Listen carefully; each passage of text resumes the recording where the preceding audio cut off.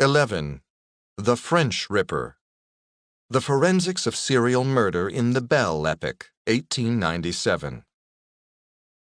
Who sees always in the accused a fallen brother or one wrongfully suspected, he will question well.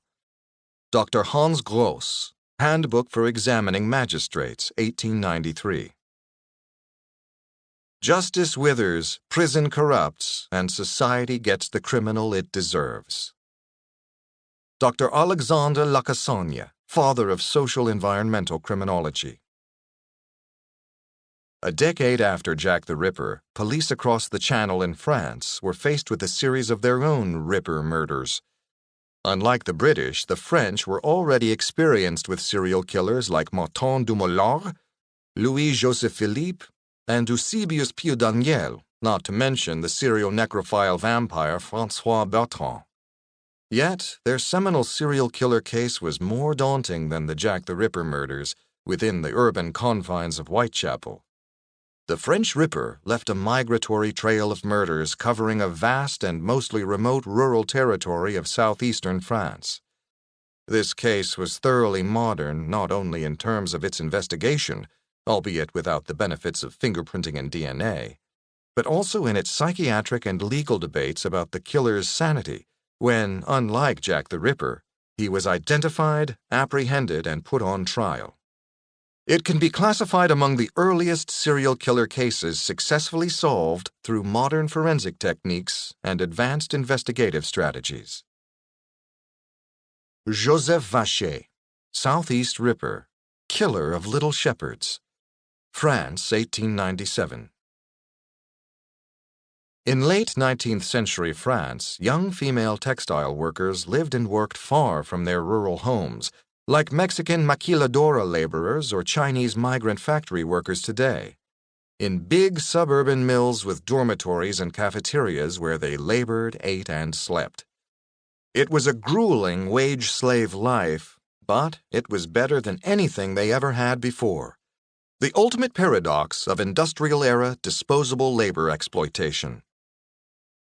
Eugénie Delhomme was a pretty 21-year-old peasant girl, a single mother who found work in one of those textile mills in Bourg-Repère, a small town south of France's industrial center of Lyon, the same city where Martin Dumoulin trolled for his victims 30 years earlier. Eugénie worked 6 days a week in the deafening clatter of mechanical looms. It was an exhausting shift that began at 5 a.m. and ended 15.5 hours later at 8:30 p.m., with short breaks for lunch and supper in the communal dining hall.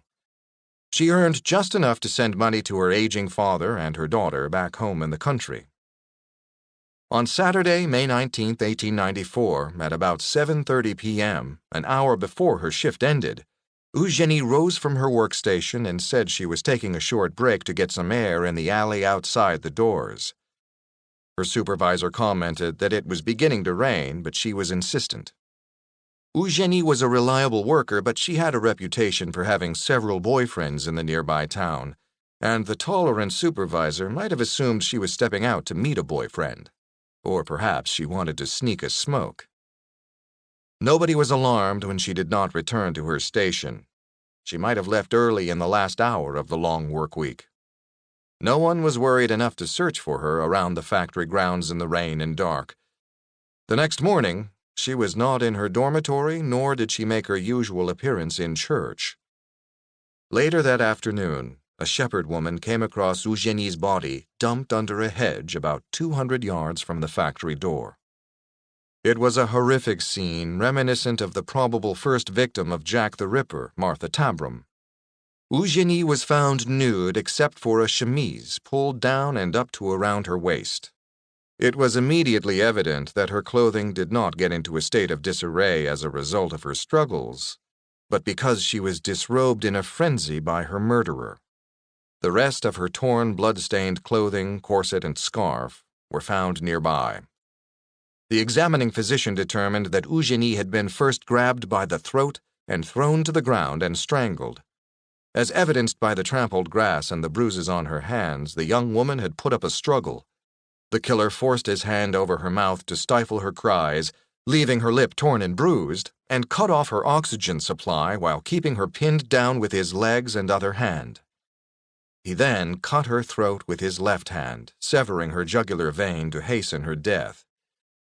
When she was dead or nearly dead, the killer, then in a rage, kicked and stomped her torso, chest, and pubic area, his boots leaving distinctive imprints on her body. Finally, he used his knife to excise the areola of one of her breasts and left it hanging by a strip of flesh about 2 or 3 inches in length. Afterward, the killer dragged her body behind the hedge where she was found. There were no signs of vaginal rape, and the physician neglected to examine the victim for signs of anal rape. In 1894, forensic medical procedure had been reasonably well developed and systemized over the previous 50 years. We saw how in the Jack the Ripper case, physicians were able to reconstruct how the victims were attacked and in what order the various injuries and mutilations took place. Over the next few weeks, police arrested 3 different suspects, all of them men who were known to have some connection to the victim. The assumption was that this was a singular crime of passion. Even though shortly before the murder, 3 women reported being stalked and approached menacingly near the crime scene by a stranger, a vagabond with a hideous grimace, the police for the next 4 months focused on the crime of passion motive before the case went cold. During the Dumoulin case in the 1860s, French police were criticized for not having linked various murders in the region where Dumoulin used to sally forth to Lyon to stalk, lure back, and kill his victims. Since then, police divisions endeavored to be aware of what was happening in the next division. But this awareness and sharing of information did not extend beyond bordering divisions. But Eugénie's murder was a different species of serial killer than Dumoulin or presumably Jack the Ripper was.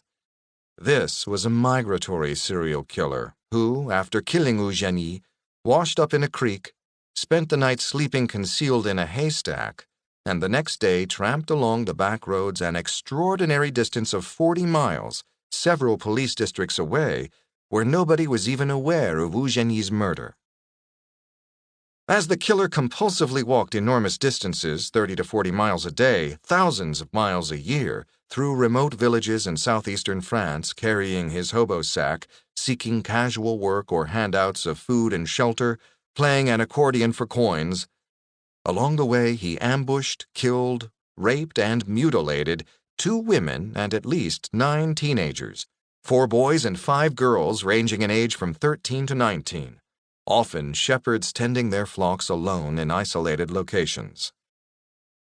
His escalating mode of attack had some similarities to Jack the Ripper. He strangled his victims quickly as he forced them to the ground and cut their throats to kill them. As evidenced by the blood pools left at the crime scenes, he apparently first drained the blood from the victims before dragging the corpses away to dry ground. Then he would go at the victims' bodies, mutilating them. But unlike Jack the Ripper, he raped them vaginally and anally after they were dead, sometimes using lubricant to aid the necrophilic act.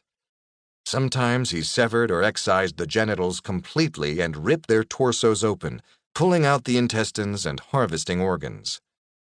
The victims were all found with their throats cut and their genitals mutilated and exposed like the victims in Whitechapel. These were classic, warm, destructive, necrophilic werewolf lust serial killings. Despite the horrific character of the killings, the French police were in a complete state of linkage blindness. After all, some of the crimes occurred 600 miles apart. Considering that 80 years later, police in the U.S. in the 1970s linked by telephone and telex were blind to the series of murders committed by Ted Bundy, it is hard to fault the French police in the 1890s when it came to interjurisdictional murders.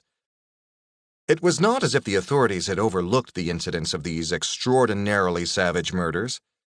One investigator in Dijon began cataloging the murders, but on the assumption that they were a viral, contagious phenomenon, a homicidal epidemic in a form of copycat killings.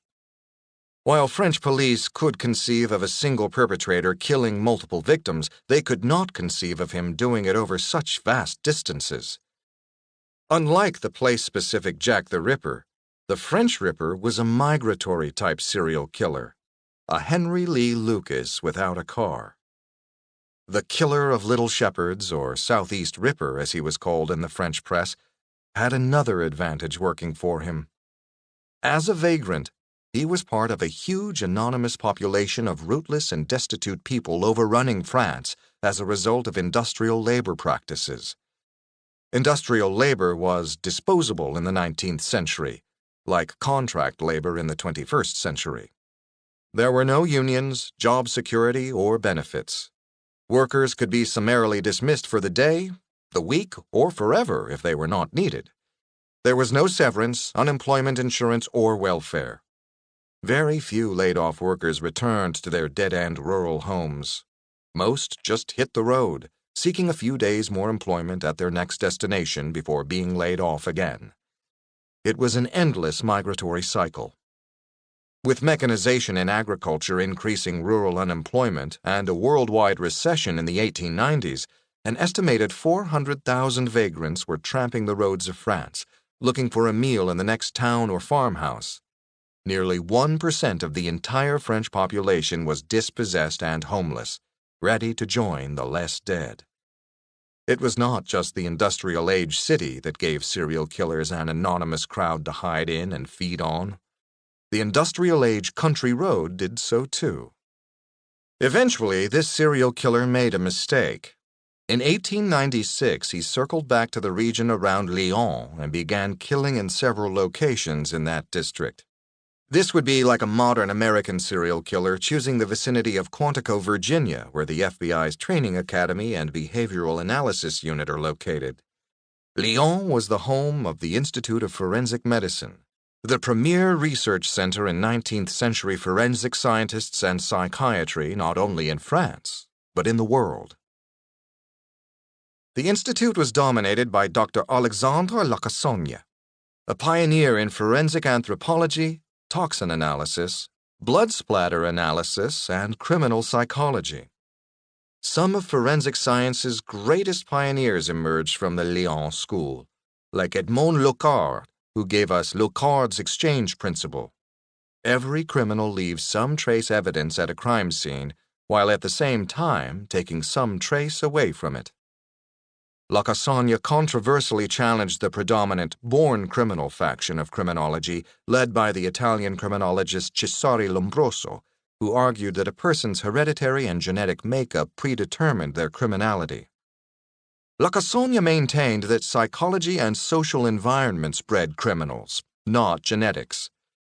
He declared, "Justice withers, prison corrupts, and society gets the criminal it deserves," a statement that U.S. Attorney General Robert Kennedy famously quoted in 1963. Émile Fouquet and linkage analysis. In France, police investigations were led by examining magistrates akin to district attorneys. In April 1897, an ambitious 35-year-old attorney, Émile Fouquet, was hired as the examining magistrate in Belley, a small market town 60 miles west of Lyon. Fouquet inherited an unsolved murder. 2 years previously, on August 31, 1895, Victor Portalier, a 15-year-old shepherd boy, was horrifically murdered, raped, and mutilated. He was found lying on his back with his pants pulled down around his shins. He was completely eviscerated, his intestines hanging out through a gash opened in his torso from sternum to pubis, his sexual organs severed and tossed away near his body. Locals had reported a vagabond begging for milk in the vicinity that day, but as one of the thousands of vagrants wandering France, he was never identified. All that was left was the ghastly crime scene and a description of a suspect, a man aged 30 to 35 years, with thick black eyebrows and a pale and sickly complexion, wearing a Panama-style straw hat, carrying a small bag and a club. The one distinguishing feature was his disfiguring facial grimace around his right eye, and a bad odor of decay reportedly emanating from his right ear. He was apparently suffering from some sort of chronic facial injury or festering wound. Fouquet was particularly interested in this case because he was working on a personal project, a study of the criminality of vagabonds in France, and this unsolved case fit the bill perfectly. He would eventually publish his book on the vagabond problem in 1908.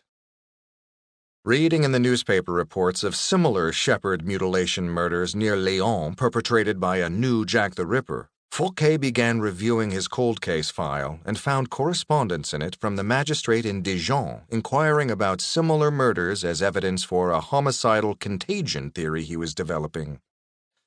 The magistrate believed these were copycat killings. Fouquet had his own idea. The spate of murders was not a contagion, but serial homicide perpetrated by one migratory killer. On a hunch, Fouquet now wrote to every magistrate in France, inquiring about similar vagabond werewolf ripper-type homicides in their jurisdictions, and before long he had 7 additional cases with very similar crime scene characteristics linked to a vagabond with similar descriptions. Fouquet now created 2 charts on a grid, one cataloging various characteristics such as body position, weapon used, types of mutilation, wounds, whether there were signs of rape and other crime scene details, and the other listing the descriptions of the suspects associated with each case. Fouquet began underlining in blue all the similar factors across the 8 cases. Before long, he had a sea of blue underlining, from the placement of the wounds, the mutilation, and the MO of the perpetrator to the description of the suspect in each case. Fouquet became convinced he had a single migratory monster on his hands. The term did not exist for it, but Fouquet had himself a serial killer. What Fouquet was doing in 1897, Los Angeles police homicide investigator Pierce Brooks found himself having to do in 1958. Described by James Elroy as LAPD's Philosopher King, Brooks, a former naval officer and blimp pilot, became convinced that 2 separate homicides in the Los Angeles area might have been committed by the same perpetrator. Surmising that if one killer had murdered 2 victims, he might have killed 3 or more as well, Brooks spent weeks thumbing through old crime files and newspaper reports at the public library. Eventually, he linked 3 glamour girl murders to serial killer Harvey Glattman, who in 1957 to 1958 was luring aspiring models to pose for him in True Detective-style bondage photos, and raping and murdering them as he took the photos. Brooks called for the establishment of a shared, networked computer database of homicide cases. For decades, nobody listened. Brooks would get his wish only in 1985 with the establishment of VICAP, Violent Criminal Apprehension Program, a database of homicide cases and their characteristics. See Chapter 13 for more on VICAP. It took 27 years for Brooks to see his idea transformed into reality. 88 years after Fouquet first used the strategy in his investigation of the Vacher murders. Today, we rightly consider Brooks among the pioneers of linkage analysis for his rediscovery of what we had forgotten since Fouquet. The arrest. On July 10, 1897, Fouquet telegraphed, or T-mailed, to the 250 magistrates in France what we would call today a bolo, be on the lookout, for a vagabond with a grimace, a scarred right eyelid, and a deformity around the mouth. A magistrate in nearby Tournon telegraphed back that he had recently sentenced a vagabond matching the description to 3 months in jail for attempted rape. Not only did he match the description, but he was also very violent and raging, so much so that the photographer in Tournon was too frightened to photograph him. The attacker was identified as Joseph Vacher, a 28-year-old former sergeant in the French army and apparently a mentally disturbed vagabond. The victim had been an adult woman collecting pine cones in the forest with her husband and 3 children. She was about 50 yards away from her husband when she was suddenly ambushed and thrown to the ground by Vacher, who attempted to strangle her. The children's screams brought her husband running. After a struggle, he managed to subdue Vacher and hold him prisoner until the gendarmes arrived. What struck a chord with Fouquet was the comment the prisoner made. I would have preferred a 13-year-old girl. I'm a poor, miserable, handicapped man. I love women, but they find me repulsive, so I attack those I can. Even in a whorehouse, the women won't have anything to do with me. I'm so pitiful. That bitch, if she hadn't screamed so much, it would be all over by now, and I would be in another district. Fouquet had Vacher transported to him under escort by train to be interviewed in the unsolved Portalier murder. Deep down, Fouquet had a hunch that the other 7 similar murders had been committed by the same perpetrator. While today an investigator would tap into a suspect's cell phone account and credit card records to track their past movements, there were no such things in Fouquet's time. Continental Europe did have a robust system of passports, identity cards, local sojourning and residence registrations, and hotel and guesthouse logs, but Vacher had been a homeless vagabond sleeping in barns and haystacks. Nor was there any security camera footage that might have incidentally caught a homeless person passing in its view for Fouquet to look for. The only way he was going to find out if Vacher was near any of the locations of the unsolved murders at the time in question was if Vacher told him he was. He needed a confession.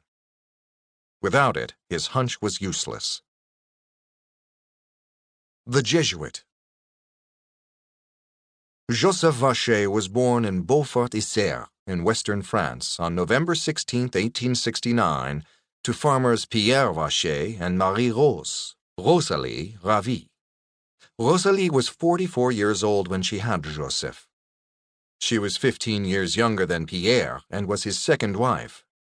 Joseph, the 13th of 15 children, 2 from the previous marriage, was a twin whose brother Eugène, some sources claim Sister Eugénie, was accidentally baked or smothered to death when a large hot loaf of bread taken from the oven was carelessly laid on a bed in which the 1-month-old infants were sleeping. Joseph's mother Rosalie was said to be ultra-religious and prone to hallucinations, and after the tragic death of one of her twins, she must have been prone to a lot more religion and hallucinations. Understandably, she was said to be overprotective of the surviving twin. A dominant, overprotective mother and a passive father are common factors in the childhoods of many serial killers.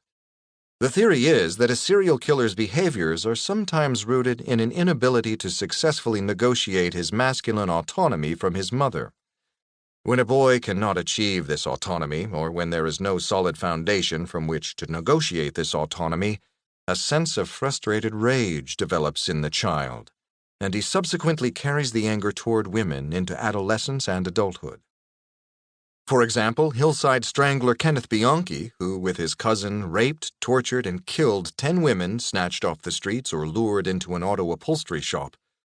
His adoptive mother was hysterically concerned with his health when he was a child, and she constantly dragged him to hospitals with ailments she imagined he had. Canadian serial killer Peter Woodcock's foster mother was highly controlling and relished the challenge of her troubled foster child's behavioral problems.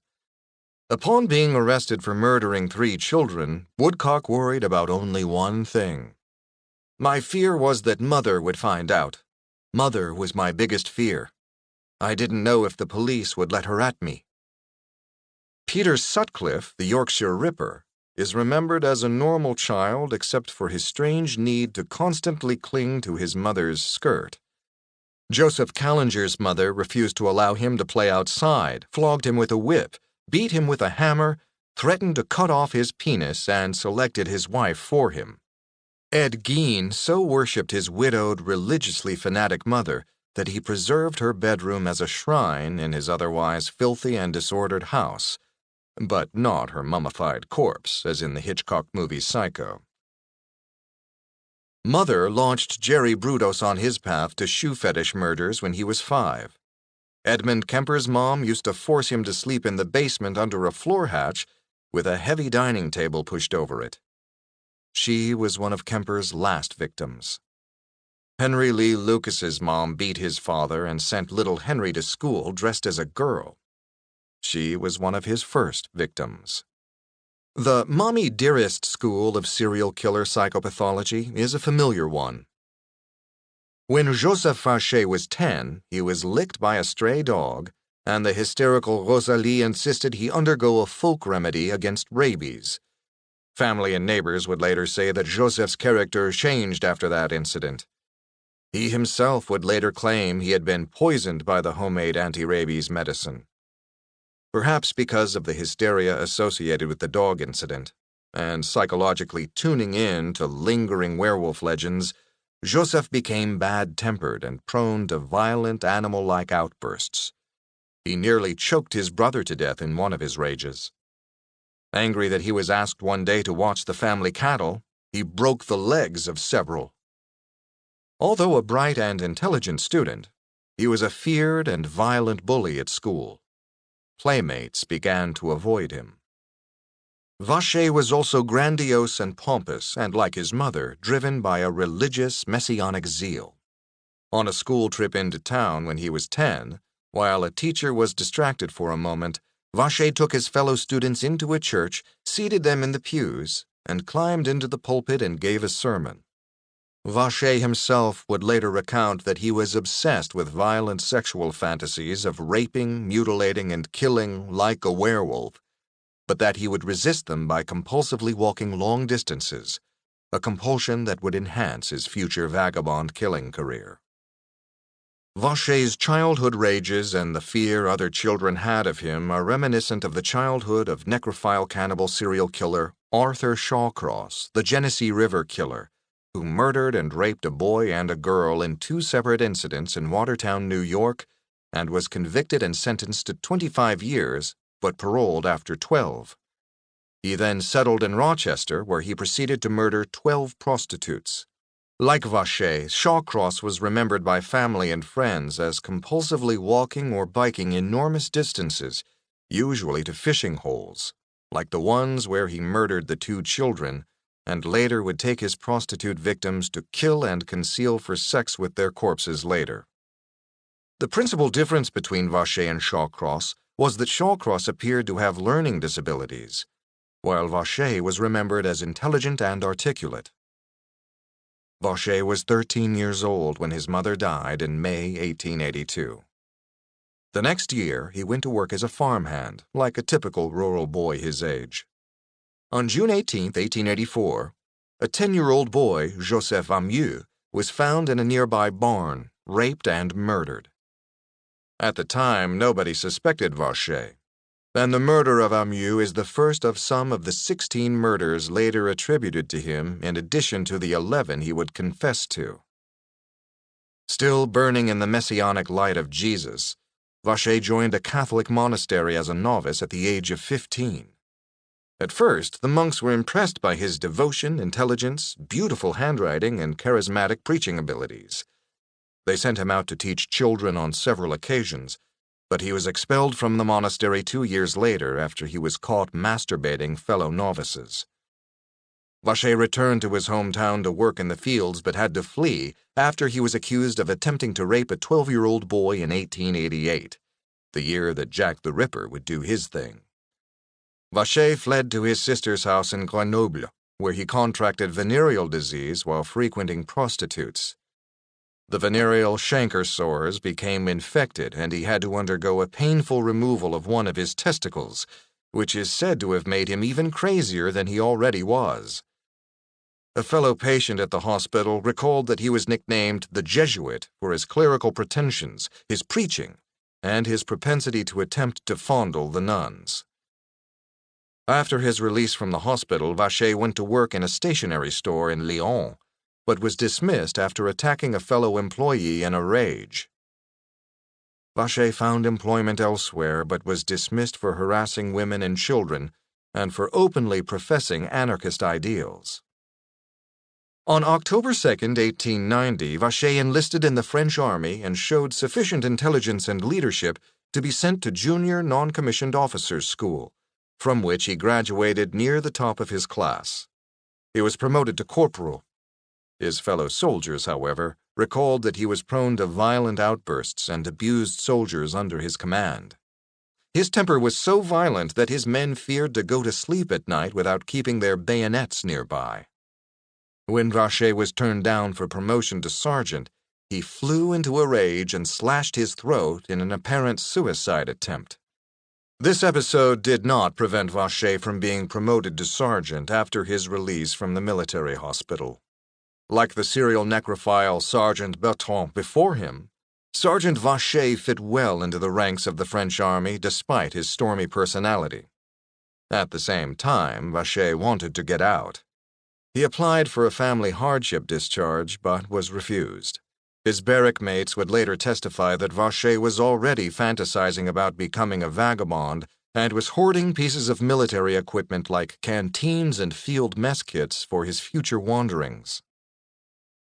In the spring of 1893, Vacher met 19-year-old Louise Baron while on a riverside promenade. He seemed charming, intelligent, and gallant in his sergeant's dress uniform. She was smitten on the spot by the well-spoken military man and accepted his invitation for dinner that evening in a nearby café, where Vacher, to her horror, immediately proposed marriage while warning her that he would kill her if she ever betrayed him. Louise, of course, bolted, but Vacher now relentlessly pursued her for weeks with gifts, letters, and unannounced visits. Eventually, Louise was forced to escape Vacher by returning to her hometown, but Vacher stalked her there. On June 25, 1893, he appeared unannounced at her door and confronted her. When she refused to leave with him, he drew his service revolver and shot her. The first shot went through her mouth, taking out several teeth and a piece of her tongue. 2 more shots grazed the top of her head as she collapsed to the floor into a pool of blood. Assuming he had killed her, Vacher pressed the handgun to his head and shot himself twice. Both Louise and Vacher survived his typically French military marksmanship, but were disfigured for the rest of their lives. Vacher was declared insane, unable to stand trial, and was packed off to a mental hospital where he had a bout of suicidal rage and paranoid ranting and raving, and even escaped, trying to make his way back to Louise. He refused surgery to remove a bullet lodged behind his ear, accusing the doctors of conspiring to murder him. The bullet in his head provoked a constant flow of stinky pus seeping and bubbling out from his inner ear, which witnesses later reported smelling and seeing. Because of nerve damage from the gunshot wounds, his right eyelid was left permanently open, the right side of his face was disfigured by a grimace, and his speech was slurred. But the charismatic and articulate Vacher regained control of his situation. Failing to escape, he now resorted to an "I'm so sorry, I was temporarily crazy and I will never do this again" performance in the psychiatric hospital. 10 months later, on April 1, 1894, Vacher was set free as cured. Medically discharged from the French army, Vacher now had nothing to do except enjoy his fantasy of compulsively walking, wandering, and killing. He melted away in the traffic of 400,000 homeless vagabonds tramping the back roads and villages of France, where the rural people's hospitality and charity often sheltered and fed this army of the destitute. 6 weeks later, on a rainy Saturday evening, May 19, 1894, about 40 miles from the psychiatric hospital from which Vacher had been released, Eugénie Delhomme stepped out of the silk factory door for a breath of fresh air as Vacher was randomly passing in the alley outside. And that's how it often happens, completely at random. Vacher would later confess that he was suddenly overcome by rage, that he strangled, stomped, and slashed the young woman on an impulse, and that she was his first murder victim. No doubt the young woman reminded him of Louise. After this killing, Vacher began to wander and range thousands of miles between 1894 and his arrest in 1897, seeking casual labor or begging for food and shelter while killing on impulse along the way. Many people ended up hosting him in their homes or on their farms and remembered the talkative and strange Vacher, who played an accordion and preached and pontificated like a mad prophet. He even befriended some of their children. But whenever nobody was looking and Vacher saw boys or girls alone during his travels, he fell on them, strangling them, cutting their throats, and raping and mutilating their corpses. His extraordinary compulsive traveling kept him one step ahead of the authorities until the summer of 1897, when he was arrested in his failed rape attempt. Vacher probably considered himself lucky to escape with just a 3-month prison sentence and was biding his time until his scheduled release, when Fouquet ordered him to be brought before him for questioning in the unsolved Portalier murder. Interviewing Serial Killers, the Art and Science of Interrogating Psychopaths. Today we make an easy and familiar assumption that Joseph Vacher was probably a psychopath, but in Fouquet's time, that concept had not been fully developed or described adequately. In the same way serial killers had been around for ages but not described or labeled, psychopaths have been around forever. We did not adequately describe them until 1941, when American psychiatrist Dr. Hervey Milton Cleckley published The Mask of Sanity, an attempt to clarify some issues about the so-called psychopathic personality. In it, he described a rational, functioning, unfeeling, destructive personality type that appears sane and healthy behind a mask of sanity. It was a personality type that had appeared in courtrooms throughout the 19th century, always described as rational and non-delusional, but obsessed with a monomania or a homicidal mania, like Sergeant Bertrand or Jesse Pomeroy, or the 2 Belfry killers. Before the term psychopath was adopted, they had been referred to sometimes as moral imbeciles. Psychopaths can be very clever and manipulative, especially so of psychiatrists. There are a number of cases on record in which serial killers had been convicted of murder, but persuaded prison psychiatrists and parole boards that they were cured and reformed, were released, and went on to kill more. Arthur Shawcross and Edmund Kemper are the most notorious examples. Having shot his girlfriend and attempted suicide, Vacher persuaded his psychiatrists that he was cured and fit to be released after only 10 months' confinement. When Joseph Vacher was brought to Émile Fouquet for questioning, the examining magistrate was immediately struck by his oddly pompous demeanor. Fouquet observed that Vacher was a stormy little spark plug of microfacial tics and wandering eye movements, with foul-smelling pus leaking out of his ear from his self-inflicted head wound, constantly shape-shifting his face from distorted, crazy-eyed, drooling monster to very normal, thoughtful, friendly, and attractive. There was a theatrical grandiosity to the man. Like a disfigured male model, he could freeze and pose his face to display his good side, which he did for many of the subsequent press photographs he sat still for, clutching in his hand the keys to heaven loaned to him by prison guards, and wearing what became his trademark white rabbit fur hat, symbolizing innocence. Vacher had a slight difficulty speaking because of his facial tic, but otherwise he appeared to Fouquet smart but cagey in his steadfast denial of having committed any crime other than his mischievous attack on the woman, for which he felt his 3-month sentence was much too harsh. Medical sciences historian Douglas Starr, in The Killer of Little Shepherds, a recent and definitive account of the Vacher case, writes that it is not known if Fouquet had read the chapter on questioning psychopaths in Hans Gross's 1893 Handbook for Examining Magistrates as a System of Criminology, one of the many manuals on forensic sciences and criminological techniques published by German and French forensic specialists who were beginning to standardize investigative techniques between 1870 and 1900. Alexandre Lassagne, for example, published a pocket-sized vade-mecum, Come With Me manual for medical examiners called out to crime scenes. Torture had been throughout history a routine component of questioning by authorities, and while in many European countries torture had recently been abolished, the questioning of a suspect was still typically hostile and implicit with threats just short of torture. In his handbook, Gross advised interrogators to be firm but fair, friendly and dispassionate with the subject, and above all non-judgmental no matter how horrific the circumstances of the crime. Gross advised that the investigator distance himself from threats, intimidation, and any hostile emotional approaches to the prisoner. Calm and absence of passion are also indispensable. The officer who becomes excited or loses his temper delivers himself into the hands of the accused.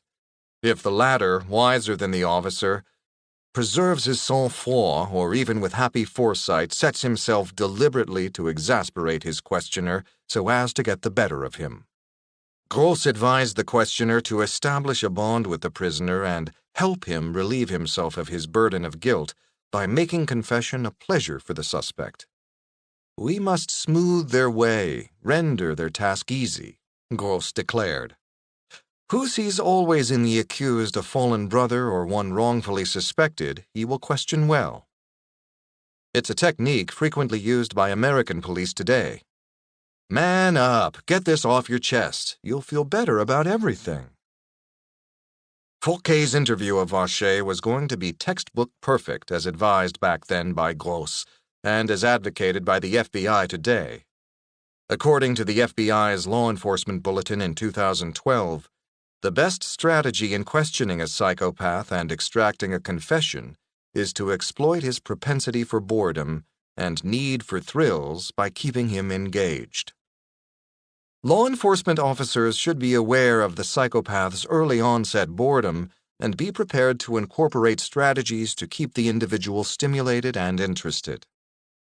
The recommended strategies include letting suspects write down ideas and comments for discussion, or having the psychopath act as a teacher, giving a course about criminal behavior and providing opinions about the crime. Investigators and psychologists all stress the importance of researching the suspect's life and especially the details of his crimes. Psychopaths can be insulted, offended, and bored if an investigator makes a factual mistake about his life history or crimes, even if he denies having committed them. The FBI article urges investigators to be calm and collected, especially in the crucial first impression stage of an interview. Any nervousness or fidgeting on the examiner's part is immediately perceived by the subject as a weakness, and the subject can lose interest in engaging in a game with the examiner. Keep switching things up and keep it interesting, the FBI urges, or else the subject can stop paying attention or cooperating. Because of his narcissistic, grandiose sense of self-worth, the psychopath will always perceive the examiner as an inferior. The FBI advises interviewers to set aside their own egos. Premises in past successful interviews of psychopathic serial killers focused on praising their intelligence, cleverness, and skill in evading capture as compared with other serial killers.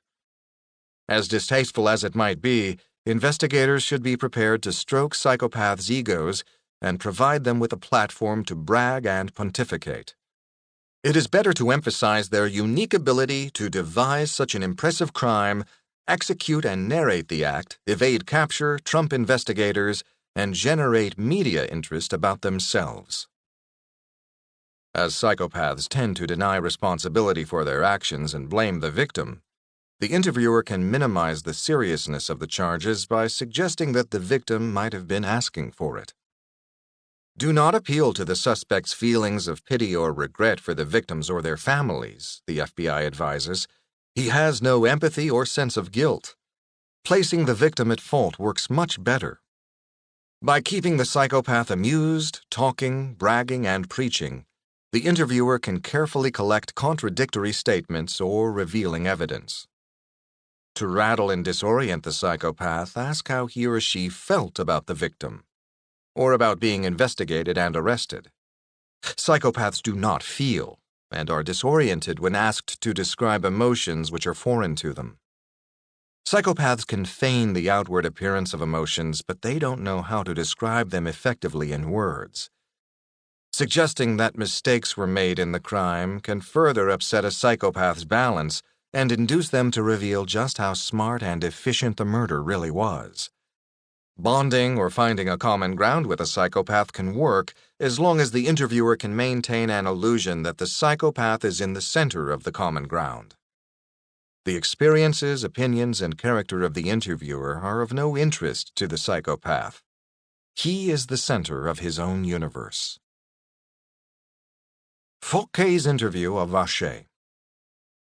Fouquet carefully inspected the items Vacher carried in his bag. Along with his accordion and camping gear, these included an assortment of sharp knives and a jar of lubricating oil. Fouquet made a mental note of the items, remembering that autopsy reports showed that lubricant was found on some of the victims' bodies. Rather than launching into a hostile, accusatory line of questioning, Fouquet mildly told Vacher that he was interested in the problems of vagabonds in France and asked him about the hardships of being on the road, about the items he had in his bag, where he had acquired them, and how he used them while traveling. Vacher felt he had a rapport with gendarmes and other figures of authority because of his own service in the French army. By engaging him as a military man, Fouquet got Vacher easily and openly chatting about his military career and the shooting episode that ended it. As he was doing this, Fouquet was assessing Vacher's speech, body language, and demeanor while he felt comfortable in order to later recognize Vacher's demeanor and tells when he was nervous or lying. Fouquet questioned Vacher for 3 weeks, but every time he approached the subject of the unsolved Victor Portalier murder, Vacher vehemently denied being anywhere near the location of the murder and quickly clammed up. Fouquet, in the meantime, stayed mute about his suspicion that Vacher had committed a whole series of other murders. He did not have the slightest evidence indicating that Vacher had even been near the locations of the murders when they were committed.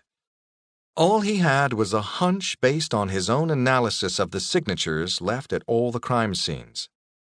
He needed a confession from Vacher, but Vacher was no fool, and he evaded every trap set for him. Finally, Fouquet resorted to a ploy. He told Vacher that he was now convinced that Vacher was innocent, and, pending a few days of paperwork, he was going to be sent back to serve the rest of his 3-month jail term in peace. Vacher's disappointment was almost palpable.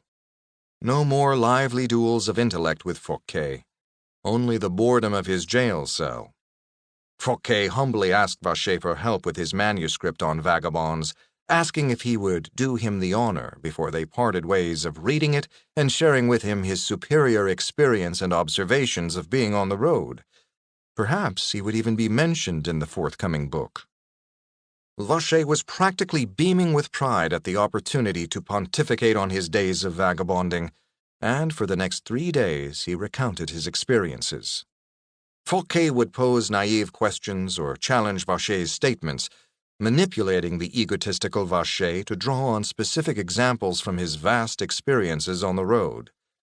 Subtly and strategically, Fouquet questioned and challenged Vacher's accounts, manipulating him to respond argumentatively with precise dates and locations.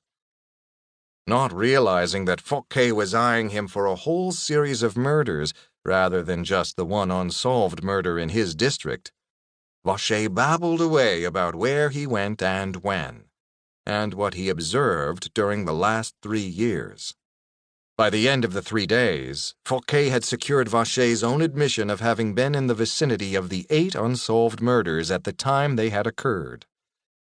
Then Fouquet suddenly turned on Vacher, coldly telling him that he was implicated in 8 murders, and, to Vacher's shock, meticulously rattling off the entire timeline, victim by victim, and listing in detail everything that Vacher had done. Vacher was taken back to his cell, staggering like a drunk, according to Fouquet's memoirs. Later that day, Fouquet was brought a letter from Vacher. In it, Vacher confessed, "Yes, it was I who committed all the crimes you blame me for, and all of this in a moment of rage. As I said to the doctor from the prison medical service, I was bitten by a rabid dog around the age of 7 or 8, but I'm not so sure, although I remember taking a remedy. Only my parents can assure you of the bitings. As for myself, I always believed that it was the medicine that corrupted my blood." This was good, but not enough. "Yes, it was I who committed all the crimes you blame me for," was not going to be sufficient to indict Vacher for trial on the various counts of murder. Fouquet spent several more weeks maneuvering and manipulating Vacher's ego to get him to confess in detail case by case. Fouquet realized that Vacher was angling for an insanity plea, and another short stay in a psychiatric hospital instead of the guillotine. Vachet's argument was basically, who in their right mind would kill 8 children the way I did? Fouquet advised Vachet that to prove his insanity, he needed to give the details of all the murders, that without the details, Vachet would be charged in only the one murder in his district, and his claims to insanity would go unheard. He cleverly put Vachet in the position of wanting to prove that he'd committed each of the 8 murders. Vachet at first was reluctant, but again Fouquet played on his narcissism. Seeing that Vachet had a huge ego and was a big newspaper reader, he assured Vachet that if he confessed, he would arrange for the newspapers to print the confession along with his portrait, further advancing his insanity claim in a public forum. Vachet eagerly agreed. Suddenly, the killer of little shepherds had a name and a face. Jack the Ripper might have been the first unidentified modern celebrity serial killer, but Vachet was the first identified one. Of course, once Vachet's account and photo appeared in the newspapers throughout France, there came a wave of new witnesses who recognized him. Fouquet used the newspaper coverage to his advantage. When one newspaper questioned the authenticity of Vachet's confessions, Fouquet suggested he prove his serial killing credentials by revealing murders that Fouquet was unaware of and therefore could not have tricked him into confessing. In the end, Vachet admitted to a total of 11 murders, including a victim who had never been discovered until Vachet described the well into which he threw the body. Émile Fouquet handled Vachet as well as any investigator would handle a psychopath serial killer interview today. His profiling of the various crime scenes for their unique signature, linking them together, and questioning of the suspect were as modern and thorough as those of such American pioneers as James A. Russell, Pierce Brooks, and the FBI behaviorists of the 1970s and 1980s.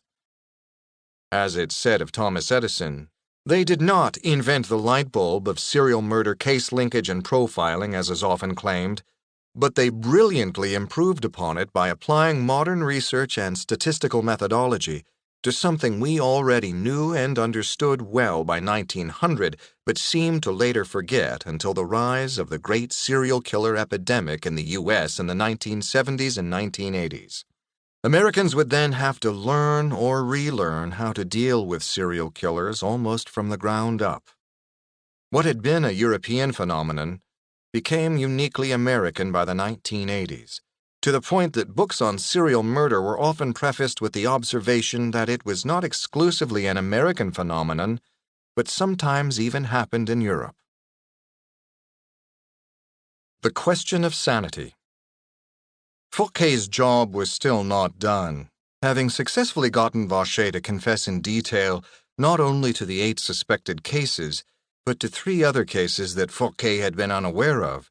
He now needed to take the case through trial and overcome any claims Vachet might make to insanity.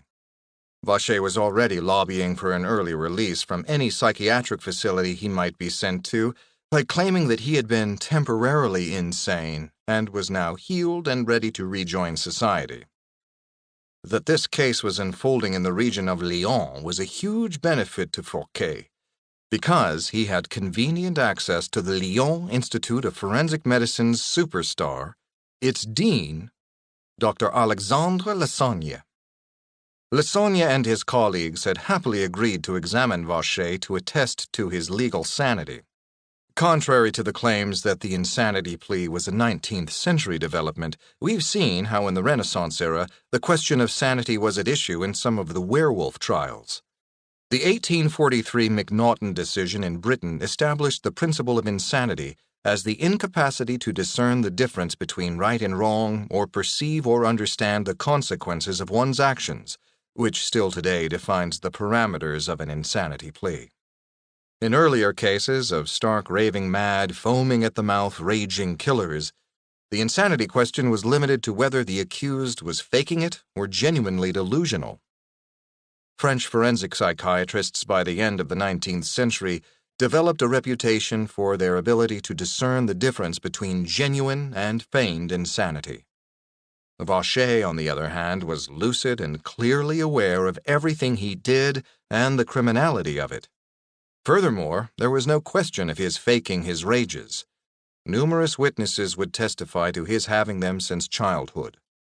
But he claimed that he was not guilty because the irresistible volatile rages were a result of being exposed to rabies as a child, and were further aggravated by his self-inflicted gunshot wound to the head and his subsequent sad experiences being confined in the psychiatric hospital afterward, and the traumas of the vagabond life he led. To determine whether the bullet that remained in Vacher's head might be pressing on a nerve or a part of his brain, causing behavioral anomalies, Lasogna had Vacher's head x-rayed, the first time this new technology had been used in a murder prosecution. The x-rays revealed the bullet was not located near any part of his brain known to be related to behavior. By the 1850s, medical researchers had deciphered some of the different functions of the brain. The question of Vacher's sanity was framed at the time in the context of obvious delusional total madness versus a subtle loss of reason and irresistible impulses. Lasogna pointed out that, while on the road, Vacher seemed to experience his rages only when he found himself alone with a child. He argued that Vacher had the presence of mind to choose the victim, time, and place, and to escape afterward in a preconceived, systematic, and logical way, frequently disguising himself by shaving his beard and changing his clothing. His murders were performed coldly and precisely with the objective of taking possession of the body, as opposed to a raging kill. Noting that the Vacher crime scenes were characterized by large pools of blood a short distance away from where the bodies were found, Lasogna concluded that Vacher would first drain the bodies of blood, then drag them away to rape and mutilate the victims. The complete possession of the cadaver aroused him. Then and only then he freely delivered the wounds to the genital areas, Lasogna reported. According to Lasogna, Vacher was a sadist, a new term recently introduced to forensic psychiatry, but as such he was not legally insane. Despite his grandiosity, paranoia, episodes of suicidal melancholy, and violent rages, Vacher was fully cognizant of and responsible for his criminal actions, Lasogna concluded after interviewing, examining, and studying Vacher for 4 months. 50 years earlier, in the case of the vampire necrophile, it was argued by Sergeant Bertrand's defense that he had been overwhelmed by a compulsion so irresistible that it was equivalent to legal insanity. Vacher was trying to make the same argument. In the 1960s and 1970s, American lawyers defending serial killers attempted to raise the volition defense until the Reagan-era Congress passed the Insanity Defense Reform Act that explicitly invalidated it. See Chapter 7. The trial and execution of Joseph Vacher. We've seen that once apprehended, serial killers were often put on trial within weeks, without many preliminaries. In the case of Joseph Vacher, however, it took a year before he went to trial in October 1898 for a single count of murder of Victor Potalier, the 15-year-old shepherd boy. It was, of course, a huge public and media circus. As Vacher had confessed to murdering Potalier, the trial was focused on the issue of his sanity. Vacher now shifted blame to the mental hospital that had certified him sane and released him 10 months after his shooting of Louise Baron. How could he have been sane if he murdered Eugénie Delhomme 6 weeks after his release from the psychiatric hospital? Vacher argued. If anybody was to be blamed for the subsequent murders, then it should be the psychiatrists who released him, Vacher insisted. At one point in the courtroom, he held up a hand-lettered card that read, Joseph Vacher, the great martyr of our turn-of-the-century society and instrument of divine will. Lasogna and his colleagues testified that Vacher carefully chose his victims, that he systematically and calculatingly killed them to gain possession of their corpses for his aberrant sexual fantasies, and that afterward he would meticulously disguise himself and flee the region, completely aware of the wrongful acts he'd perpetrated. He was not alienated, but a sadistic, antisocial offender criminally responsible for the horrific crimes he knowingly perpetrated. He dismissed Vachet's claim of having been transformed by a rabid dog's lick as impossible according to medical knowledge. Lacassagne described Vachet as a sanguinary sadist like Gilles de Rais and the recent serial killers Vincenzo Verzenni in Italy, Jesse Pomeroy in the United States, and the unidentified Jack the Ripper in Britain. Lacassagne referred to Krafft Ebing's Psychopathia Sexualis and his description of the pathology of sexual lust fused with aggression and anger, that is to say, sadism. His two colleagues also testified to his self-awareness and to the X-ray confirmation that his head wound had no impact on his behavior. The defense called two of its own medical witnesses who naturally testified to the contrary. At the end of the 3-day trial, Vachet was convicted by a jury in the murder of Portalier and sentenced to death. His other murders would not be tried. After an appeal 2 months later, on December 31, 1898, Vachet was guillotined. His head was transported to the Lyon Institute of Forensic Medicine, where it joined Dumoulin"'s head. No physical anomalies were found in his brain. Vachet was our first celebrity sexual serial killer. He gave press interviews, and photos of him in his rabbit fur hat were printed in newspapers, books, and pamphlets, and on postcards. Before the Vachet case, the investigation of serial killers was often improvised, with investigators shocked and surprised on discovering just how many murders their subjects had committed. The Vachet case was different. His arrest and conviction represented a concerted investigative effort based on the premise from the start that Vachet was killing a series of victims and that his type was a unique category of murderer, albeit not yet termed a serial killer. In many ways, Vachet was what Jack the Ripper is thought to be, our first modern serial killer. Except, unlike Jack the Ripper, he was identified and caught. Perhaps that was why he was mostly forgotten, while Jack the Ripper still has a grip on our imagination. 12. Red Tide Rising. Serial killers in the first half of the 20th century, 1900 to 1950. How she did kick, bite, and scratch. I choked her to death, then cut her in small pieces so I could take my meat to my rooms, cook it, and eat it. Child killer and cannibal Albert Fish, in an anonymous letter to a victim's mother, 1934. Everything a girl could wish for. Dr. J. Paul de River, LAPD's forensic psychiatrist, on the serial sadist raffiné, genteel sadist. By the time Joseph Vachet was brought to justice, we knew almost as much about serial killers as we do today, but we kept forgetting it. The investigation and trial of Vachet in 1897 to 1898 was conducted in much the same way as hundreds of serial murder cases would be in the 20th century. Through case signature linkage, then with luck fingerprint or other forensic trace evidence.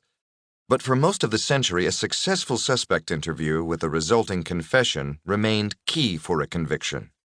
The repertoire of forensic investigative techniques expanded slowly over the century.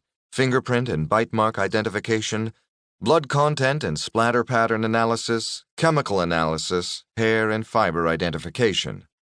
But serial murder's root causes continued to confound criminologists and psychologists.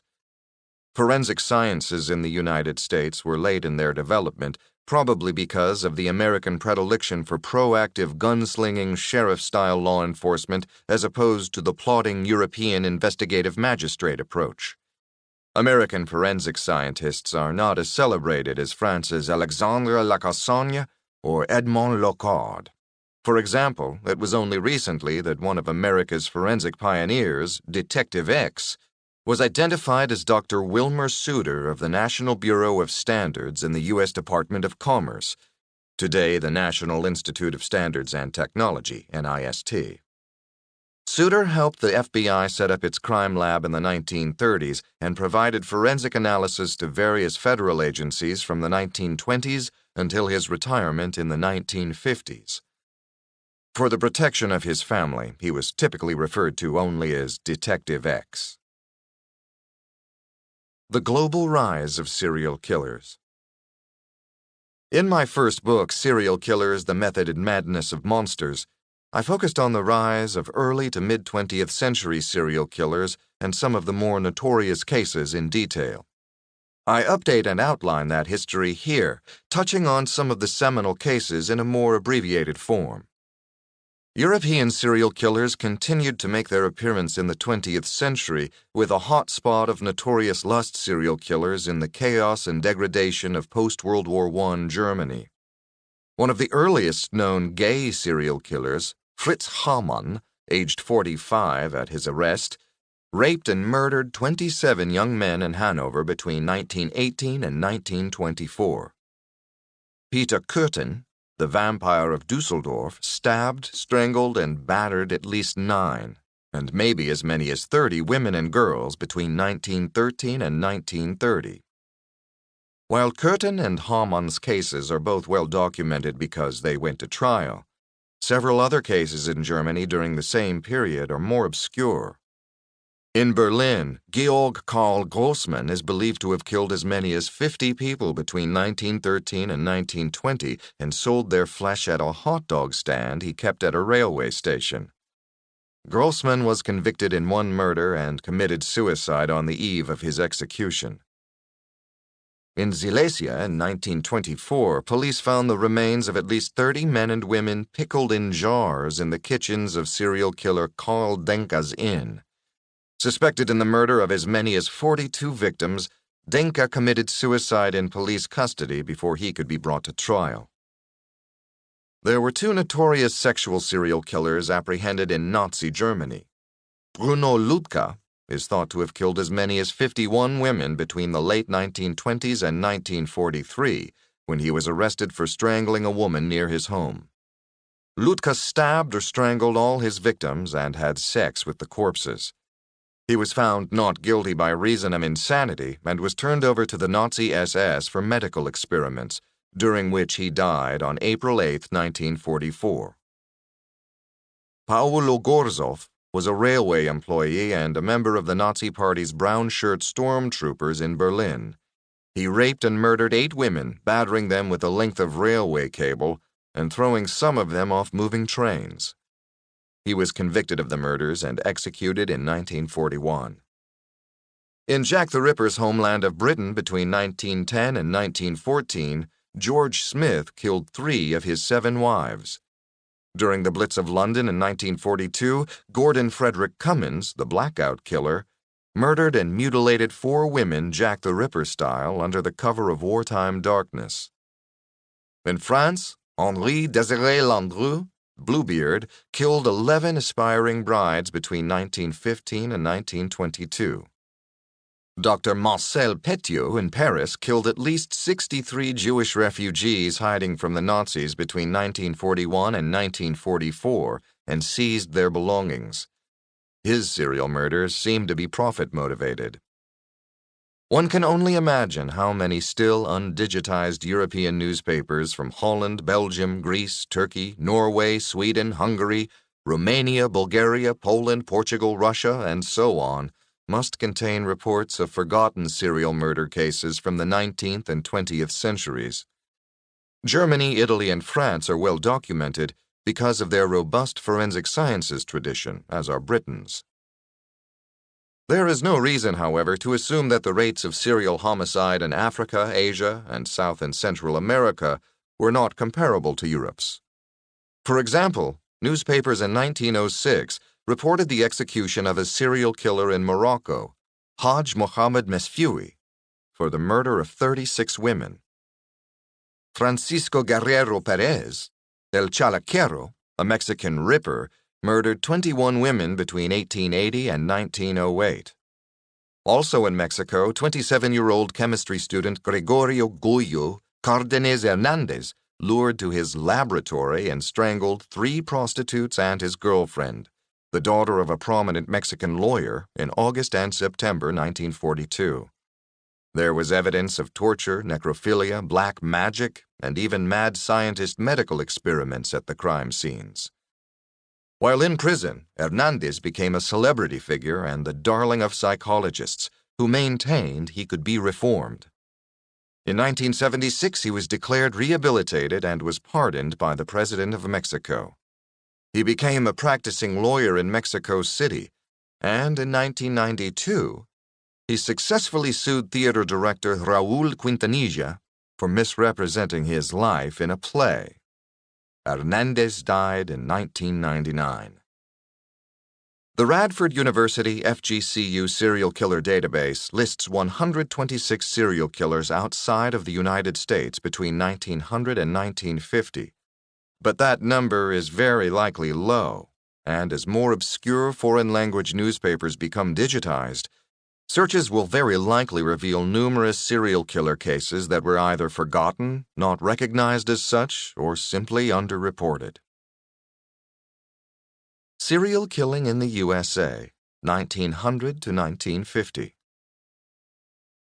Between 1900 and 1950, the incidence of reported serial murder in the United States was slowly but steadily increasing.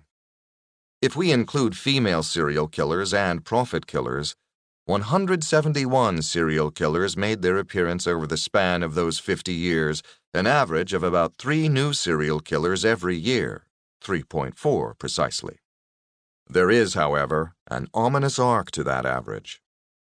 The number increased from about 20 serial killers per decade in the 1910s to as many as 40 serial killers per decade by the 1930s and 1940s, still low compared to the epidemic decades. 534 new serial killers appeared in the 1970s, 692 in the 1980s, and 614 in the 1990s. According to historian Philip Jenkins, the author of Using Murder, The Social Construction of Serial Homicide, the 1980s serial killer epidemic was preceded in the first half of the century by 2 smaller serial killer epidemics. Jenkins identified 2 earlier surges of serial homicides in the United States, 1911 to 1915 and 1935 to 1941. The first American serial killer surge, 1911 to 1915. Looking through back issues of the New York Times, Jenkins found reports of 17 serial killers in just 5 years between 1911 and 1915. Henry Lee Moore, for example, was a traveling serial killer who murdered more than 23 people, entire families. But little is known about him. He is a mere footnote. In September 1911, using an axe, Moore killed 6 victims in Colorado Springs, a man, 2 women, and 4 children. In October, he killed 3 people in Monmouth, Illinois, and then he slaughtered a family of 5 in Ellsworth, Kansas, the same month. In June 1912, he killed a couple in Paola, Kansas, and several days later, he killed an entire family of 8 people, including 4 children, in Villisca, Iowa. Moore then returned home to Columbia, Missouri, where he murdered his mother and grandmother. For this, he was arrested and convicted in December 1912, but Moore was not immediately linked to the previous crimes until a federal agent investigating the Villisca homicides was informed by his father, a warden of the Leavenworth Penitentiary with contacts throughout the prison system, of the nature of Henry Lee Moore's crimes in Missouri. Another typical case of linkage blindness. In another case, 20 biracial or light-skinned African American women were murdered on the streets of Atlanta, with mutilations similar to those perpetrated by Jack the Ripper. Between May 20th and July 1st, 1911, the unknown killer murdered his first 7 victims like clockwork, 1 every Saturday night.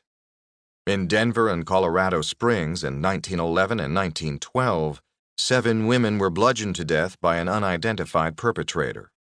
Between January 1911 and April 1912, 49 victims were killed in unsolved axe murders in Texas and Louisiana. Very similar to the Moore murders, Entire families were wiped out. A mother and her 3 children hacked to death in their beds in Rayne, Louisiana, in January 1911. 10 miles away in Crowley, Louisiana, 3 members of the Byers family in February 1911. 2 weeks later, a family of 4 in Lafayette. In April, the killer struck in San Antonio, Texas, killing a family of 5. All the victims were killed in their beds at night, and nothing was stolen from their homes. In November 1911, the killer returned to Lafayette and killed a family of 6. In January 1912, a woman and her 3 children were killed in Crowley. 2 days later, at Lake Charles, a family of 5 was killed in their beds. In February 1912, the killer murdered a woman and her 3 children in Beaumont, Texas. In March, a man and a woman and her 4 children were hacked to death in Glidden, Texas, while they slept. In April, a family of 5 was killed in San Antonio again, and 2 nights later, 3 were killed in Hempstead, Texas. The murders were never solved, and the case has only recently been explored in a book by Todd C. Elliott, The Axes of Evil, The True Story of the Axemen Murders. In New York City, a ripper killed a 5-year-old girl, Lenora Cohn, inside her apartment building on March 19, 1915. The victim's mother received taunting letters afterward signed H.B. Richmond, Jack the Ripper, and threatening to kill again. On May 3rd, he may have killed a 4-year-old boy playing in a hallway and stuffed his body under a tenement staircase. The offender was never identified, nor were the 2 cases definitively linked. Also in New York City in 1915, the corpses of 15 newborn infants were recovered, suspected to be linked to some sort of baby farm operation. That same year, 6 bodies with their skulls crushed were found hidden in a farmhouse being demolished in Niagara, North Dakota. The victims, who were dropped into the basement through a clever trap door, were all farmhands who had been employed by the former house owner, Eugene Butler, who had died in 1913. There were numerous hospital and nursing home serial murderers and female poisoners, rounding out the number of serial killers in this period. These murders were all spectacular crimes, some widely reported in their time, others not, but all are mostly forgotten today. Jack the Ripper, with his 5 or 6 victims, is immortalized, but the Louisiana-Texas axe murderer, with 49 victims, is mostly forgotten. The primary difference is that London in 1888 was the center of a huge global English-language newspaper industry, while North Dakota, Louisiana, and Texas were not. The story of Jack the Ripper was retold endlessly and entered popular myth and literature, while the Louisiana-Texas axe murderer faded from public consciousness. Like real estate, serial murder epidemics are as much about location as they are about the killing. The Radford FGCU serial killer database lists a total of 34 new serial killers emerging in the decade of 1910 to 1919. The 1916 to 1934 serial killer interlude. Once the United States went to war in Europe in 1917, there appeared to be a lull in reports of sexual serial killing. But other forms of serial killing thrived. After World War I, the affluent Roaring Twenties were a jazz age of serial-killing celebrity gangsters, spates of kidnapping, lynching, and wanton thrill-killing like the infamous Leopold and Loeb murder of a boy in Chicago in 1924. Domestic terrorism in the U.S. supplanted serial killings in newspaper headlines. In April 1919, a shadowy anarchist group sent 36 mail bombs to prominent politicians and appointees across the United States. Then terrorists detonated what is sometimes said to be the first car bomb, a horse-drawn wagon packed with TNT and metal slugs on Wall Street in New York at lunch hour on September 16, 1920, killing 38 people and seriously wounding 143. Overall, murder in the United States increased by 77% between 1920 and 1933. Sexual serial killing still went on, but it was no longer front-page news, despite the fact that it was becoming pathologically stranger, with increasing reports of necrophilia and cannibalism. Yet, during this interlude period, some of the most shocking cases of serial homicide occurred. Necrophile serial killer Earl Leonard Nelson, the dark stranger gorilla killer, was apprehended in 1927 after killing 22 women and having sex with their corpses. Gordon Northcott, the Wineville chicken coop murderer, raped and killed at least 3 children in California in 1928. And the notorious cannibal child murderer Albert Fish, the werewolf of Wisteria, or the Gray Man, was active in New York from 1928 to 1935. In 1928, he lured 10-year-old Grace Budd from her parents, killed and ate her, and several years later infamously sent the victim's mother a letter in which he described how he'd killed and cooked her daughter. Fish admitted to killing, mutilating, and cannibalizing 2 other children, and was suspected in 5 other similar murders of male and female children and youths between the ages of 4 and 17. The second American serial killer surge, 1935 to 1950. By the 1930s, the American public was familiar with both the phenomenon and character of serial killers without using the term itself. The multiple murderer was becoming a stereotypical character and even played for laughs, as in the 1939 play Arsenic and Old Lace, a black comedy about a family of serial killers, including 2 dotty aunts who murder lonely old men via homemade wine laced with arsenic, and their nephew, a migratory serial killer of 12 victims around the world. The play was adapted into a hit movie directed by Frank Capra. From the 12 unsolved Cleveland torso murders, mutilation killings of derelicts in the mid-1930s, to the 20 suspected murders by Joe Ball, the Alligator Man, and Butcher of Elmendorf in Texas in the 1930s, to Jake Bird's Axeman of Tacoma murders of as many as 46 victims between 1930 and 1947, the United States saw some 127 serial killers appear between 1900 and 1950, at an average rate of 5 new serial killers every 2 years. Defining the Ted Bundy type postmodern sadist raffiné, genteel sadist, 1949. New Orleans-born psychiatrist Dr. J. Paul DeRiver was the first forensic psychiatrist permanently hired by a law enforcement agency in the United States. The LAPD assigned him to the Sex Offense Bureau in 1939. His job was to assist police in profiling unknown suspects and to prepare prosecutorial psychiatric assessments of accused offenders to preempt any potential insanity defense.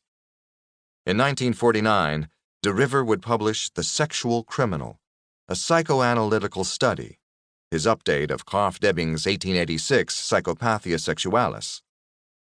In it, DeRiver described recent paraphilic sexual crimes in California and revised and expanded the psychiatric terminology, including the concept of the mask of sanity psychopath as described by Hervey Milton Cleckley in 1941. DeRiver stripped away the notions of vulgar, crude, foaming-at-the-mouth werewolf monster serial killers and introduced a new typology of offender that we recognize today in many postmodern serial killers. DeRiver labeled this new species the sadist raffiné, genteel sadist. He described them thus: the genteel nice boy type whose suave manner and smooth tongue ingratiates him in the favor of his victim. He may be studious and pedantic and often strives to give one the impression of being very religious. His genteel manner and fastidious appearance, together with a winning personality, dimpled chin, wavy hair, usually offset by dreamy neuropathic eyes, are very often everything a girl could wish for. DeRiver could have been describing the sadistic necrophile serial killer Ted Bundy when he wrote those lines, except Ted Bundy was only 3 years old at the time. That in itself is of great significance, because Bundy was part of a new generation of so-called Golden Age serial killers to come, and the society he was growing up in would have much, if not everything, to do with the murders he would perpetrate as an adult in the 1970s. From 1950 to 2000, some 2,065 new serial killers would appear, overshadowing the relatively small but steady rise in serial killing in the first 5 decades of the 20th century. 13. American Gothic, the golden age of serial killers, 1950 to 2000. Big numbers are better than small numbers. Official numbers are better than unofficial numbers, and big official numbers are best of all. Joel Best, Missing Children, Misleading Statistics. The years between 1950 and 2000 have sometimes been called the golden age of serial killers. While there had been numerous small surges of serial killing in the past, as described in these pages, their scope and number were incomparable to the peak epidemic surge of the 1970s to the 1990s. In the middle of that era, we coined the term serial killer, creating an entirely new phenomenon in our political, social, psychological, forensic, and cultural discourse. Prior to that, serial killings were perceived as inexplicable, individual, monstrous acts of personal aberration. Now they became a part of something bigger than the individual perpetrator. As the number of serial killers began to multiply exponentially, so did their individual body counts, in a kind of macabre race to the top to see which serial killer would dominate news headlines in what new bizarre way and with what unimaginable number of victims. Serial killers became front-page news. By the 1990s, real and fictional serial killing was a major genre in literature, movies, and television. Some serial killer fictional characters were even elevated to the status of anti-heroes, like the movie versions of Hannibal Lecter in The Silence of the Lambs and Patrick Bateman in Bret Easton Ellis's controversial American Psycho. Female serial killer partner Karla Homolka testified that she had been reading American Psycho snuggled up on the couch downstairs while her husband Paul Bernardo was upstairs in their bedroom raping a schoolgirl they had abducted. When asked in cross-examination at her trial how she could bring herself to read as a girl was being raped upstairs, Homolka was insulted and replied she was entirely capable of doing two things at the same time. In the meantime, actual serial killers like Ted Bundy, Kenneth Bianchi, and Richard Ramirez were attracting followings of female groupies, although in view of the 1895 case of Theodore Durant and the Sweet Pea Girl, that was not necessarily something new. What was new was how crazed this new generation of groupies was. Carol Ann Boone, for example, met Ted Bundy when the two of them worked at the Washington State Department of Emergency Services, DES, in Olympia. After his arrest for a series of brutal necrophile murders, she faithfully attended Bundy's trials in Florida, professing her undying love for him. During one of the televised trials, Bundy married Boone by taking advantage of an archaic Florida state law that allowed persons who declared marriage in front of a judge to be legally married. Despite Florida's strict prohibition of conjugal visits for death row inmates, Bundy managed to impregnate Boone, who gave birth to a girl the couple named Rose. It's speculated that Boone had passed a condom to Bundy through a kiss, and he later returned it to her the same way, with his sperm sealed inside. Kenneth Bianchi, who, as one of the hillside stranglers, abducted and killed 10 women and killed another 2 on his own, began receiving letters in jail from Veronica Compton, a 24-year-old fledgling playwright whose work was obsessed with sadomasochism and serial murder. Eventually, she went to see him, and they began a relationship.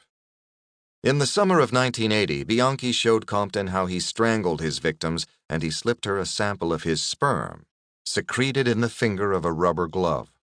Compton then flew to Bellingham and lured a woman to her motel room, where she attempted to strangle her Bianchi style.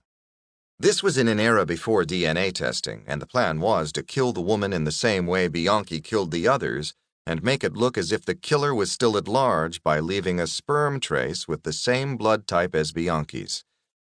The victim, however, was more powerful than Compton and managed to escape. Compton was arrested shortly afterward. While in jail, Compton fell into a relationship through letters with another serial killer, Doug Clark, the necrophile Sunset Boulevard killer who murdered 7 women. Compton was convicted of premeditated attempted murder and sentenced to life imprisonment. Compton was eventually paroled in 2003, and today is a writer, artist, and musician working under the name Veronica Compton Wallace in Los Angeles.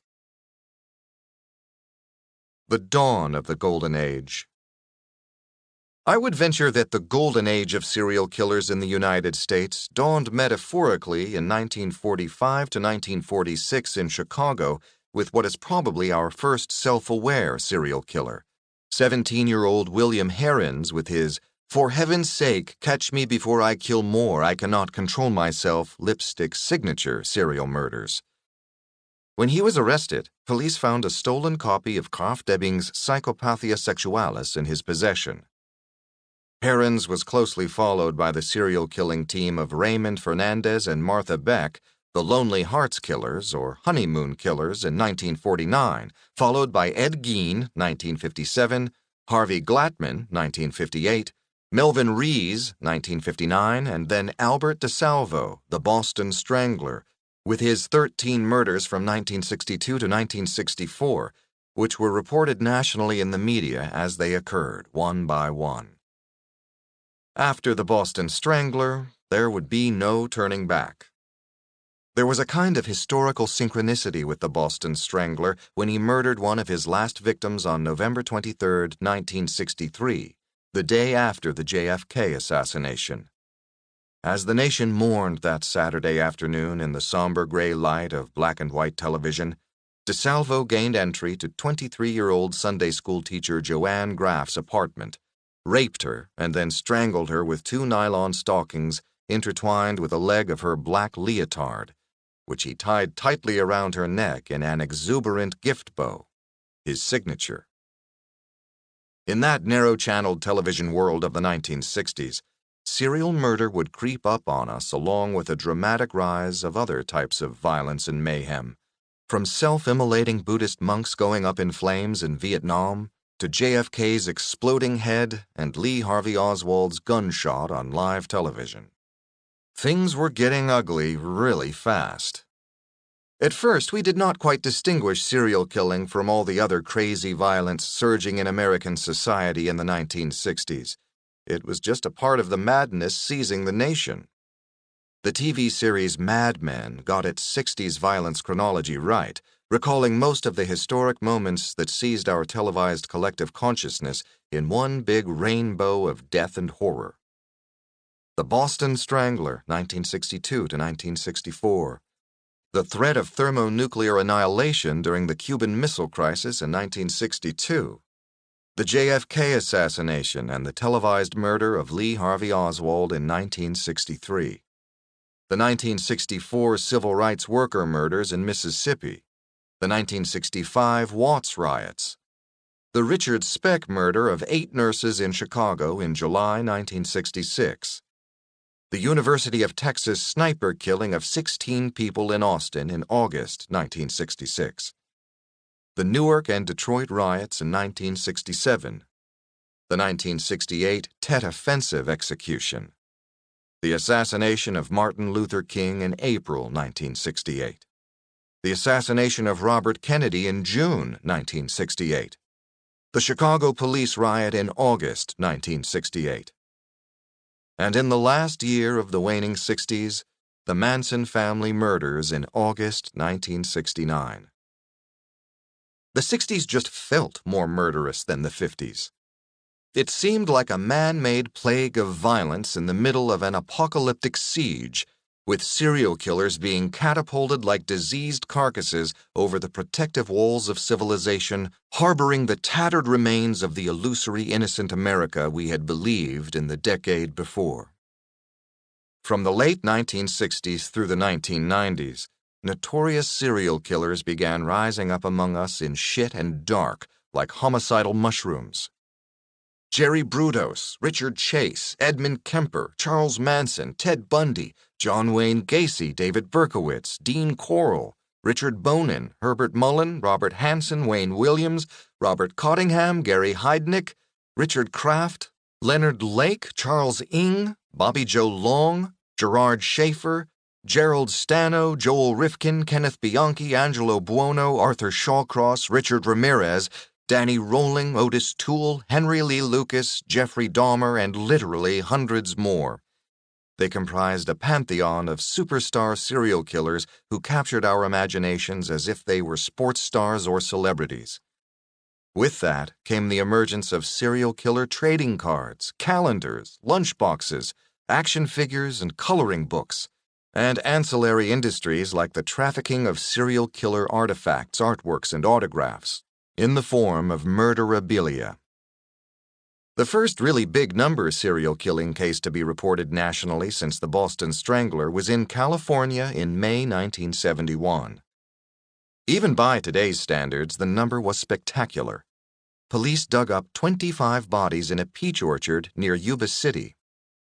Juan Corona, a green card-holding Mexican labor contractor and father of 4 children, was charged with the murders. At the time, we did not get it. How could someone kill that many people without anybody noticing? It just did not compute. Nor was there much follow-up in the media. It looked like Corona was simply insane, and to boot, according to the press, he was some kind of closeted homosexual, and the victims were all transient, illegal Mexican agricultural workers, and maybe even gay too. A complete pass to write them off as less dead victims nobody cared about. Many remain unidentified to this day. Likewise, 2 years later in 1973, reports of the Dean Corll Candyman murders of 27 transient male youths in Houston, Texas, also quickly faded, for he was a homo and he was dead, murdered by his serial-killing junior partner, as were his disposable, delinquent runaway victims. No trial, no story. Again, nobody cared. They, too, were all less dead. The college town of Santa Cruz, California, with a population of only 135,000, had 26 killings at the hands of 3 local serial killers between 1970 and 1973. Some kind of mad record for sure. John Linley Frazier, Killer Prophet, 5 victims. Herbert Mullen, Die Song Killer, 13 victims. And Edmund Kemper, Co-ed Killer, 8 victims. In the wake of the 1969 Manson killings, the Santa Cruz murders were attributed to drugged-out hippies. It was only in the mid-1970s, after Ted Bundy started abducting and killing middle-class white college girls at schools, shopping malls, ski chalets, national parks, and public beaches, that the media suddenly began paying close attention. When Bundy was identified and apprehended, his classic handsome devil good looks and Republican Party credentials made the story sizzle. His subsequent escape from jail, additional murders, televised trial, and best-selling biography by Ann Rule elevated him as the first of our postmodern superstar serial killers. Say the words serial killer, and usually Ted Bundy's name comes to mind. In the 1970s, an extraordinary 534 new serial killers appeared in the United States, and another 692 in the subsequent 1980s, and 614 more in the 1990s. A total of 1,840 serial killers between 1970 and 1999. We experienced some of these cases in the news as collectively as we did the first moon landing or the first heart transplant.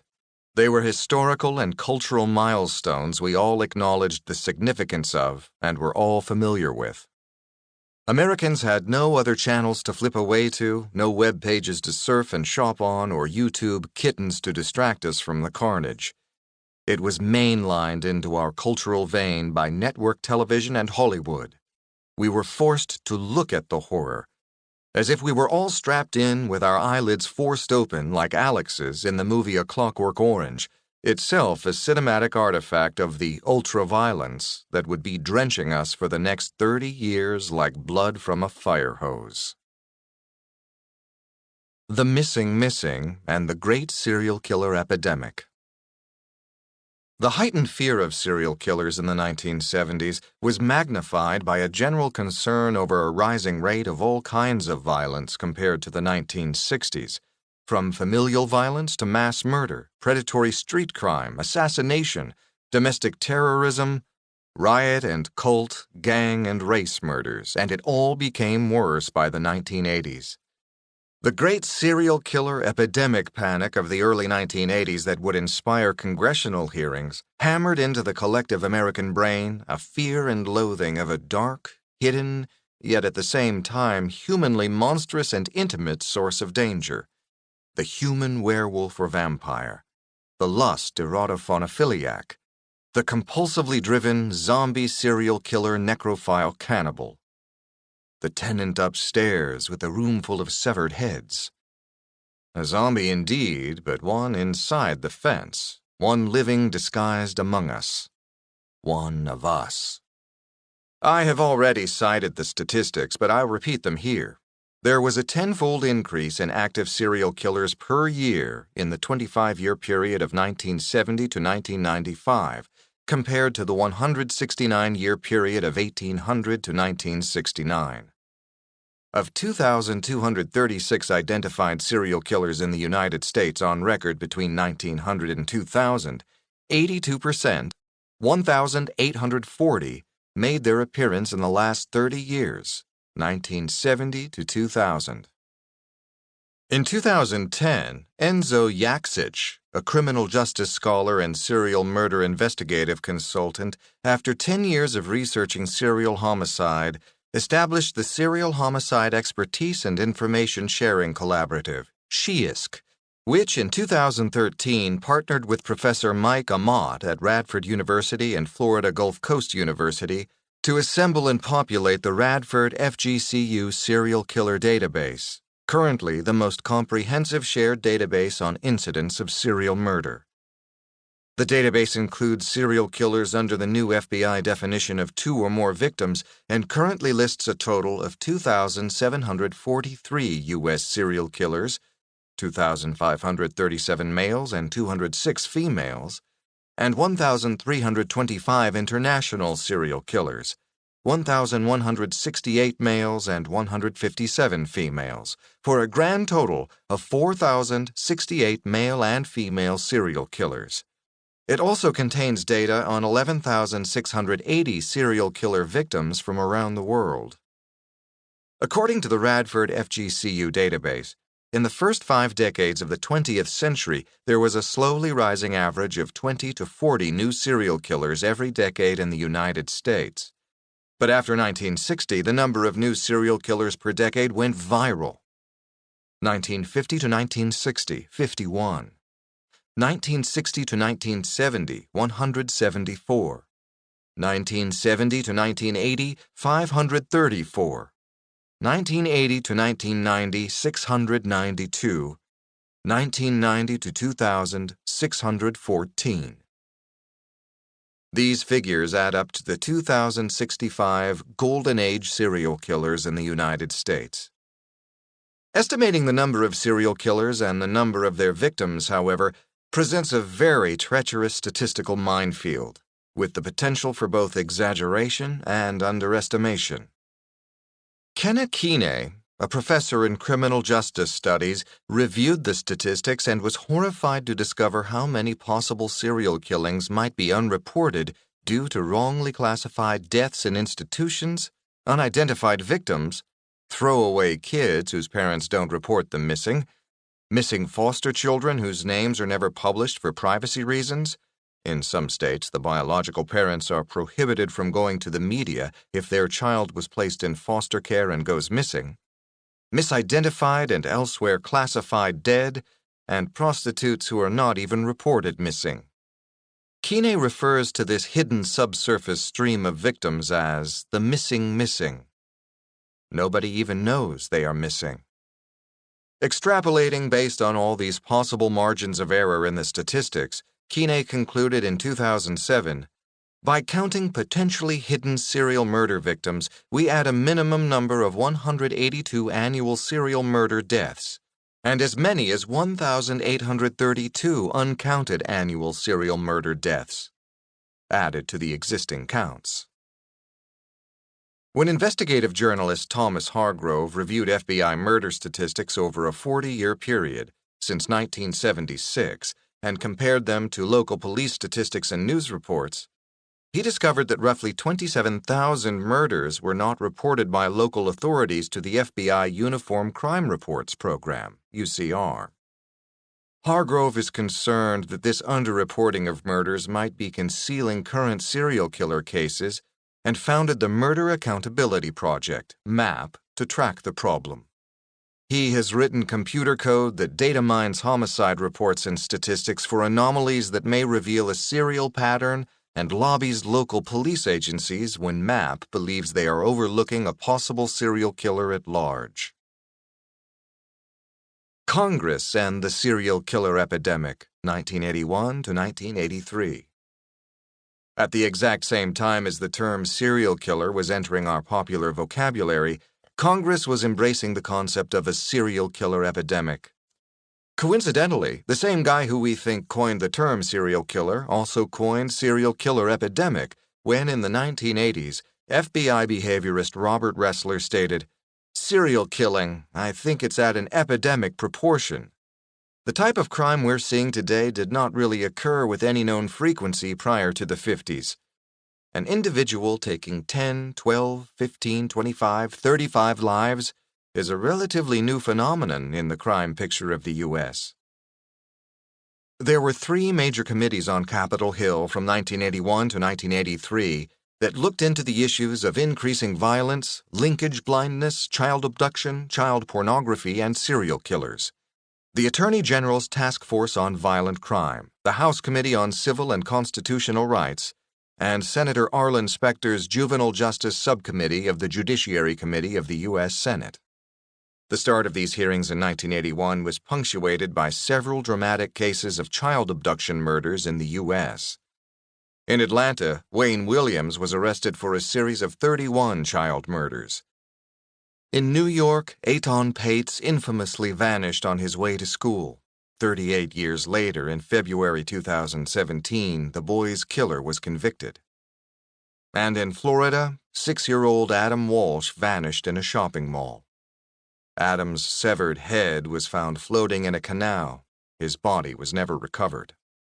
Adam's father, John Walsh, became a vocal advocate for victims and missing children, and the host of America's Most Wanted. An out-of-state car was linked to the crime, but the perpetrator wasn't identified until more than a decade later, when serial killer Otis Toole, Henry Lee Lucas's partner, confessed to kidnapping and killing Adam.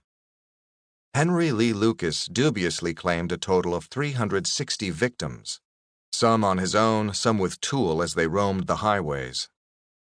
A year after his son's murder, the tragic figure of John Walsh was broadcast nationwide as he testified before the Senate committee describing recent cases of serial murder and suggested that missing children are in large measure murdered by serial killers. The problem, Walsh said, was linkage blindness and the failure of law enforcement agencies to coordinate information and intelligence across multiple jurisdictions. Because of this weakness, young people were disappearing without a trace, until they might be found in a mass grave somewhere. Using a controversial Department of Health claim that 1.8 million children go missing every year, Walsh stated that every hour 205 children go missing, and that many of them would be found murdered.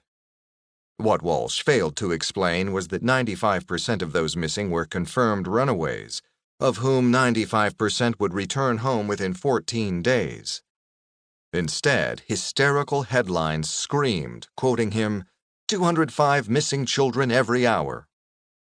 Walsh later narrowed down the number to predatory stranger abductions, claiming in his testimony to Congress, the unbelievable and unaccounted-for figure of 50,000 children disappear annually and are abducted for reasons of foul play. Walsh claimed that organized rings of pedophiles were systematically abducting children. "The kidnappers are more organized than we are.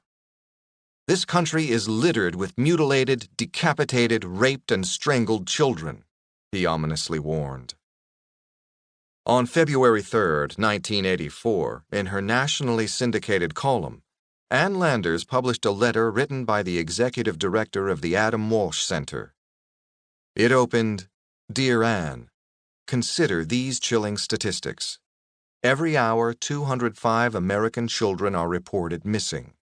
This means 4,920 per day and 1.8 million per year." It was spooky stuff, and it frightened parents across the nation. But where did that 50,000 figure that Walsh cited come from? According to research by John Gill, it was Senator Claiborne Pell of Rhode Island who, in 1981, was the first public official to formally claim that the Department of Health and Human Services stated that 50,000 children vanish each year. Officials at HHS denied making that estimate, and Pell's staff could not remember which official they spoke to. It was an early example of fake news in American public discourse. As the hearing progressed, all kinds of ridiculously speculative statements were entered into the congressional record and presented at press conferences. The most prevalent gimmick was to combine the FBI's Uniform Crime Report's homicide categories of unknown and stranger into one figure, pumping up the percentage of killings that appeared to be motiveless murders by unknown perpetrators, presumably roaming serial killers. Using this kind of fuzzy math, it was claimed that nearly 25 to 30% of all murders, some 4,000 to 5,000 each year, could be attributed to serial killers. The message was, the only thing that could save us now was increased funding from Congress. These numbers were never realistic. The total maximum number of all known serial killer victims in the United States over a span of 214 years, from 1800 to 2014, as cataloged by Eric Hickey, is estimated at only 5,515. The low estimate is 3,740 victims. Of this number, at most 1,878 victims were murdered between 1975 and 2004, at an average rate of 63 victims a year. The Radford FGCU serial killer database lists 11,680 victims identified worldwide over hundreds of years, and the highest number of documented annual serial killer victims in the United States was in 1987, 361. Even if we allow for unknown or missing victims, the total number of serial killer victims comes nowhere near the 3,500 to 5,000 annual number so often claimed even today. But in the quest for congressional funding, 5,000 victims a year sells better to the public than 63. As Joel Best put it in his analysis of child abduction statistics in the 1980s, 3 principles seem clear. Big numbers are better than small numbers. Official numbers are better than unofficial numbers, and big official numbers are best of all. Yet even today, some distinguished academic criminologists like Ronald M. Holmes and Stephen T. Holmes continue to cling to the ridiculous 5,000 annual victims. For the record, a study of 1,498 child murders in California between 1981 and 1990 determined that parents and relatives were the most frequent killers of children under the age of 10, not strangers who were serial killers as John Walsh claimed. Strangers were involved in only 14.6% of homicides of children between ages 5 and 9, and 28.7% of those between ages 10 and 14. Back in 1981 to 1983, as the committee hearings unfolded in Washington, the press darted like schools of fish to the Senate hearings and the various press conferences. Articles in large circulation magazines such as Time, Newsweek, Life, Omni, Psychology Today, Playboy, and Penthouse painted a picture of the United States plagued by an epidemic of random homicides committed by roaming monsters who often victimized our children. To draw parallels between the great serial killer epidemic in the 1980s and the Great Witch Hunt of 1450 to 1650 is not entirely gratuitous. In the same way that witch hunting would become institutionalized by state and church in the 1450s, serial killer hunting became institutionalized in the secular American state in the 1980s with the emergence of state-funded serial killer hunting bureaucracies and programs, databases, manuals, both state and self-appointed profiler experts of varying degrees of competence and qualification, and a heightened and exaggerated awareness among the public of a serial killer threat.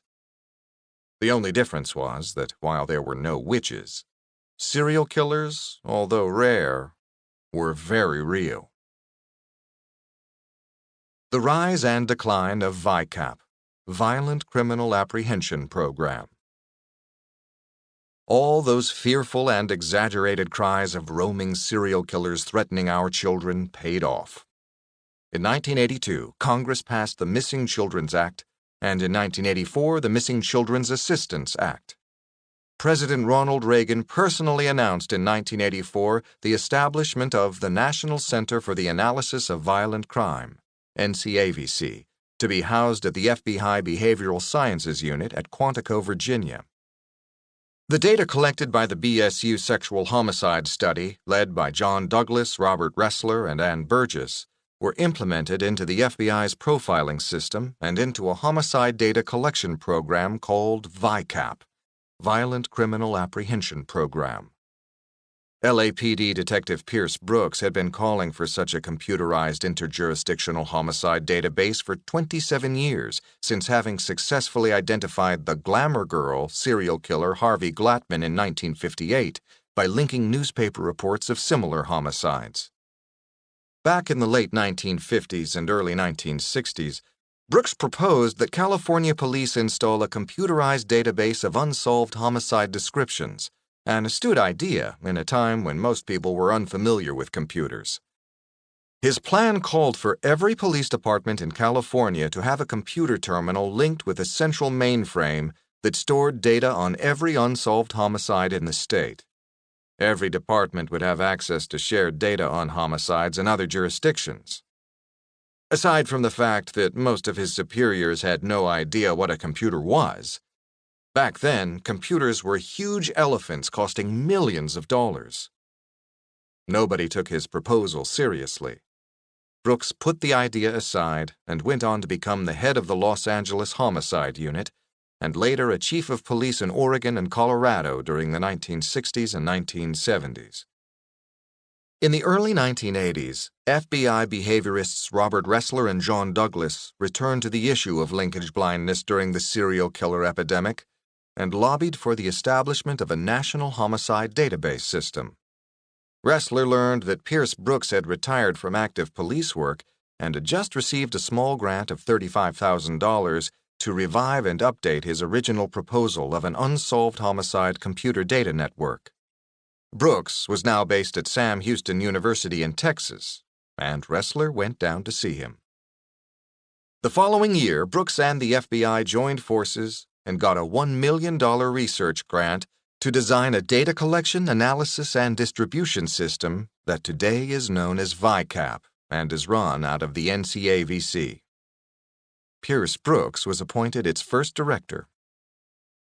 From 1985 onward, local police could fill out a standard VICAP questionnaire about their homicide case and submit it to the Investigative Support Unit and request a profile of the unknown offender and other possible cases linked to him.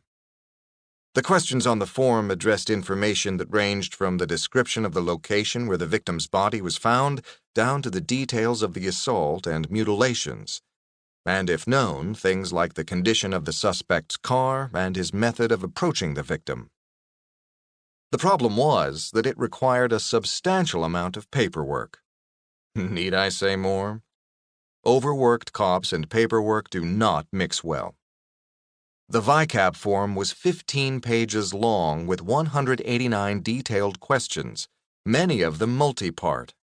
It was as painstaking as an income tax form, if not worse.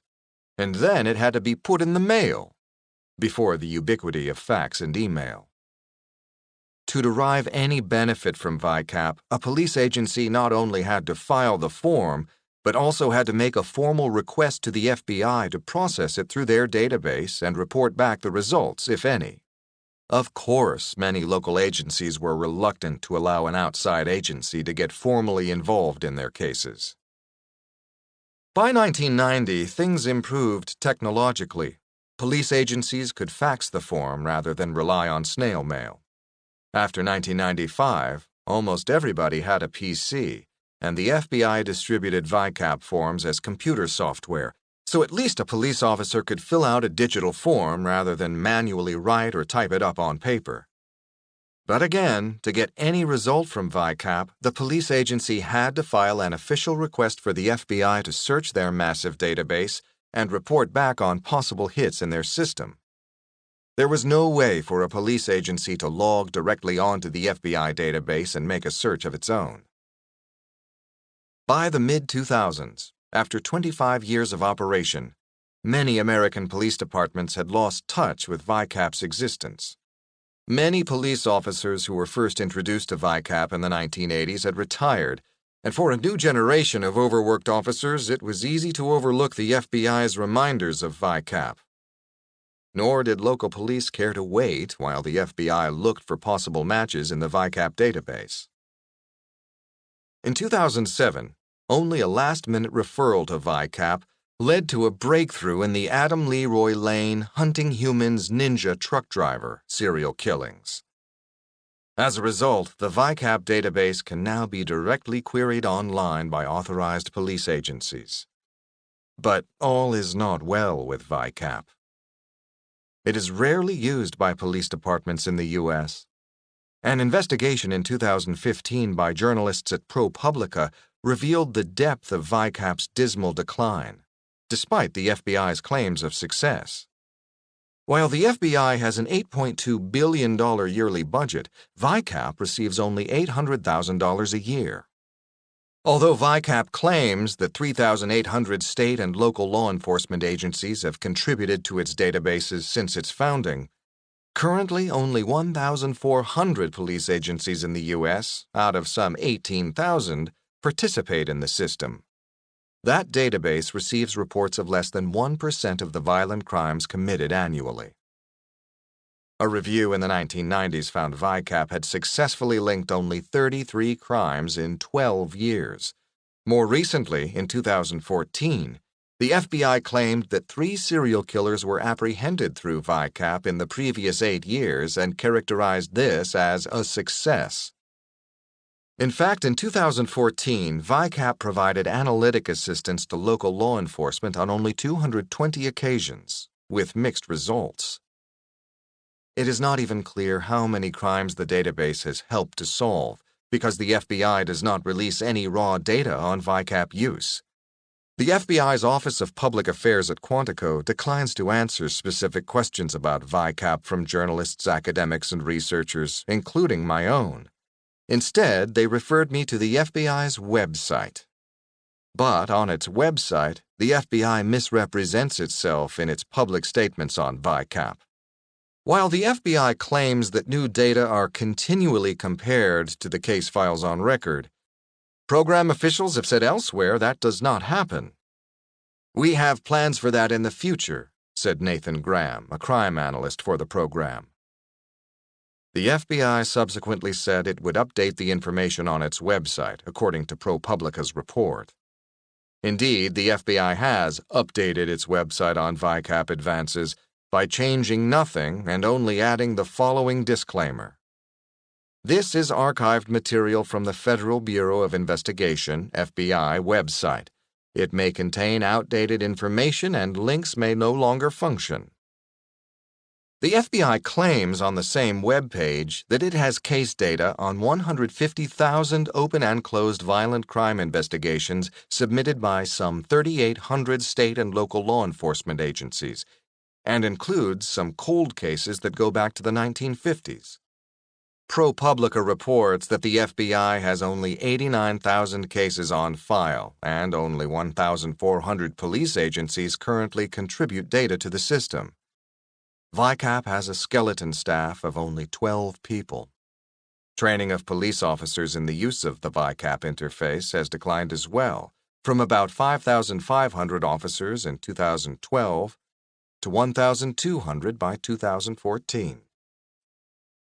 In comparison, in the 1990s, Canada set up its own federal database system called VICLAS, Violent Crime Linkage Analysis System.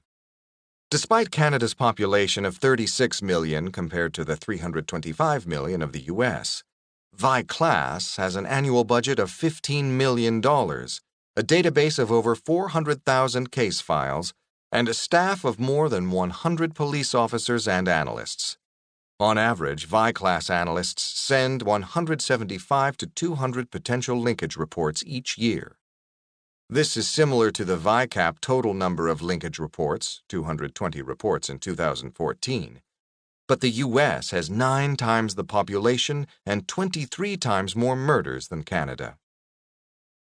Dissatisfied with the FBI's lame VICAP system, some jurisdictions have set up their own database systems, like HITS, Homicide Investigation Tracking System in Washington State, and TRACK-KRS, Task Force Review aimed at catching killers, rapists, and sexual offenders in Orange County, California.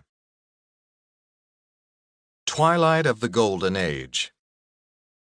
Those of us from the baby boom generation who knew the names of the Apollo 11 astronauts Neil Armstrong and Buzz Aldrin, the first men to walk on the moon, would become just as familiar with the names of Ted Bundy, John Wayne Gacy, and Jeffrey Dahmer, the moonwalkers of serial killing. But after Jeffrey Dahmer in the early 1990s, serial killing became one long, hazy Apollo 12 moon mission. Who knows who is on it? How many cases can you name of the 782 new serial killers who appeared in the United States and the world after the year 2000, in the way most of us can rattle off the names of Ted Bundy, Jeffrey Dahmer, John Wayne Gacy, Edmund Kemper, Henry Lee Lucas, Richard Ramirez, and any other of the many super serial killers from the Golden Age? The Golden Age arguably began to fade after the arrest and trial of Jeffrey Dahmer in 1991 to 1992, which was breathlessly covered by all the media at the time. 2 years later, all that media attention turned to the O.J. Simpson celebrity murder case. As mentioned earlier, the trial of serial killer William Lester Suff, suspected in the murder of 22 women in Riverside, California, was barely covered when he went on trial at the same time O.J. Simpson did. Serial killers were no longer newsworthy, no matter the number of victims. Enraged homicidal celebrities were now the new media flavor of the month. We can perhaps nudge the end of the Golden Age slightly later, to the early 2000s, with the cold case arrests of the serial killers Gary Ridgway, the Green River Killer, in 2001, and Dennis Rader, the BTK Killer, in 2005. Both had been killing back in the Golden Age. Their reputations and fame as unidentified serial killers from that era had preceded their arrests. They had retired in the waning years of the century, Rader apparently killing his last victim in 1991, and Ridgway killing his in 1998. But when these cold cases made the news in the 2000s, the coverage was relatively muted and relegated to second and third place in the news lineups, compared to the lead coverage of the Jeffrey Dahmer case. Since then, the news media have become relatively blasé about serial killers. Part of the waning interest in news reporting of serial killer cases has to do with the decline of national network news and the rise of the Internet and specialty cable channels. When Jeffrey Dahmer was arrested in 1991, cable networks and the Internet were in their infancy, and there were only 4 dominant sources of national television news: NBC, CBS, ABC, and CNN. Fox was just creeping up onto the channel lineup. They all covered the Dahmer case with a unified chorus of lead story furor. Since the rise of the Internet and the emergence of the 1,000-channel television universe in the mid-1990s, our culture is no longer blanketed by a few high-concept stories on the big 4 channels, but instead is fragmented into thousands of subjects, each subscribed to by viewers with narrow interests, and serviced by media focused on those interests to the exclusion of other subjects. Serial killer news today is rarely breaking news. Serial murder is matter-of-factly reported on the evening news or featured in true crime TV programming, which itself is subdivided between serial killers, cold cases, snapped wives with knives, mass killers, teen killers, wife killers, family annihilators, CSI forensic cases, fugitive pursuits, reality policing, and multiple other parallel but standalone true crime subcategories, each with its own precise, electronic, penny dreadful, porn-like paraphilic specificity. Now, serial killer news comes into our homes like hot and cold water, and their novelty is worn thin. The exaggerated reports in the 1980s of serial killer zombie hordes swarming over us and our children left a deep impression on our paranoid public psyche, our culture, and our fear-selling media and entertainment industry. With ordinary homicide rates escalating an astounding 300% in the 20-year period between 1970 and 1990, there was an accompanying peak of unsolved stranger-on-stranger killings. It certainly felt as if there was an epidemic of serial killings. Monsters seemed to lurk everywhere, and Americans seemed to be dying in a plague of so many mysteriously unsolved homicides that even the Centers for Disease Control, CDC, began to look into the phenomenon of serial murder. The irony is that no exaggeration was necessary. The actual numbers are extremely disturbing. An increase from 51 serial killers in the 1950s to 692 in the 1980s is alarming no matter how you look at it. In the next chapter, I will address the central question still debated today. Why were there so many serial killers so virally emerging in this period of the 1960s to 1990s? Why? 14. Diabolus in Cultura. Serial killing rape culture sweats, the greatest generation, and their sons of Cain. Killing becomes like sex, and sex like killing. Lieutenant Colonel Dave Grossman, On Killing, the psychological cost of learning to kill in war and society. Every society gets the kind of criminal it deserves. Robert F. Kennedy, U.S. Attorney General, quoting La Cassagne. I am an American and I killed Americans. I am a human being and I killed human beings, and I did it in my society. Necrophile serial killer Edmund Kemper. My fantasy is a girl screaming. Serial killer Lawrence Pliers Bittaker. In trying to explain the mysterious surge of serial killers in the 1970s to 1990s, there has been much toying with the idea that somehow the radical transformation of society in the 1960s must have had a role in it. We keep searching for some direct socio-historical phenomenon that triggered and unleashed the viral rise of serial killers. It is hard not to assume that the rise of serial killing was somehow nested in the decade-long surge of overall violence, chaos, rebellion, riot, sex, drugs, and rock and roll during the reboot of American society in the 60s.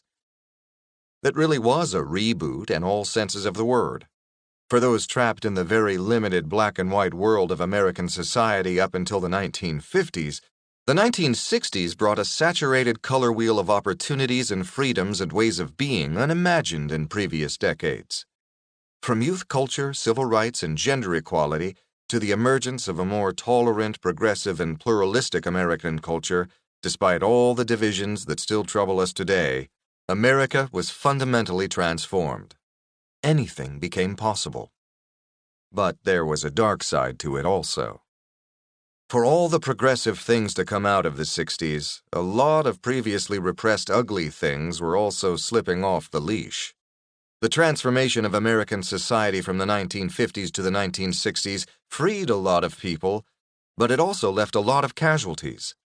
Leave It to Beaver's Wally Cleaver ended up in a rice paddy nursing a sucking chest wound while the beaver put flowers in his hair and ran away on the magic bus with Charlie Manson at the wheel.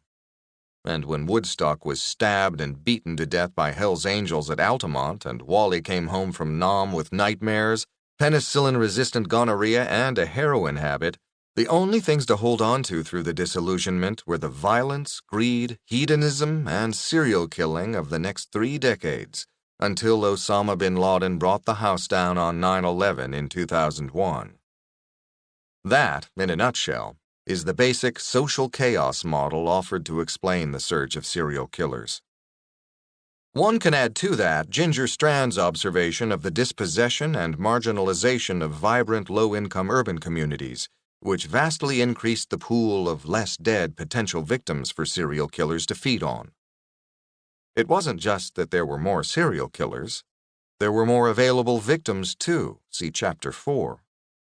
But these explanations, though plausible and helpful, in the long run are unsatisfactory. Diabolus in cultura.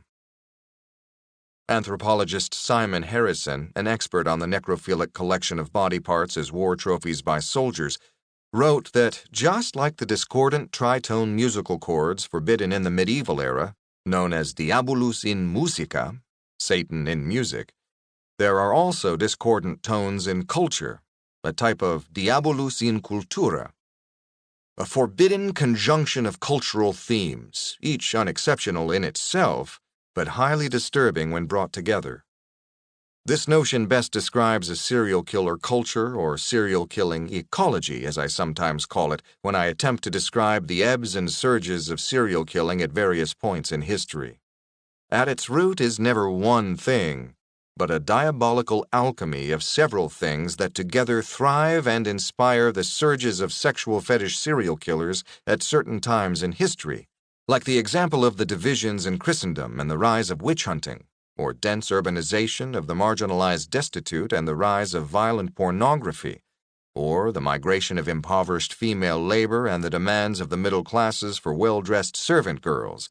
See Chapters 6, 10, and 11. As I strove to figure out what diabolus in cultura could possibly trigger and inspire the epidemic increase of serial killing in the U.S. starting in the 1970s, it dawned on me. We were looking into the wrong time period for the triggers. If the psychopathology of evolving serial killers is shaped and formed when they are children, but they first kill when they are around 28 years old, then the historical triggers we are seeking need to be backed up chronologically some 20 to 25 years to when those killers were growing up, not when they began killing as adults. A quick selective thumbnail list of some of the notorious Golden Age American serial killers reveals a disturbing chronology. Serial killer David Carpenter, birth date 1930, main killing years 1979 to 1981. Juan Corona, 1934, 1970 to 1971. Angelo Buono, 1934, 1977 to 1979. Henry Lee Lucas, 1936, 1976 to 1983. Earlier killing in 1960. Joseph Callinger, born in 1936, main killing years 1974 to 1975. Gary Taylor, 1936, 1972 to 1975. Carol Edward Cole, birth date 1938, main killing years 1971 to 1980. Earlier killing 1948. Jerry Brudos, 1939, 1968 to 1969. Dean Corll, 1939, 1970 to 1973. Patrick Kearney, born 1939, 1965 to 1977. Robert Hansen, born 1939, main killing years 1980 to 1983. Lawrence Bittaker, born 1940, main killing year 1979. Samuel Dixon, 1940, 2000 to 2001. Earlier killings in 1962 and 1968. John Wayne Gacy, born 1942. Main killing years 1972 to 1978. Rodney Alcala, 1943, 1971 to 1979. Lowell Edwin Amos, 1943, 1979 to 1994. Donald J. Beardsley, 1943. main killing year 1981, earlier killing 1969. Gary Heidnik, 1943, 1986 to 1987. John Ed Robinson, 1943, 1984 to 2000. Robert Frederick Carr, born 1943, main killing years 1972 to 1976. Richard Valenti, born 1943. Main killing years 1973 to 1974. Richard Tucker Jr., 1943, 1978, earlier killing year 1963. Anthony Scully, born 1944, main killing year 1983. David James Roberts, born 1944, main killing year 1974. Norman Parker Jr., 1944. Main killing years 1978, earlier killing 1966. Billy Richard Glaze, born 1944, main killing years 1986 to 1987. Andre Rand, 1944, 1972 to 1987. James D. Kennedy, 1944, 1968 to 1969. James E. Christian, born 1944, main killing year 1970. Morris Solomon Jr., born 1944, main killing years 1986 to 1987. Ward Weaver Jr., 1944, main killing year 1981. Robert Joseph Zaney, 1944, main killing years 1967 to 1979. Vaughn Greenwood, 1944, 1974 to 1978, earlier killing 1964. Arthur Shawcross, born 1945, main killing years 1988 to 1989, earlier killing in 1972. Dennis Rader, born 1945, main killing years 1974 to 1991. Robert Ben Rhodes, 1945, 1975 to 1990. Chris Wilder, born 1945, main killing year 1984. Randy Kraft, 1945, main killing years 1972 to 1983.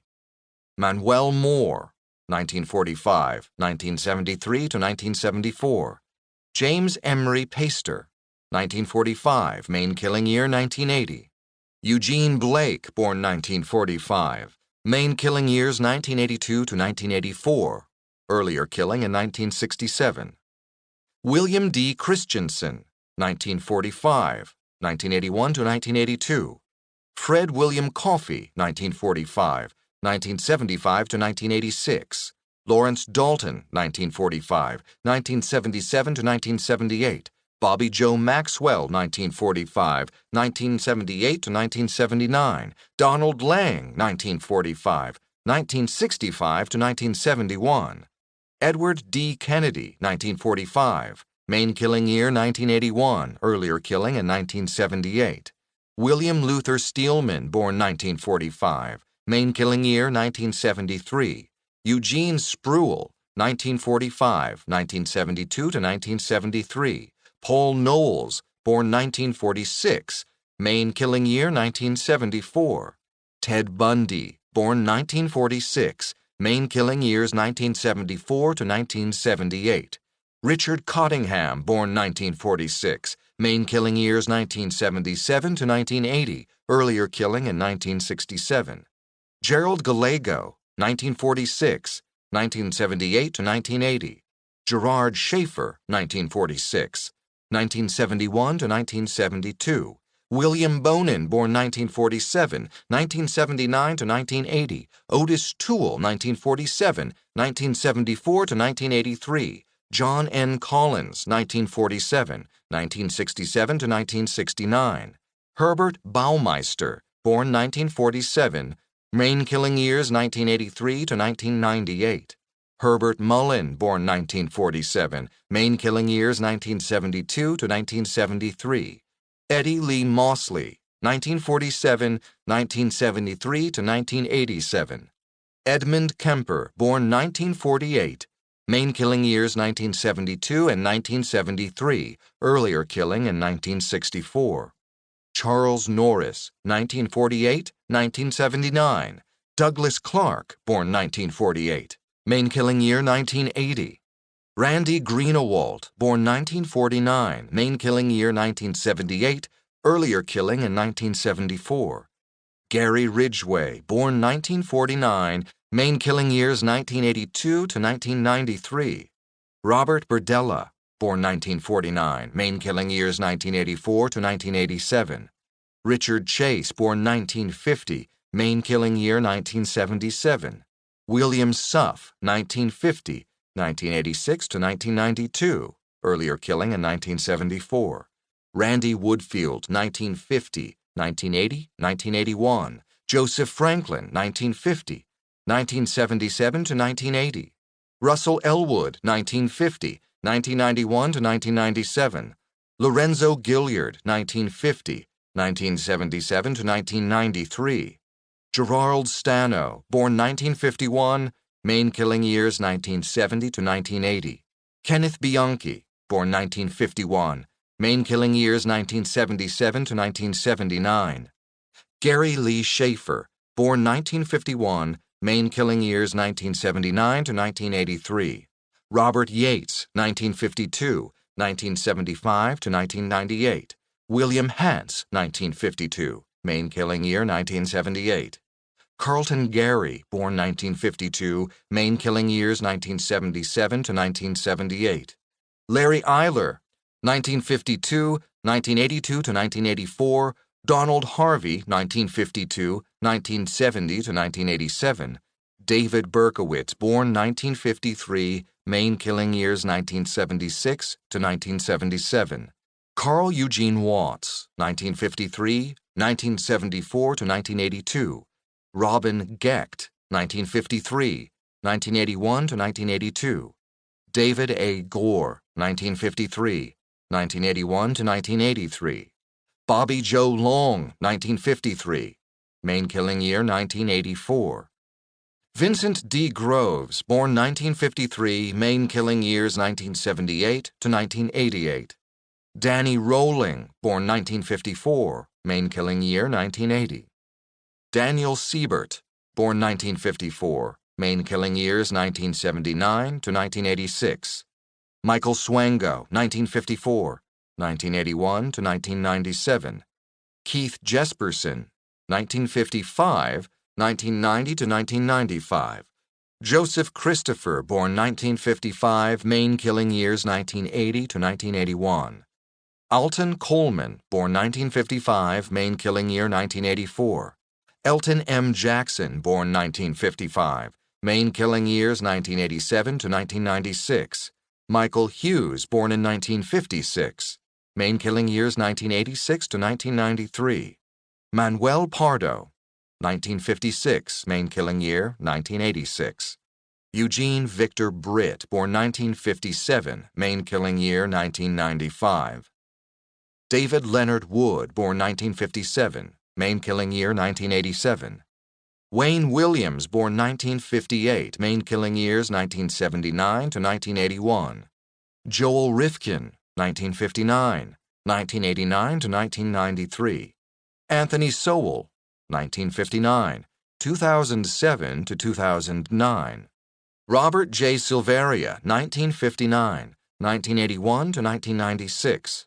Richard Ramirez, born 1960, main killing years 1984 to 1985.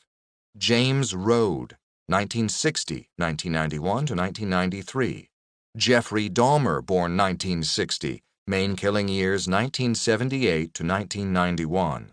Charles Ng, 1960, 1983 to 1985. Angel Resendiz, 1960, 1986 to 1999. Charles Cullen, born 1960, main killing years 1984 to 2003. There is an enormous glut of serial killers who grew up either during World War II or in the first 15 baby boom years following the war. The list is densely clustered with notorious serial killers born and raised in the post-war years who, increasingly near the average age of 28, began to kill for the first time between the 1970s and 1990s at the height of the Golden Age. They all lived in the wake of a receding shockwave of humanity's biggest, most viciously primitive, and most lethal war ever fought.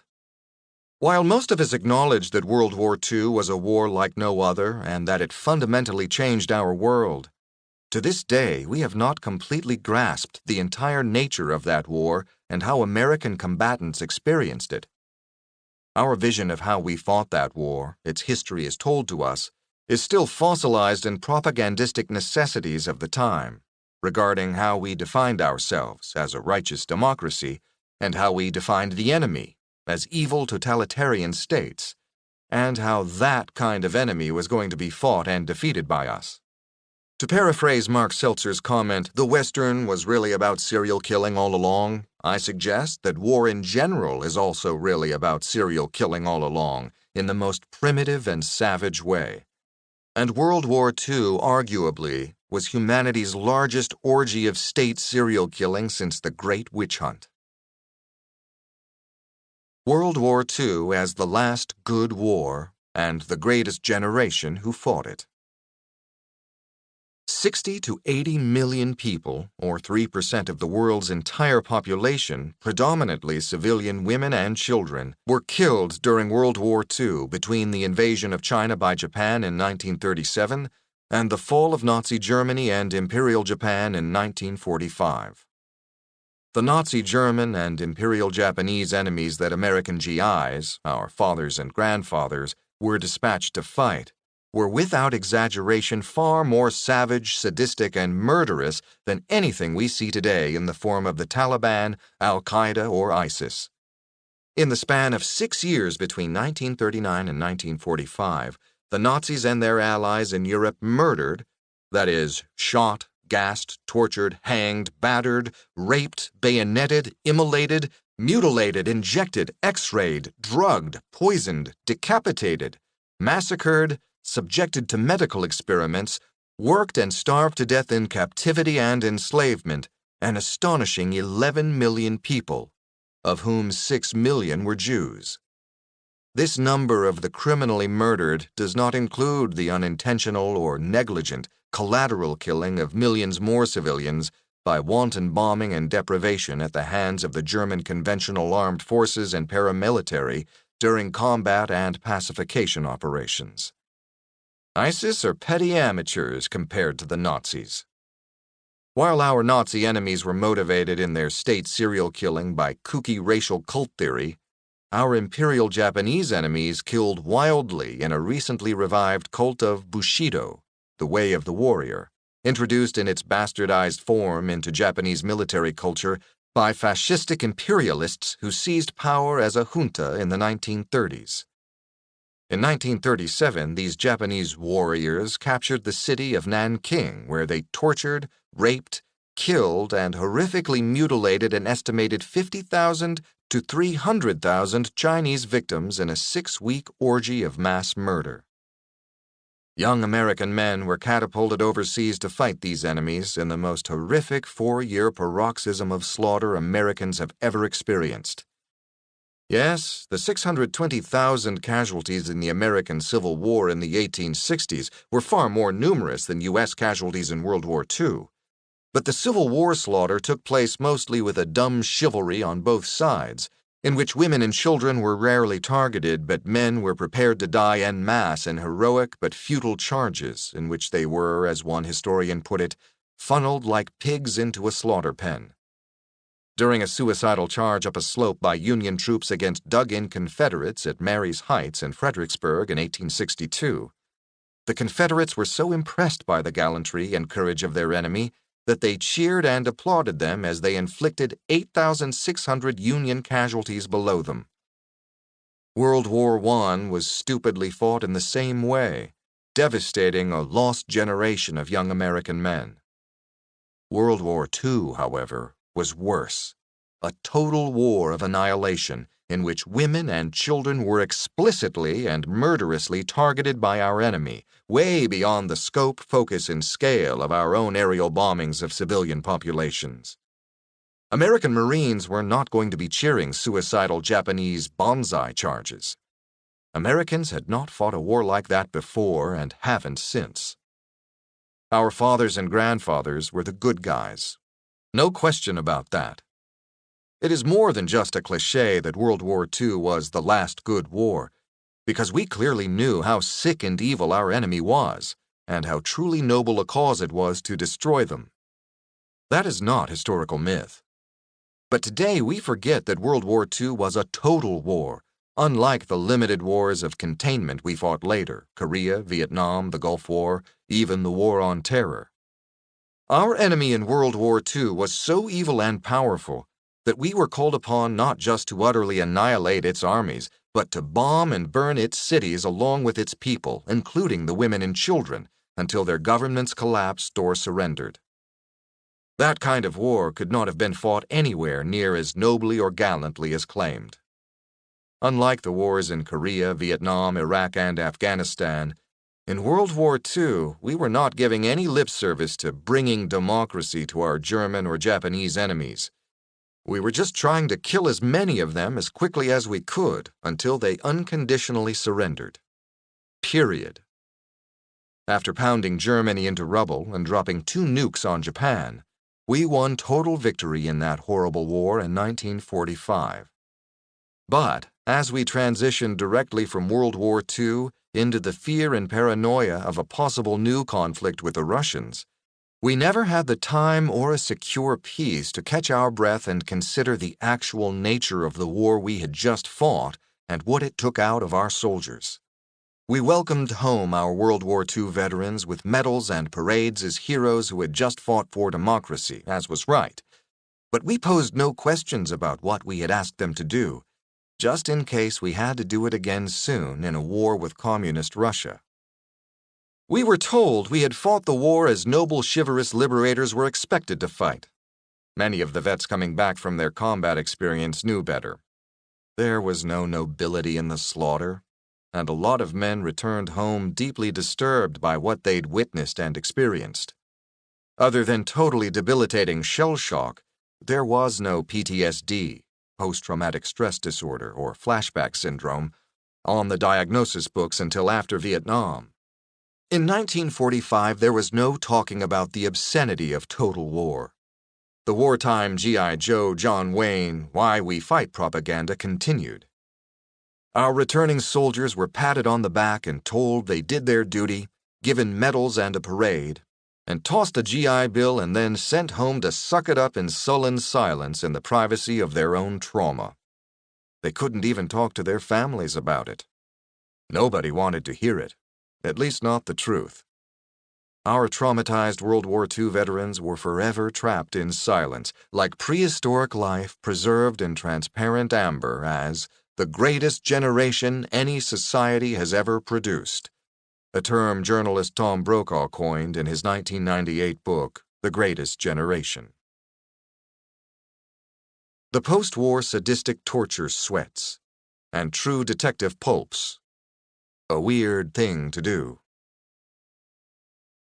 The first clue to something amiss carried home from the war into the diabolus in cultura of post-war America appears in the pages of popular men's magazines directed at returning veterans and at their young sons growing up in the years that followed the war.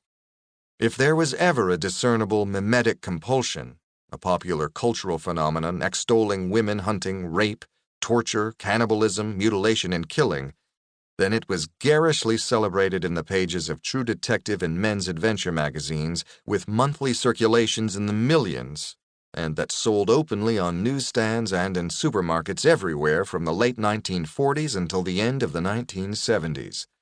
And it was an ugly thing to behold.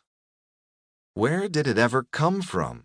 What dark and ugly part of the American male psyche? Cave drawings, myths, popular lore, folk and fairy tales, fables, and literature often reflect the hidden, unspoken yearnings of deep, dark fears and hates in a society, as well as its traumas and triumphs. In the limited 3 TV channel plus Hollywood movies world of post-war American popular culture, without cable and satellite TV, without video games, DVDs, and the internet, many of the males returning from war, those that stayed at home, and their sons and grandsons read mainstream magazines, comics, and paperbacks for entertainment. Other than movies, radio, and later TV, There wasn't much of anything else in the way of popular narrative entertainment.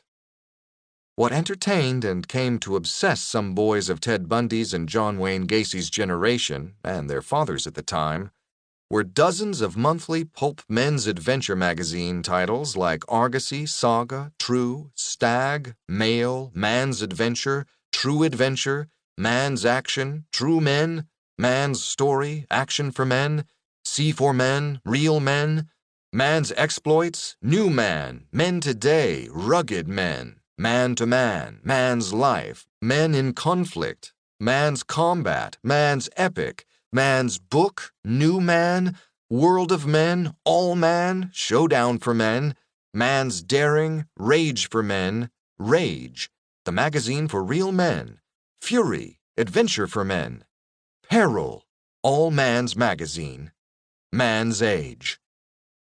Along with True Detective magazines, these men's magazines would increasingly be cited as favorite childhood and adolescent reading by Golden Age serial killers when they had been children, adolescents, and young adults. By the 1980s, this literature was denounced by FBI behaviorists as pornography for sexual sadists, and would eventually be driven off the newsstands both by the failing economics of monthly magazine publishing and by a popular social revulsion to rape culture imbued in that sector of mainstream media. From the 1940s to the 1970s, one entertainment staple for men's adventure magazines was the salaciously exaggerated accounts of wartime Nazi rape atrocities. The magazine covers featured garish images of bound and battered women with headlines like, "Soft Nudes for the Nazis' Dr. Horror," "Hitler's Hideous Harem of Agony," "Grisly Rites of Hitler's Monster Flesh Stripper," "How the Nazis Fed Tanya Sex Drugs," "Brides of Torment for the SS Beasts," "Chains of Agony for the Bound Beauties of Norway," "Hitler's Baboon Tortures in Mabuti," "The Nazi Madhouse Zoo of Ravaged Women," "Caged Beauties in the Nazi Dungeon of the Damned," "Damned Beauties for the Nazi Horror Museum," "Stripped Virgins for the Nazis' Torch of Torment," "Tortured Beauties for the Nazi Blood Cult," "Tortured Beauties of Hitler's Prince of Pain," "Shriek for Death, My Little One," "Helpless Maidens of the Nazis' Timeless Castle of Madness and Horror," "Helpless Virgins in the Nazis' Harness of Terror," "Screaming Nudes for Hitler's Ministry of Hell," "Stripped for the Swastika," "Soft Flesh for the Nazis' Greatest Horror," "Shackled Nudes of the Monster General," "Helpless Beauties of the Nazis' Circus of Agony," "Nazi Horror Tortures of the Resistance Girls," "Crypt in Hell for Hitler's Passion Slaves." Even today, nearly 70 years after the war, from Ilsa, she-wolf of the SS, The Night Porter, and Seven Beauties, to the recent Inglorious Bastards and The Reader, the Nazis and their psychosexual sadistic cruelty remain a major theme in our popular culture and imagination. Known as the Sweats for the luridly colored cover illustrations of male torturers and female victims glistening with sweat, an effect enhanced by casein paints and acrylics used by the cover artists, these pulp magazines featured not only a gamut of Nazi and Japanese World War II atrocities, but sweaty cannibal stories based in the South Seas and Africa, Middle East harem rape scenarios, and Cold War, Korean War, and Vietnam War vice and torture themes. Parallel to the Sweats was a genre of grotesque crime newsprint tabloids like the National Enquirer before it turned to celebrity gossip, and titles like Midnight, Exploiter, Globe, Flash, and Examiner, and lurid True Detective magazines with staged bondage photos mixed in with horrific crime scene photos and tales of sex, death, and mutilation, featuring headlines like, "I like to see nude women lying in blood," 39 stab wounds was all the naked stripper wore, "He killed her mother and then forced her to commit unnatural sex acts," "Sex Monsters, the slut hitchhiker's last ride to doom," "Rape me but don't kill me," "Bound and gagged," "Stripped and roped," "Duct-taped damsel," "The man who dreamed of mutilating women," "Do it till I shoot," Secrets of the Sex Sadist's Torture Chamber. Dead little girls don't cry. Let's rape the girl next door. The killer left his teeth marks on the naked barmaid. She's mine for the taking. She said I wasn't man enough to please her. Did the sex tease drive her boyfriend to beat her brains out? If rape victim yells, kill her. Nude model was too sexy to live. He bathed his beauties before butchering them.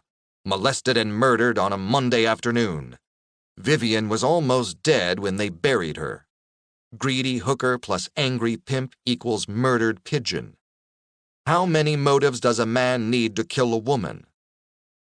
While his buddy cheered him on, the kidnapping rapist strangled the Las Vegas beauty with her own pantyhose. Torture, sodomy, and rape ordeal of the beautiful co-ed roommates. Monstrous crimes in the human butcher shop. He hacked girls to death whenever he got the urge.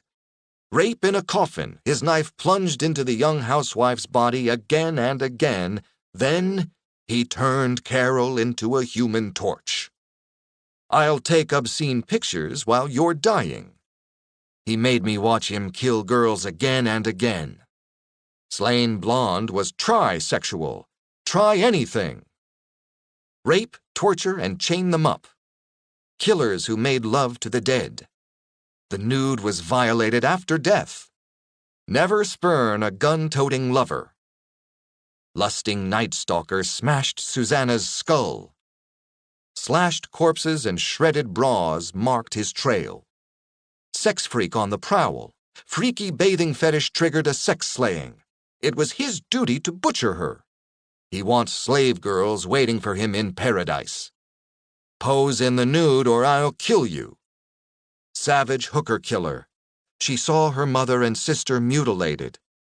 20-year-old beauty's heart had been nailed to the wall. Maryland sleuths found a pin stuck in the girl's chest, but the real shocker was the hideous phrase scrolled on Shirley's back. Decapitated for 14 sexy centerfolds. The sobbing grandmother was spared nothing. Go-go dancer slashed to death in motel shower. He made home horror movies of his victims. Strip and start screaming, baby. His teeth matched the marks on her mutilated breasts. I watched my baby burn alive. Retarded son made own mom pregnant, then helped her kill sin babies, etc., etc. All these hundreds of magazines had one thing in common. Their covers featured a photograph of a professional model posing as a bound victim, detective magazines, or a lurid painted illustration of a bound woman, men's adventure magazines.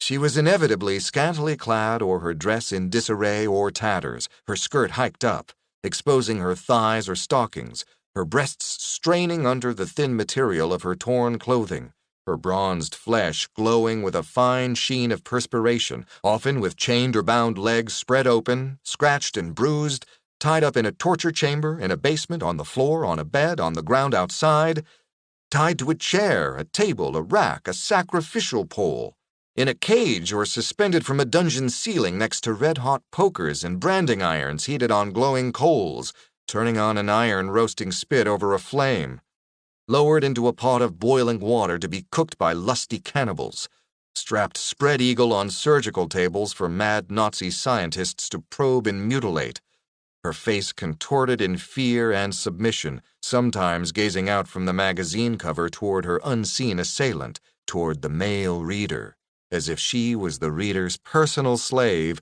who could be possessed for the price of the magazine. It all harked back to the gynocidal dungeons of the Great Witch Hunt of 1450 to 1650 at its most sadistic fantastic.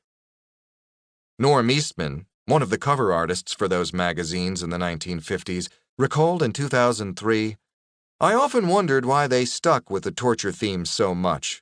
That must have been where they were heavy with sales. I really was kind of ashamed of painting them, though I am not sure they did any harm. It did seem like a weird thing to do.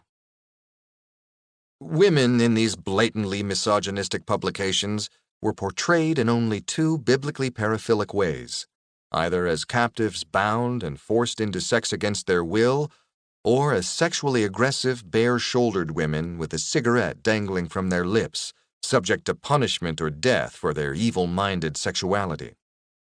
In this paraphilic world of the sweats, women were either a sacred Madonna defiled or a profligate whore punished. There were no other options available. These magazines were not squirreled away behind counters or in adult bookstores or limited to some subculture. They were as mainstream as apple pie. Some had monthly circulations of over 2 million copies at their height and were openly sold everywhere, on newsstands, in grocery stores, candy stores, supermarkets, on drugstore magazine racks, right next to Time, Life, National Geographic, Popular Mechanics, and Ladies' Home Journal.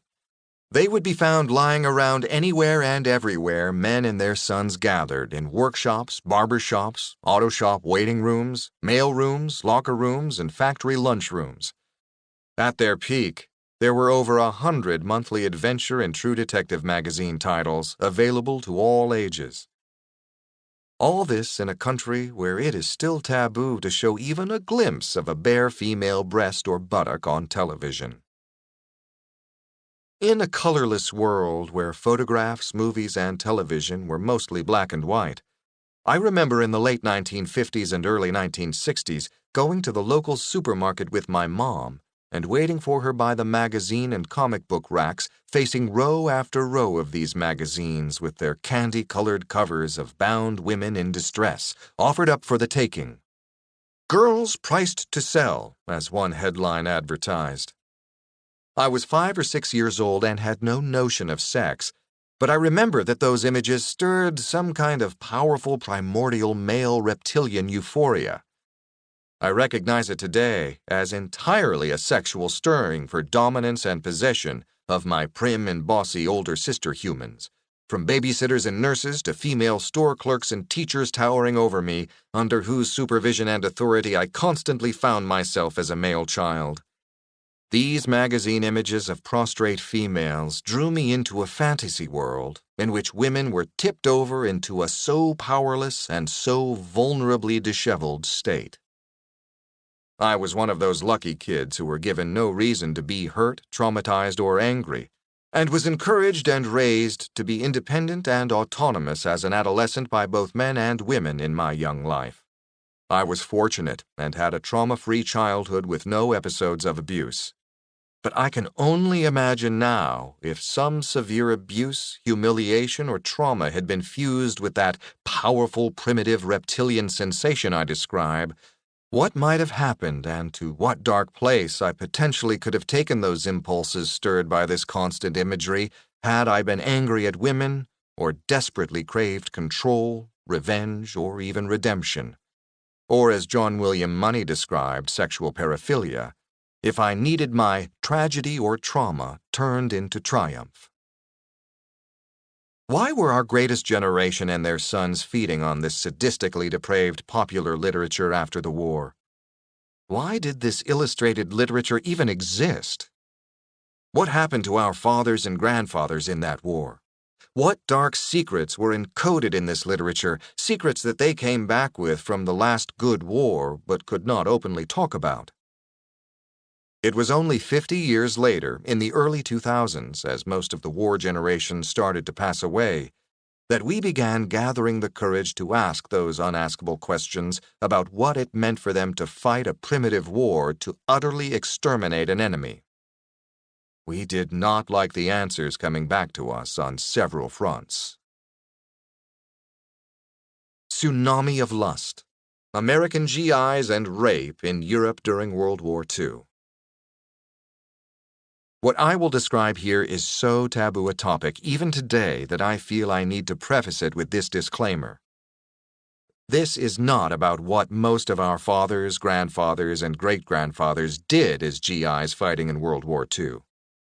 This is about what they witnessed a minority of GIs doing, and how they had to live with the memories without being able to talk about them with anybody. Since the beginning of history, rape has consistently been characteristic of warfare and conquest. As Lieutenant Colonel David Grossman writes in his magistral book, On Killing, The Psychological Cost of Learning to Kill in War and Society, the linkage between sex and killing becomes unpleasantly apparent when we enter the realm of warfare. Many societies have long recognized the existence of this twisted region in which battle, like sex, is a milestone in adolescent masculinity. Yet the sexual aspects of killing continue beyond the region in which both are thought to be rights of manhood, and into the area in which killing becomes like sex, and sex like killing. This relationship between sex and killing in war is reflected by frequent rape, which in itself is fueled less by sexual lust as by aggression in a time and place where nothing is more valued and demanded of a soldier than a capacity for lethal aggression of the most primitive kind. While in the modern age wartime rape became punishable under various military codes of conduct and criminal laws of certain countries, it was not explicitly outlawed in international conventions governing war crimes, laws, and customs of war until 1996, and not until 2008 declared by the United Nations as being a war crime constituting an act of genocide. During World War II, we accused the Nazis and Japanese of wanton rape, and after the war we blamed our Russian former allies for any rapes perpetrated by our side in Germany. The democratic Western allies, USA, Britain, Canada, and France, were portrayed as chivalrous liberators handing out chocolate bars and chewing gum. The enemy rapes, but we seduced with gifts of nylon stockings and brought home blushing war brides. It was all very romantic, the myth. But then, in the early 2000s, Northern Kentucky University's criminal sociologist J. Robert Lilly looked closely at the statistics of wartime rapes committed by American GIs serving in Britain, France, and Germany. To everyone's horror, Lilly reported that American liberators raped 14,000 to 17,000 women between 1942 and 1945 in those 3 European countries alone. Some 16.5 million men, or 12% of the total U.S. population, mostly in their 20s, were mobilized into the military, deployed in Europe or the Pacific or on wartime duty at home. About 990,000 young American men were thrown into combat, including some 100,000 convicted felons who were inducted directly into the military from prisons. To get some sense of the scale of the number of alleged rapes, consider there were about 1.5 million U.S. troops in Europe in the 4-year period in question. Back home in the U.S., where most American males had remained, about 4,700 rapes a year were being reported. In 2014, the U.S. had a male population of about 150 million, 100 times the number of GIs deployed in Europe during the war. There were 84,041 reported rapes. Approximately 15% of the 2014 statistic were male victims. The World War II GI rape rate in Europe, prorated over the 4 years 1942 to 1945 and adjusted per capita to the current population of the U.S., would be equivalent today to 350,000 to 425,000 reported rapes a year in the United States. It was an unusually high rate. No American publisher at first wanted to take on Robert Lilly's controversial book. It was the height of the Iraq War effort, but beyond that, negative revelations about the conduct of our greatest generation in The Last Good War were not something we collectively wanted to hear. Robert Lilly's book was first published only in France and Italy, where the Europeans gleefully reveled in the accusations. It was finally quietly published by Macmillan in the United States in 2007 as Taken by Force: Rape and American GIs in Europe. In April 2006, in the meantime, the British Home Office declassified wartime crime statistics which revealed that American GIs in Britain between 1942 and 1945 were convicted in 26 murders, 31 manslaughters, 22 attempted murders, and more than 400 sexual offenses, including 126 rapes. British newspapers ran headlines like, wartime GIs went on rampage of rape and murder.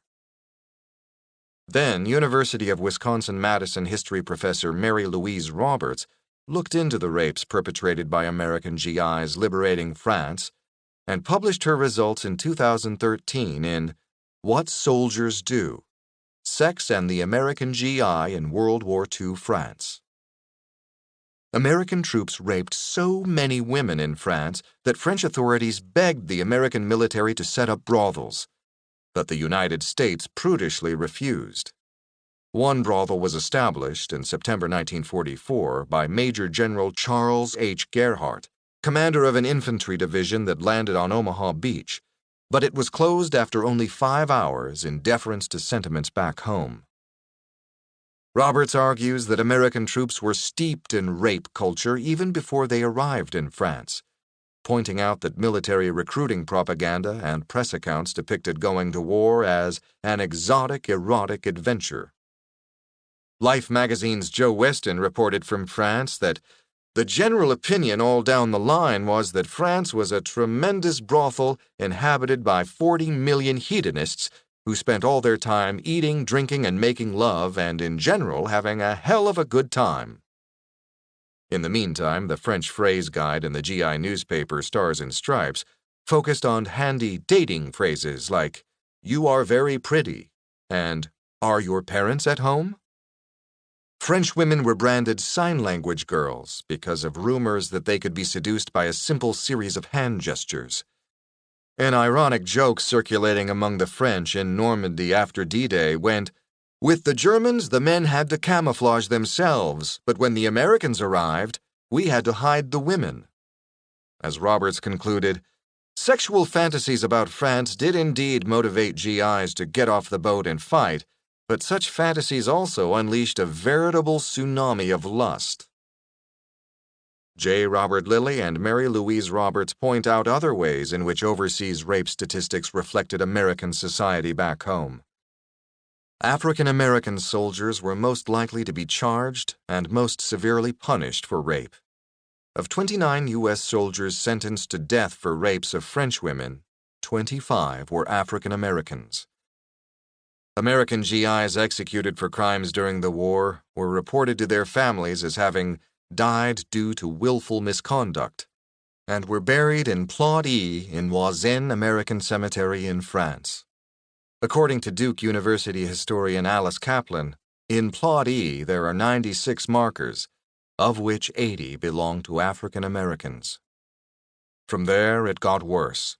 Historian Miriam Gebhardt, using German church records relating to illegitimate births, claimed in her book Crimes Unspoken that the Allies raped 860,000 women in their conquest of Germany in 1945.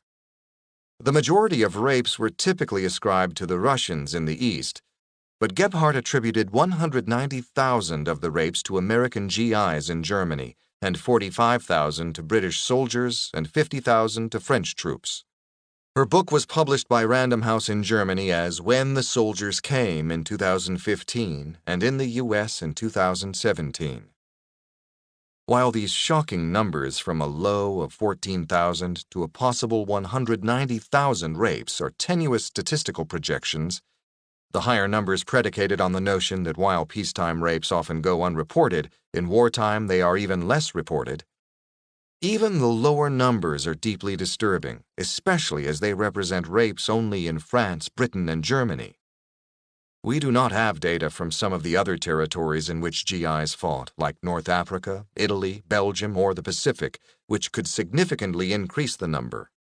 Nor does it include, aside from the recent statistics from Britain, the non-combatant zones to which Americans were sent around the world to serve. For example, in Australia in 1942, 24-year-old U.S. Army Private Edward Joseph Leonsky, the Singing Strangler, killed 3 women with melodic voices to get at their voices. Although he did not rape the victims, all 3 were found posed with their genitals exposed. Since the ugliness of the Vietnam War, we have desperately clung to the comforting notion that at least World War II was an unambiguously good war. We cling to it today with that naive, childlike, Sergeant Rock, Our Army at War comic book yearning. Historian David M. Kennedy wrote in the New York Times, "Our culture has embalmed World War II as the good war, and we don't revisit the corpse very often. What soldiers do is a breath of fresh air, providing less of an aha than, as he put it, an of course." As the journalist and historian Mark Kurlansky observed in 2008 in the Los Angeles Times, World War II was one of the biggest, most carefully plotted lies in modern history. None of this is meant to disparage the overwhelming majority of American GIs who served courageously and honorably during the war, and who fought within the generally recognized parameters of the laws and customs of civilized warfare as best they could, considering the brutality and suicidal fanaticism of the enemy they faced. The purpose of this digression here into World War II rape is to suggest that what we brought back home to the USA from the killing fields of Europe and the Pacific was a combat-amplified phenomenon of what had been incipiently unfolding in the repressed psychopathology and culture in America. The diabolus in cultura. Suddenly, 1 million males, most of whom had been raised under the tenets of Western Judeo-Christian values but had rarely ventured beyond their hometowns, were catapulted thousands of miles overseas among strangers into a savagely primitive world of warfare, stripped of the rules and inhibitions of civilization. It was a mini Stone Age war, but with machine guns and flamethrowers, in which our soldiers were called upon to behave like our primitive ancestors in a reptilian state of killing for survival. Once that reptilian brain was suddenly freed from the bounds of civilization in the name of military necessity, all sorts of dark and primitive things were going to happen.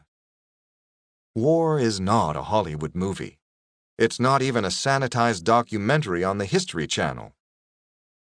I repeat, the vast majority of American GIs did not perpetrate rape, but many witnessed it and knew about it and were forced to remain mute about what they saw.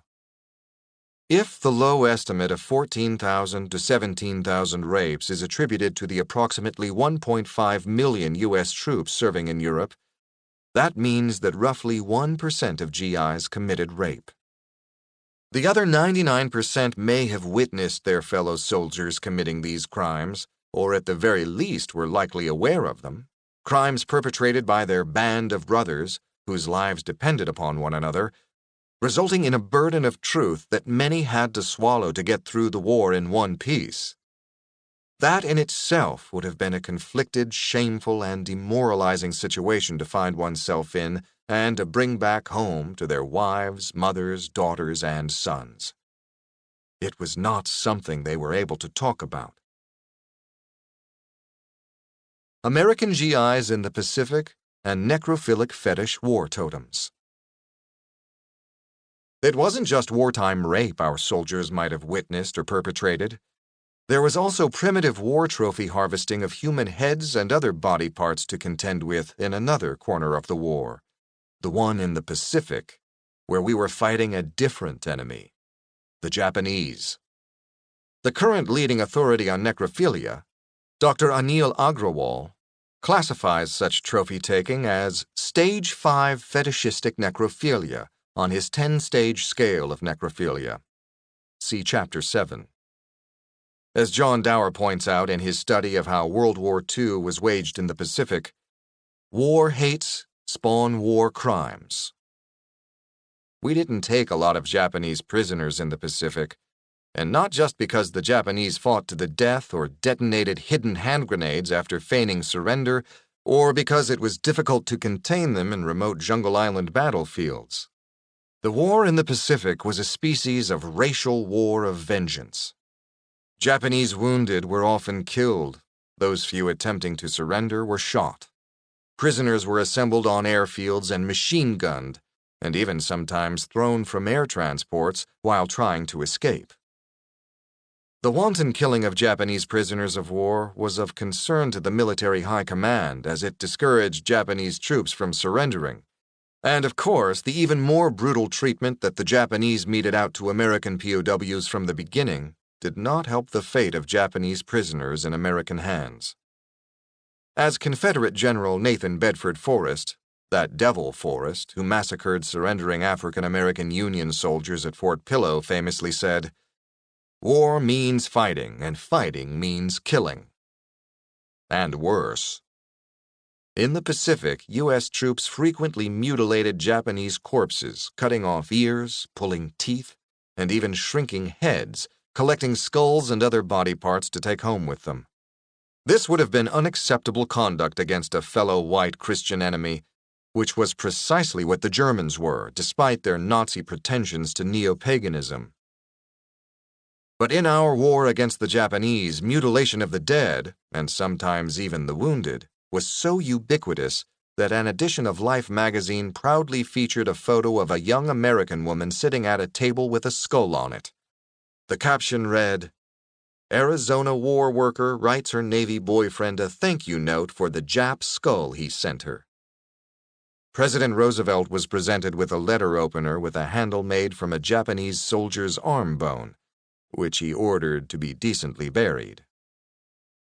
In his classic memoir of fighting with the Marines in the Pacific, With the Old Breed, E.B. Sledge writes, "It was a brutal, ghastly ritual the likes of which have occurred since ancient times on battlefields where the antagonists have possessed a profound mutual hatred.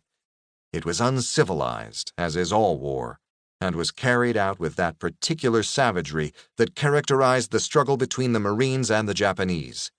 It wasn't simply souvenir hunting or looting the enemy dead.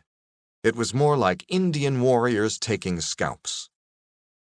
While I was removing a bayonet and scabbard from a dead Japanese, I noticed a Marine near me. He wasn't in our mortar section, but had happened by and wanted to get in on the spoils. He came up to me dragging what I assumed to be a corpse, but the Japanese wasn't dead. He had been wounded severely in the back and couldn't move his arms. Otherwise, he would have resisted to his last breath. The Japanese mouth glowed with huge gold-crowned teeth, and his captor wanted them. He put the point of his kabar, a combat knife, on the base of a tooth and hit the handle with the palm of his hand. Because the Japanese was kicking his feet and thrashing about, the knife point glanced off the tooth and sank deeply into the victim's mouth. The Marine cursed him and, with a slash, cut his cheeks open to each ear. He put his foot on the sufferer's lower jaw and tried again. Blood poured out of the soldier's mouth. He made a gurgling noise and thrashed wildly. I shouted, "Put the man out of his misery!" All I got for an answer was a cussing out. Another Marine ran up, put a bullet in the enemy soldier's brain, and ended his agony. The scavenger grumbled and continued extracting his prizes undisturbed. This is what the last good war was like for Dad and Grandpa. How do you come back the same from something like that? At one point in his memoir, Sledge describes how he himself was on the brink of extracting a gold tooth from a Japanese corpse when another GI admonished him and talked him out of it. While we can be comforted by the knowledge that most of our men in that war were somewhere between Sledge and the GI admonishing him, this is what the greatest generation had to witness and endure just the same. The harvesting of Japanese body parts as necrophilic trophies and totems became so acute that in January 1944, the U.S. Joint Chiefs of Staff issued a high-level directive to all theater commanders in the Pacific, ordering them to adopt measures to prevent U.S. soldiers from collecting and curing Japanese body parts as trophies and importing them into the United States. U.S. Customs inspectors were mobilized to confiscate both Japanese trophy weapons and human body parts from homeward-bound GIs. The way we are asked by Customs today whether we are bringing home any tobacco or alcohol, returning personnel from the Pacific were routinely asked if they were bringing home with them any human body parts. American poet Winfield Townley Scott was working as the book editor for the Providence Journal in Rhode Island in January 1944 when a GI recently returned from the Pacific showed up at the newspaper's office with a Japanese skull. He recalled how everyone stopped what they were doing and rushed down to see and touch the gruesome war trophy. Scott must have had a particularly acute sense of the macabre. He was among the first literary critics to appreciate the works of horror writer H.P. Lovecraft, whom he extolled in several essays and articles. But that day he was horrified by the conduct of his fellow Americans as they gathered around a human skull, cracking jokes and heaping ritual abuse on it. It inspired Scott to later write his shocking 1962 poem, The U.S. Sailor with the Japanese Skull, in which he meticulously describes the beheading of the dead Japanese soldier, the skinning, scalping, boiling, cleaning, curing, polishing, and shellacking of his skull. Japanese war trophy skulls are now showing up all over the United States as their original possessors die and family members seem inclined to dispose of them in horror or ignorance or both. Since as early as 1983, forensic experts have been warning that these skulls will be turning up in forensic labs throughout the country as a generation was passing and that such materials were being discarded or redistributed to others. These skulls are now literally floating up in American lakes. One was recently pulled out of Lake Travis in Texas, having been carefully tied to a rock with fishing line in an attempt to exorcise it from somebody's possession. Police at first suspected a Mexican narco cult homicide until the skull was identified by forensic anthropologists as a war trophy Japanese skull. Another was found in a lake in Illinois. The skull had been spray-painted gold, and police feared they had a cult killing on their hands until it was identified as a World War II trophy skull. It was eventually traced to the teenage grandson of a veteran. He found the item among forgotten family possessions, spray-painted it gold, tied a bandana around it, and kept it as a decoration in his bedroom until he suddenly became frightened of it and dumped it into the lake. A recent article in the American Institute of Forensic Sciences journal described a spate of skulls turning up in forensic labs across the nation. Funeral director received the skull from the former wife of a deceased U.S. Navy veteran. Reported to the police by the widow of a veteran who had them since his World War II service. Found among the belongings of a deceased U.S. Army veteran and was turned over to police by a grandson. Reported by a veteran's son who was told by his now deceased father that he had buried a trophy skull from World War II in their yard about 40 years previously. Family members of a deceased World War II veteran discovered the skull among his possessions and turned it over to local law enforcement. Discovered in a locked shed during a drug and gun raid by a Northern California sheriff. Found inside a wooden crate by a relative of a recently deceased U.S. veteran while cleaning out the individual's house. Remains reportedly appeared in a box on an individual's front porch and were turned over to authorities. Received them from a retired World War II U.S. Navy veteran residing in California. Encountered by hikers off a trail in a Pennsylvania state forest, etc., etc. In Holden, Maine, local collectors had been reselling to each other a female Japanese trophy skull, originally acquired in an estate sale, until one of the collectors finally contacted Japanese authorities who arranged for its repatriation to Japan. In the meantime, police in Colorado seized a decorated Japanese trophy skull they found in a trunk during a drug raid. It had been a family heirloom since the great-grandfather had brought it home from Guadalcanal, where he had fought with the Marines. It had been signed by him and other soldiers in his unit, and the family knew it by its nickname Oscar. The family sued for the skull's return, but it was turned over to the Japanese government for burial despite the family's protests. In 2010, Derek Shafto in Phoenix, Arizona found 20 Japanese skulls among his grandfather's possessions after he passed away. The grandfather had smuggled them home in a footlocker after serving with the 3rd Marine Division in the Pacific on Bougainville, Guam, and Iwo Jima. Shafto had no idea his grandfather had the grisly trophy stored in his attic, and said he vividly remembers finding the skulls because "my wife heard me screaming from all the way in the front yard." These finds are now so frequent that there are standard protocols by which trophy skulls are repatriated to the Japanese government. Forensic anthropologists working in the 1980s on the repatriation of Japanese war remains on the battlefields of the Mariana Islands reported that an extraordinary 60% of the dead were missing their heads. In his study of human war trophies, which includes a look at the collection of skull and bone trophies during the American Civil War and the Vietnam War, Dark Trophies, Hunting and the Enemy Body in Modern War, Simon Harrison describes case after case of American veterans keeping enemy skulls in their bedrooms or living rooms to the dismay of their wives and families, to the point that they sometimes led to divorce. Harrison even reports a case of a World War II veteran still serving in the Marines who brought his Japanese war skull with him on a tour of duty in Vietnam. Harrison notes that during the American Civil War, soldiers sometimes sent home to their fiancées pieces of enemy bones or skulls, as did soldiers in World War II and the Vietnam War. Such necrophilic love gifting can be anthropologically linked to primitive warrior hunters bringing home game to their women, or head trophies symbolic of victory in a war of survival. It could even go deeper in that 4F's triune brain of ours, perhaps to those cannibal times when dead enemy warriors were not only a threat prevented, but a source of a coming celebratory feast as well.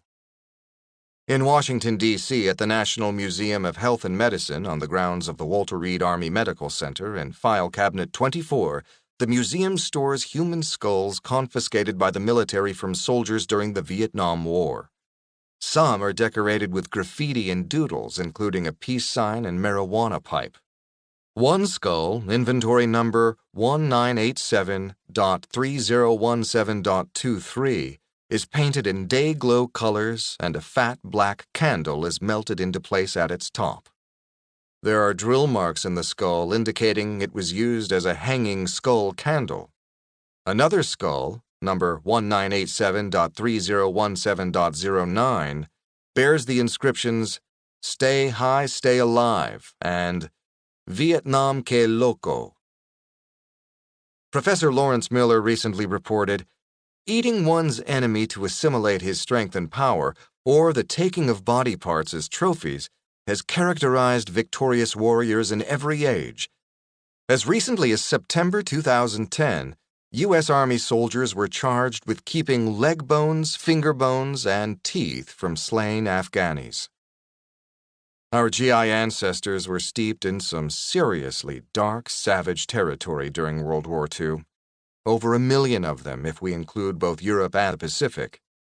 And now, in 1945, the 1 million were coming home, some of them in a state of trauma and shock and repressed and sullen silence, unable to speak about the unspeakable.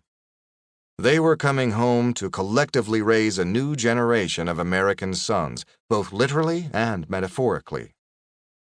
From traumatized fathers raising sons at home, to the nation's fathers in corporate boardrooms, Congress, and the White House, from Eisenhower and JFK and all the way to George H.W. Bush, the World War II veteran generation of males would shape and lead America and its sons of Cain through its diabolus in cultura well into the 1990s. The World War II paternal trauma-induced serial killer epidemic hypothesis. I found on record no World War II combat veteran who returned home to become a serial killer. The reality of death in war probably preempted any fantasy veterans may have nurtured previously as civilians.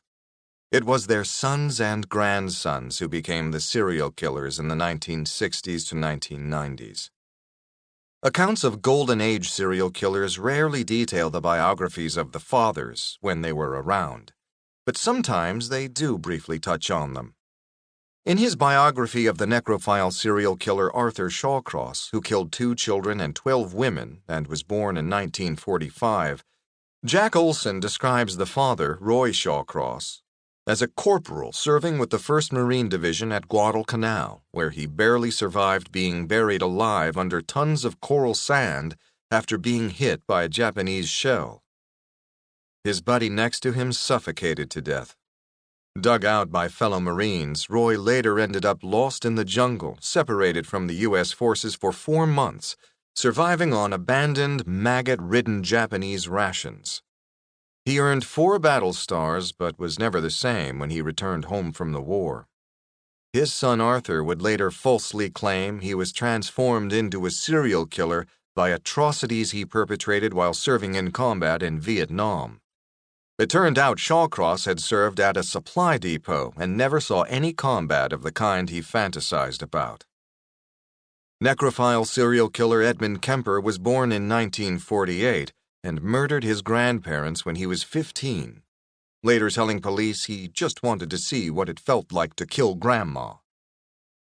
He was released after a brief incarceration in a psychiatric facility and went on to kill, behead, and have sex with the corpses of 6 college-aged women, his mother and her friend. His biographer Margaret Cheney writes, his father E. Kemper, Jr. had served in Europe during World War II in a Special Forces unit, which his son recalled as having included suicide missions. Cheney quotes Kemper's mother as telling her son, "The war never ceased. Upon his return, he tried college under the GI Bill, couldn't get back into studying, argued like a staff sergeant with the instructors, dropped out."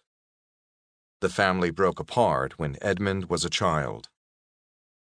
In her study of serial killer Dennis Rader, the BTK killer, born in 1945, Catherine Ramsland quotes him as saying briefly, "My dad, William Elvin Rader, a Marine, was still in the Pacific when I was born, on Midway Island." Golden Age serial killers Douglas Clark, Herbert Mullin, Carl Eugene Watts, and Chris Wilder reportedly had fathers in the military during World War II. Mostly, however, the biographies of the fathers of serial killers are not detailed to any great extent. Derek Shafto, who found the 20 skulls in his grandfather's attic, is not a serial killer, but he described his childhood memories of his grandfather. He said that after returning from the war, his grandfather became a Lutheran minister and a primary school teacher. He remembered his grandfather as a kind, quiet man who rarely talked about the war and was friendly to everybody. But he had a dark side. When Derek was 10, he invited his grandfather to talk about his wartime experiences to his 4th grade class. He recalled, "My teacher asked him if he ever missed home during the war. So he started telling us about this time on Bougainville he had to bulldoze 100 Japanese corpses into a mass grave and then incinerate them for health reasons. He talked about sitting there in the jungle, reading love letters from my grandmother by the light of the burning bodies. It was genuinely the most fucked up thing I've ever heard in my life. Then he mentioned something about a giant lizard and the story went completely off the rails." My war trauma hypothesis invites an ambiguous undergraduate or graduate student to collect and analyze the military histories of the fathers and grandfathers of Golden Age serial killers. I suspect that the veteran fathers bringing up the sons in the 1940s and 1950s who became serial killers were not only traumatized by the war more than we realize, but also by the social catastrophe of the Great Depression that preceded it. The Depression destroyed a generation of male breadwinners and devastated families for decades to follow.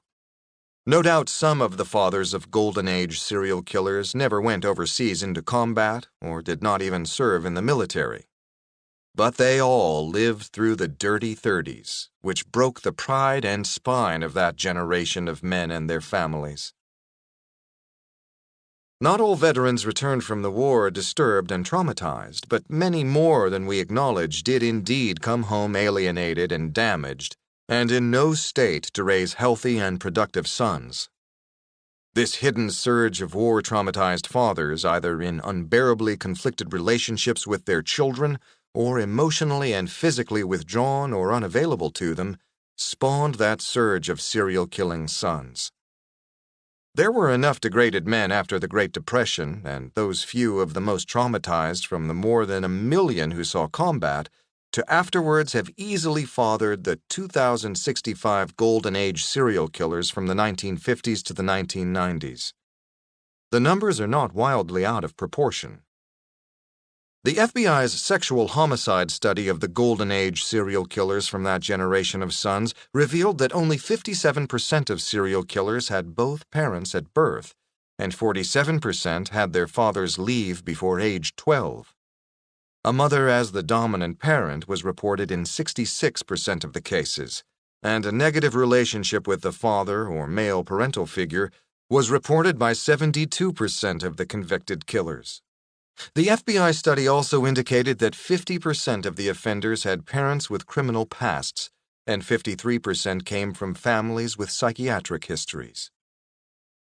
My hypothesis is that a broken generation of men either raised or abandoned a dysfunctional generation of boys who would emerge as epidemic serial killers, the sons of Cain. Killing for culture. Popular culture that emerged in the wake of the Great Depression and the war had a part to play as well. In fact, it is not an exaggeration to say that from the 1940s to the 1970s, a large segment of mainstream popular entertainment focused on the abduction, restraint, torture, and rape of women. That, too, inspired, or as the FBI would say, facilitated, a generation of budding serial killers and the fantasies that kept them up at night. As the 1950s dawned, the sick sons of the sick fathers, along with some of the men who never went to war but remained home and fantasized about it, began to stir in the chemistry of their puberty. They fingered their knives and knotted ropes as they browsed the semen-sticky pages of their drugstore pulp magazines, with thousands of bound and prostrate women subjected to fantasy rape and torture. In this cultural ecology of repetitive visual cueing and masturbatory conditioning of their angry fantasies of revenge, they were in a state of mimetic compulsion, humming like a tuning fork, in harmony with the world of disorder and chaos that began descending on them by the mid-1960s. All deeply held values and authorities were thrown open to question. Presidents were caught lying, and old-school propriety and decency went out the window. The boundaries between the sacred and the profane, between love and lust, between good and evil, were smashed and scrambled in total hedonistic social breakdown. A perfect storm of repressed madness infecting an already sick and seeping wound, a fever in which these incipient dark fantasies were increasingly coming to reality in secret pulp adventure dungeons of their own making.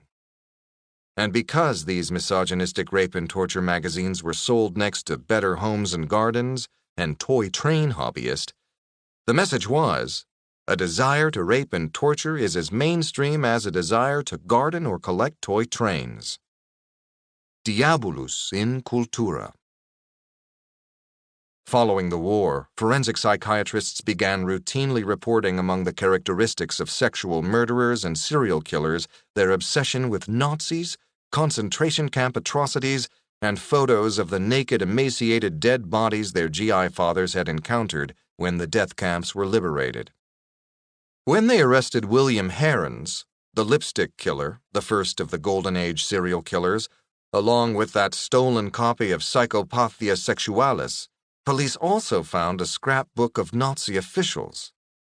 Ian Brady, who, with his female partner Myra Hindley, raped and murdered 5 victims between the ages of 10 and 17 from 1963 to 1965, was fixated on accounts and images of Nazi crimes.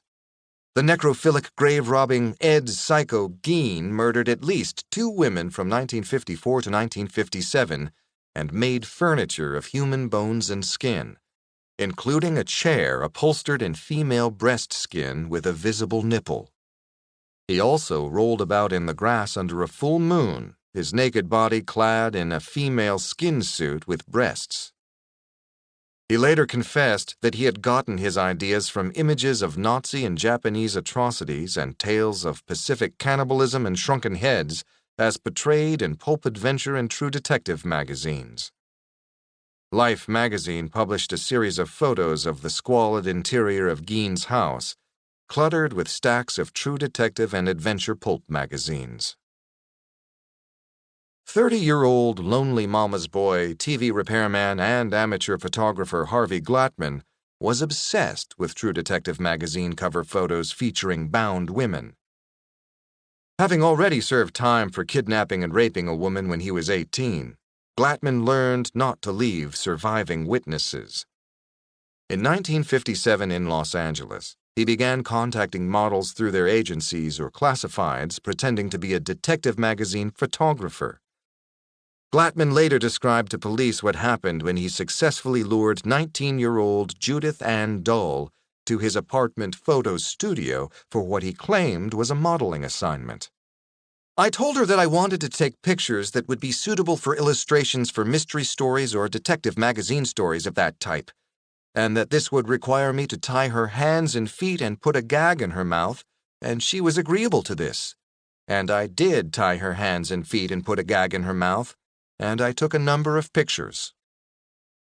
Once she was bound and pinned in a pose matching his magazine cover fantasy, he stepped into it and raped and murdered her, photographing the process along the way, creating his own set of custom-made True Detective magazine images to satisfy his obsession.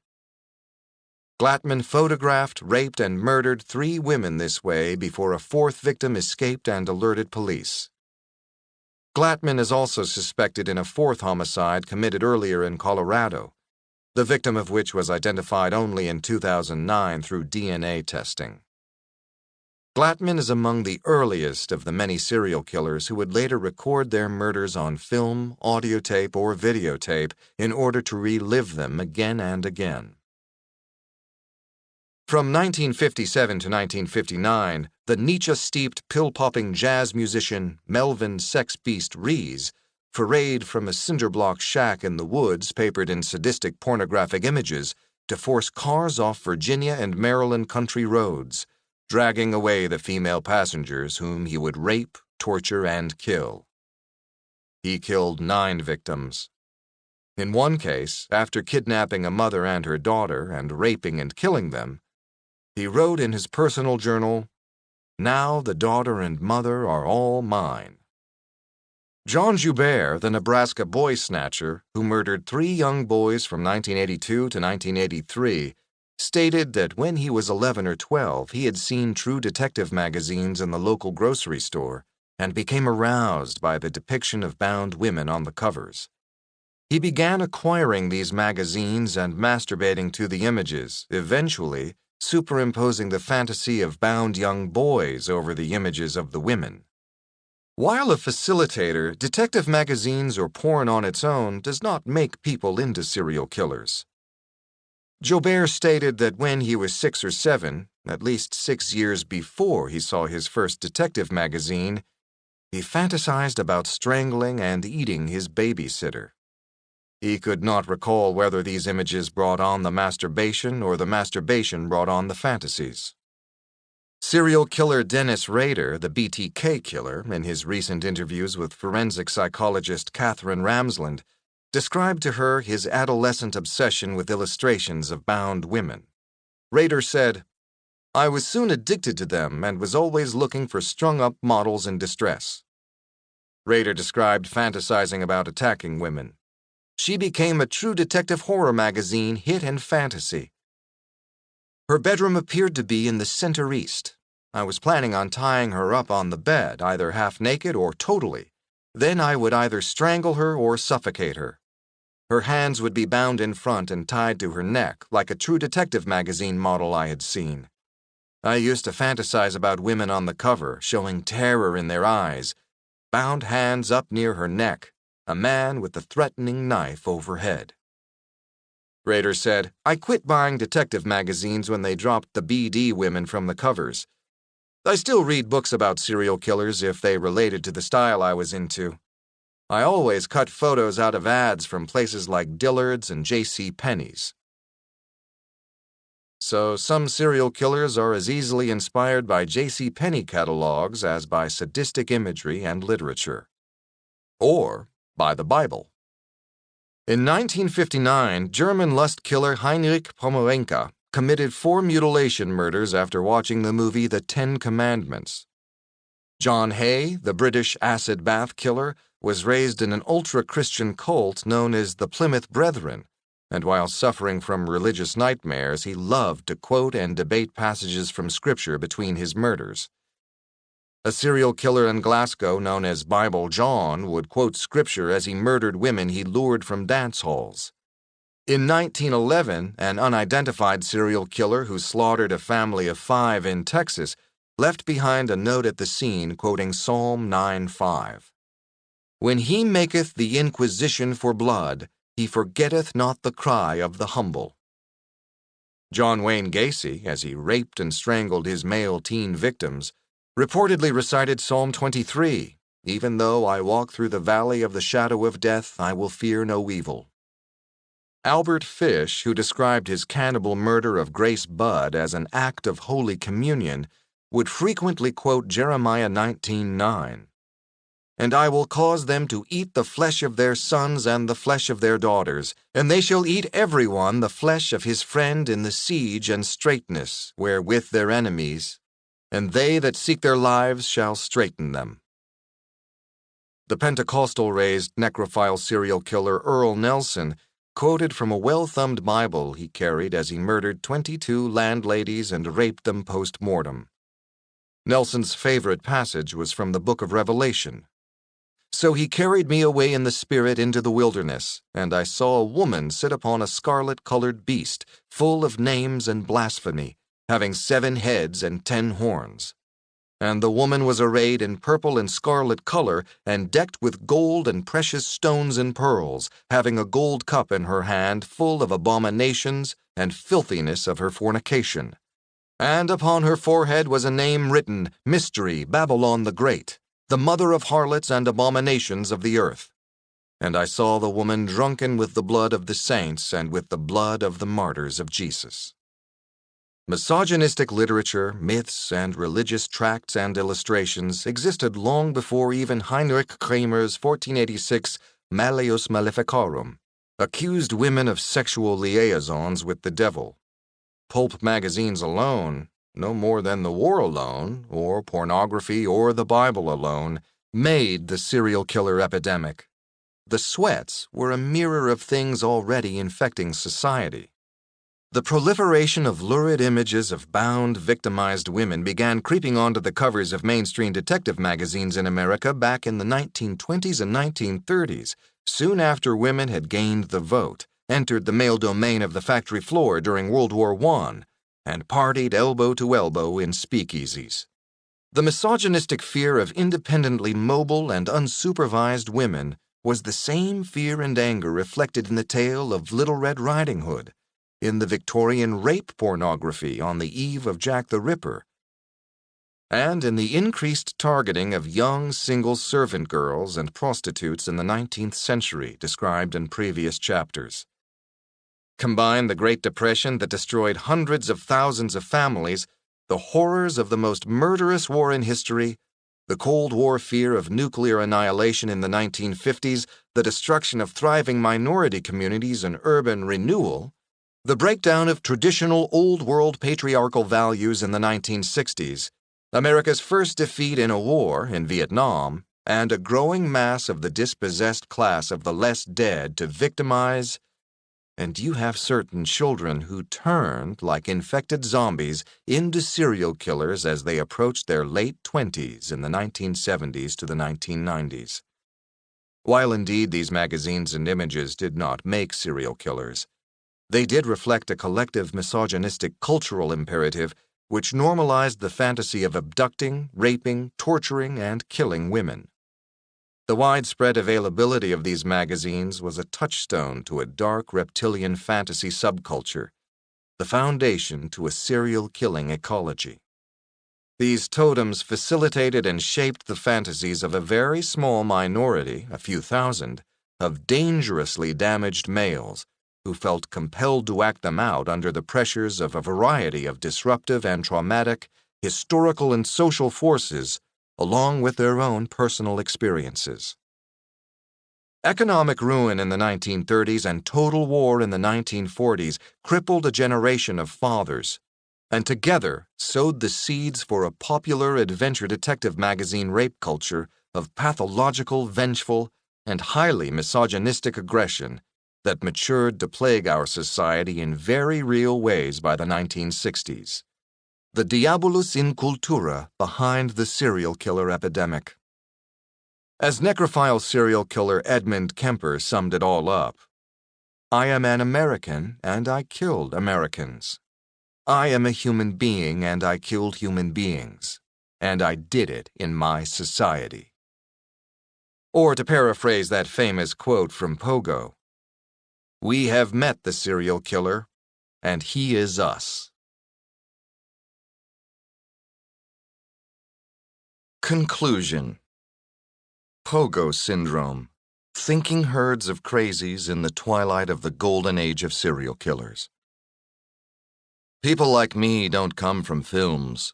Films come from people like me. Cannibal David Harker, 1998. These children that come at you with knives, they are your children. You taught them. Charlie Manson. In a 2011 article in Slate magazine entitled "Blood Loss: The Decline of the Serial Killer," Christopher Beam quoted historical true crime author Harold Schechter as saying, "It does seem the golden age of serial murders is probably past." What Schechter meant tongue-in-cheek is that there is no longer a wide-eyed, breaking news fascination with serial killers today, in the way there once was in the 1980s and 1990s. While in the past there was intense news coverage of cases of serial murder like Jack the Ripper and the surges in early 20th century America, each case was reported as an individual and rare aberration of multiple murder. There was no unifying concept of serial killers as a unique, identifiable phenomenon. Today, while serial killers, especially fictional, are still a staple in popular entertainment, we are less impressed by or concerned about actual serial killers. As Eric Hickey concludes, between 2000 and 2014, serial killers have emerged more slowly and quietly. In fact, over the past 15 years, there has been a dearth of headline-grabbing killers like the Dahmers, Gacy's, Kempers, Raiders. Many serial killers have emerged in recent years who receive little media attention. Part of the reason is that most of the new cases do not carry the social drama, social class, or high body counts to be of serious public interest. These are strange times, these first 2 decades of the 21st century. The 2000s, perhaps, are as different and transformational from the 1990s as the 1960s were from the 1950s. There is no doubt that 9/11 was an epic-changing reboot of our State of the Union in the same way Pearl Harbor was in 1941 and the JFK assassination in 1963. Our 1980s visceral collective fear of serial killers and child abductors has been supplanted by a new fear of terrorists since 9/11. Serial killers always were, and still are today, a statistically rare phenomenon. And then on top of that, overall homicide rates in the U.S., which have always underpinned serial murder, have plummeted dramatically from a historic high of 24,760 homicides in 1993 down to a record low of 13,472 by 2014. By 2014, the raw statistics indeed looked promising and optimistic, until that 20-year decline in the national murder rate turned the other way in 2015, rising to 15,696, adjusted to 15,181 subsequently. The FBI's preliminary Uniform Crime Report, UCR, for 2016, released in September 2017, indicates 16,459 murders, an 8.4% increase nationally over 2015. The most dramatic surge in murder was in cities with over 1 million inhabitants, where murders soared 20.3%. The party might be over. Yet despite the recent surge, we need to believe that the murder rate will never return to the extraordinary 1993 level if the techno-humanitarian balance hypothesis, Chapter 2, is correct. We can hope. Hope that the world makes sense and must, as a rule of natural law, become progressively less violent, albeit in surges and waves. and that this 20-year-long decrease in murders has swept away many serial killers with it into the trash bin of human history. Hope is perhaps that one new natural survival instinct that humans have been uniquely endowed with to transcend all the necessities of the primitive survivalist 4Fs. That as a thinking herd of crazies species that dominates the earth, we must become a gentler species if we are to survive, because there is no enemy left threatening our existence other than us. There are other signs of a decline in serial murder. A recent study identified only 63 killer apprehensions in the U.S. from 1997 to 2007, although these 63 serial murderers were responsible for a yearly average of 75 victims over that 10-year span. Hardly the thousands some claimed, but still an unsettling number of victims. Of these 63 serial killers, 19 had been killing unimpeded for more than 10 years, and 8 for more than 15 years before being apprehended. The Radford FGCU serial killer database also indicates that there has been a significant drop in the number of new serial killers appearing in the 2000s, from the 614 in the 1990s down to 337 in the 2000s, and currently 93 so far in the 2010s. If somehow this new era represents the end of a golden age of serial killers, then few will lament it. Eric Hickey has a different take from his sets of serial killer data. While an all-time high of 234 serial killer cases reported in his database occurred in the 34 years between 1970 and 2004, a total of 270 new cases emerged in just the recent 14 years between 2000 and 2014. Hickey states, "We have more cases of serial killers in 14 years than we did in the previous 25 years, 1975 to 2000. Hickey believes that this rise in his statistical data is accounted for by our new definition of the term serial killer, following the San Antonio Symposium of 2005 as anyone who kills 2 or more victims in separate events for any reason. But at the same time, Hickey emphasizes that what we do know for certain is that the modern-day serial killer as portrayed in the media has declined significantly. Hickey has also identified another declining serial murder statistic, the average number of victims. From 1970 to 1980, the average hovered around 10 to 13 victims per serial killer. Today, the number has declined significantly to 3 to 4 victims on average. And there have not been any recent cases in the United States of big-number serial killers of the scale of Ted Bundy, John Wayne Gacy, or Gary Ridgway. The frequency of serial killers will always vary depending upon how we define them. If we define as serial killers the werewolves and gynocidal functionaries who raped, tortured, and killed women accused of witchcraft, then we had more serial killers in 1450 to 1650 than we have today.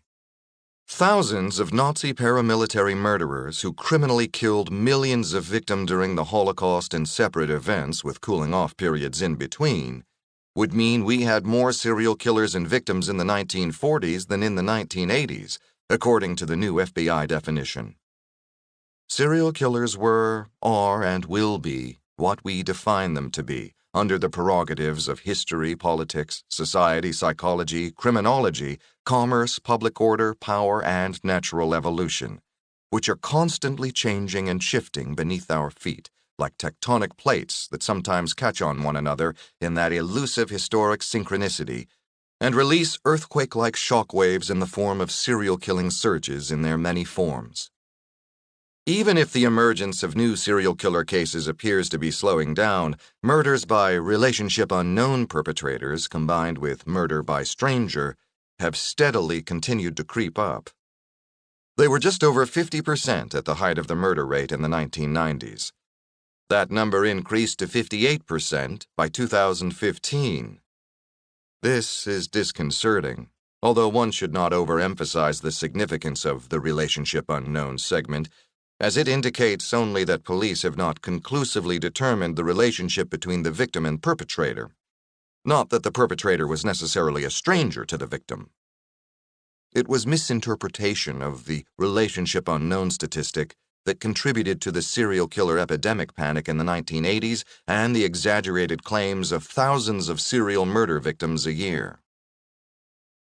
Nonetheless, at least some of the homicides in the relationship unknown category can be linked to currently unidentified serial killers on the loose, like the Long Island serial killer, Lisk, also known as the Gilgo Beach Killer or the Craigslist Ripper, suspected in as many as 13 recent murders. The Bone Collector, linked to 11 female victims found buried together in West Mesa, New Mexico. The Seven Bridges Road Killer in North Carolina, linked to the murder of 11 African-American prostitutes. The Jeff Davis 8 Killer in Jennings, Jefferson Davis Parish, Louisiana, suspected in 8 murders. The Daytona Beach Killer in Florida with 4 murders. The February 9 Killer, who has killed at least 2 women in Salt Lake City on the same date in different years. And the Eastbound Strangler Foot Fetish Killer near Atlantic City, who left his 4 strangled female victims carefully posed facing east, stripped of their shoes and socks, and who some suspect might be the same person as the Long Island serial killer. At this writing, there is a cluster of women reported missing and found murdered in the small town of Lumberton, North Carolina, that could be the work of a local serial killer. A 450-mile stretch of highway in British Columbia, Canada, has been dubbed the Highway of Tears for the number of unsolved murders of women that have taken place on it. Police officially list 19 victims, of whom 13 were teenagers and 10 were indigenous women, although activists list as many as 40 murders. So far, only one murder has been solved, attributed to serial killer Cody Legibokov. The ditches and roadsides of the American interstate freeway system alone have been the scene of almost 500 unsolved homicides over the last 30 years, and at least 25 truckers have been convicted in serial homicide cases. In 2009, the FBI launched a special Highway Serial Killings Initiative, HSKI or Husky, targeting serial killers suspected to be working as truckers. While the majority of truckers are hard-working, decent people, the lonely anonymity of a trucker's life and constant mobility are conducive to the personality of serial killers. Explaining the apparent decline in the number of serial killers. In his blog, serial homicide researcher Enzo Yaksic, recently nicknamed Profiler 2.0 by Boston Magazine, offers a persuasive menu of reasons why serial killing might be in decline for good, rather than just following the decline of overall murder rates. The reasons run the gamut from social, technological, and forensic to psychological, cultural, and historical. Technological, social. Since the 1990s, the ubiquitous use of cell phones has not only added some margin of safety for potential victims, but has also made the tracking of suspected serial killers' movements substantially easier for police. Today, police routinely track cell tower pings on a suspect's cell phone account, easily disassembling any false alibi. Obviously, an intelligent, highly organized serial killer will adopt countermeasures or use an anonymous burner cell phone. But not all serial killers are organized or even know that they are going to kill again until they kill again. Some kill targets of opportunity spontaneously without planning. The ubiquitous presence of surveillance cameras can capture the movements of a suspect. Surveillance cameras can even routinely record a suspect's movements before the suspect has decided to perpetrate a murder. There are no countermeasures for something you do not know you are going to do. While social media can expose users to targeting by strangers, it mostly focuses users into personal networks in which interaction with strangers is restricted and where strangers can be screened before any interaction is initiated. Furthermore, cell phones, the internet, and video games have reduced the number of vulnerable children and adolescents playing outdoors unsupervised. Potential offenders are also exposed through their own posts on social media, and there have been cases of terrorism and mass murder being prevented when the would-be perpetrators were apprehended before they committed their acts because they posted their intentions on social media. Cell phone, text, and social media transactions assist police in identifying and understanding relationships and contacts between suspects and victims, so essential to any homicide investigation.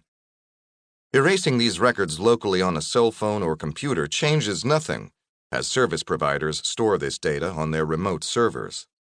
An attorney defending a client accused of serial murder complained to me that it has become impossible for him to match the resources available to police to vacuum up enormous volumes of cell phone, text, and internet data.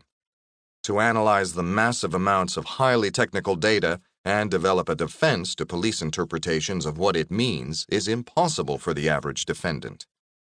Beyond the resources of law enforcement, true crime as it happens, reality TV, and social media crowdsourcing allow for the dissemination of information about serial murder cases and invite the public to contribute to the investigation of a case. While much of the information and speculation is useless or amateurish, police can sometimes cherry-pick valuable leads from the mass of noise.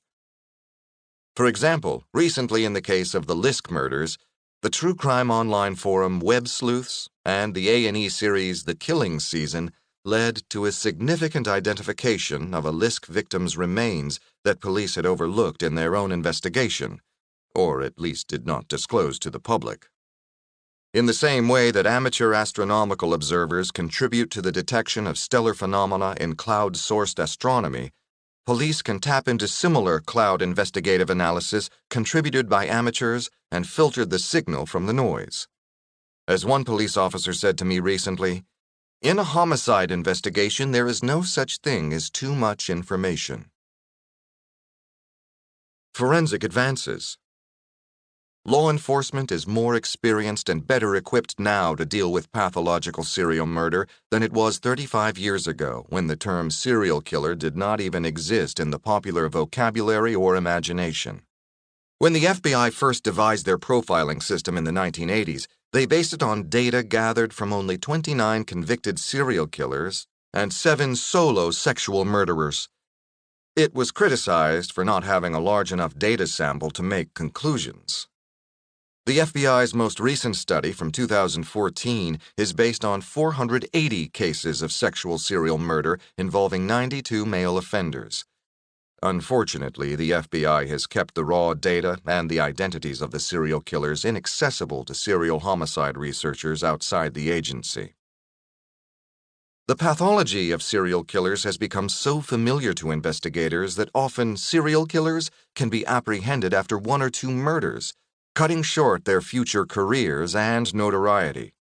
As researchers Enzo Yaksic, Lindsay DeSpirito, and Sasha Reed observe, terms such as budding, potential, becoming, obsessed, in training, and possible are often used in conjunction with the phrase serial murderer to describe offenders that either admit to maintaining serial tendencies or outwardly display a desire to murder additional people upon capture for their first attempted or completed offense.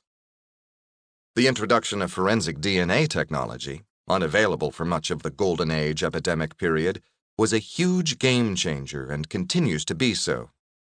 Currently, the controversial technique of gathering familial DNA from a suspect's relatives to link that suspect to a crime has been on the leading edge of a new investigative strategy. It's especially useful in closing cold cases where the suspect might be long dead. Opponents argue that it subjects innocent family members to an unconstitutional search if done without their permission. Geoforensic profiling, as described in Chapter 10, is continually becoming more accurate, able to pinpoint a suspect to a 150-square-yard anchor with increasing efficiency. Brain scanning technology is promising a new generation of lie-detecting polygraphs that can detect which part of the brain a suspect is using during an investigative interview, the memory part or the storytelling, imaginative part. Databases like VICAP and communication nets, although still not perfect, have reduced some of the linkage blindness that in the past prevented serial murderers from being recognized as such. Linkage blindness has been reduced even among murders committed in different parts of the country. Police investigators are today better versed and better educated in interview techniques with suspects in pathological crimes and are better trained in how to manage interviews with a deceptively unfeeling psychopath. And of course, police in general have become more open at the initial stages of an investigation to considering the possibility of a serial killer than they had been in the 1980s when such offenders were perceived to be extremely rare and exotic. That, too, can contribute to an early arrest in a serial homicide case. Furthermore, some police departments, especially at the state level, have employed criminal analysts to crunch data essential in identifying serial crimes, and have selected officers for supplementary training or graduate degrees in psychopathology or psychological and geographic profiling. Cultural, psychological. While light years from a mission completed, American males since the 1960s have been continually socialized, cultured, and sensitized to women's rights and issues. The sadistic rape magazine covers I described, still viable and mainstream as late as the 1970s, would be unthinkable from the 1990s onward anywhere other than on the Internet. Misogyny still lives on in the more reptilian recesses of college-aged male brains, which still apparently fantasize about rape if they can get away with it. Misogynist commentary has spewed forth from a presidential candidate on an Access Hollywood hot mic, but it has become significantly less excused or dismissed or joked off than it was, say, 20 or 30 years ago, but not enough to change the electoral result in this case. Psychologically, too, people are less repressed regarding unconventional sexual impulses that were once considered evil or sick or shameful. There is less impetus to act out these impulses secretly with the use of force and killing. Jerry Brudos's fetish for women's shoes would be less likely today to shame him sufficiently to kill women for it. The trauma and angst resulting from a single act of college student oral sex that Philip Roth describes in his books Indignation, set in 1951, would have been inconceivable 20 years later in 1971. As I described in Chapter 3, psychiatry has destigmatized and delisted happy paraphilics whose compulsions do not lead them to hurt themselves or others. Culture today is pervasively more tolerant, more live and let live, and inclusive and less repressive and judgmental, allowing people to be more accepting not only of others, but, more importantly, of themselves. This permissiveness increases the chance for sexual paraphilics to find willing partners with the compatibility of paraphilias, and the Internet further enhances their ability to find one another, although the Internet, of course, also enhances the ability of a deceptive serial killer to troll, stalk, and trap victims. Yes, I know I am writing in a new political age, which is testing the limits of progressive and inclusive thought in America, and there are vast holdouts of bigotry, racism, and sexism. But since the 1960s, despite the clamor of the moral majority, they have been steadily losing ground. There is less trauma, shame, and loneliness today in being different from one's peers, and therefore less need for fantasies of vengeance and control that sometimes are expressed in serial killing. Nor is a serial killer today the rebel anti-hero he once was at the height of the Golden Age. And serial killing is no longer an easy ticket to celebrity in the way it had been up until the 1990s. Transgressive, rebellious, pathological anti-heroics today are more likely to be expressed as suicidal episodes of mass murder and, more recently, as acts of self-radicalized terrorism. The new career path for the lonely, isolated, and once bullied misfit. Moreover, mental health institutions, no matter how underfunded and despite horror stories of having overlooked potentially dangerous subjects, are generally better equipped and better educated to recognize symptoms of budding violent serial offenders. Availability of pornographic media. There is still no agreement as to whether pornography stimulates, shapes, and facilitates transgressive behavior or acts as a safety valve alternative to acting out a fantasy. Since the 1990s, pornography has become more easily available on the Internet and often for free. Its range of paraphilic specificity is also significantly expanded on the Internet. Online porn can economically sustain a broader selection of specific and narrow paraphilic genres than brick-and-mortar retail store porn. Moreover, those compelled to consume pornography, often a compulsion bred in shame, no longer need to risk going out in public to storefronts to acquire it. It is discreetly and conveniently available via the Internet. A study of the sex crime statistics in 4 countries, the United States, Denmark, Sweden, and West Germany, during the 20-year period from 1964 to 1984, when there was a significant growth in the availability of pornography from extreme scarcity to relative abundance, including violent pornography, found that there was no increase in sexual offenses at any rates higher than increases in non-sexual violent crimes, and in some cases, there were actual declines in sexual offenses. A more recent study from 2009 concludes, evidence for a causal relationship between exposure to pornography and sexual aggression is slim, and may at certain times have been exaggerated by politicians, pressure groups, and some social scientists. Some of the debate has focused on violent pornography, but evidence of any negative effects is inconsistent. Victimization rates for rape in the United States demonstrate an inverse relationship between pornography consumption and rape rates. Data from other nations have suggested similar relationships. It is time to discard the hypothesis that pornography contributes to increased sexual assault behavior. Typically, there are recent studies which argue the opposite. Exposure to pornography helps to sustain young people's adherence to sexist and unhealthy notions of sex and relationships, and especially among boys and young men who are frequent consumers of pornography, including of more violent materials, consumption intensifies attitudes supportive of sexual coercion and increases their likelihood of perpetrating assault. It should be pointed out that the mainstream rape imagery in American men's adventure and true detective magazines described in the previous chapter was not pornographic. It was something much worse. The rape was implicit in the imagery, not explicit. It called upon the observer to complete the fantasy in his imagination, in the advanced cerebral cortex sitting atop his reptilian male brain. It worked on a different part of the brain than explicit imagery does.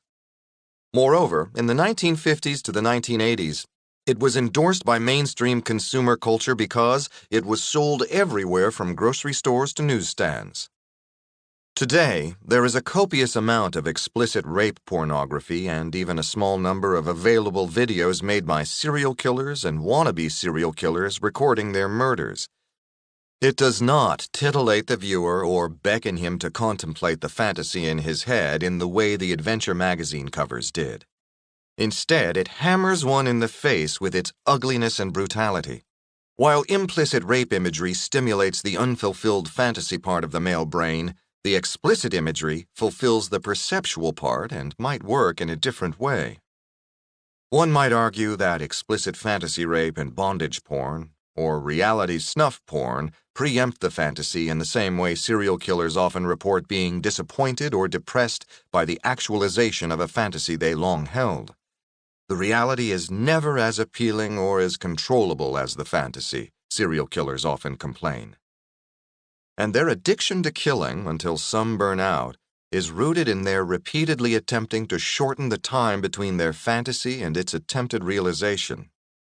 Others will argue, however, that viewing ultraviolent porn desensitizes perpetrators and stimulates them to escalate in their compulsive fantasies from porn to reality.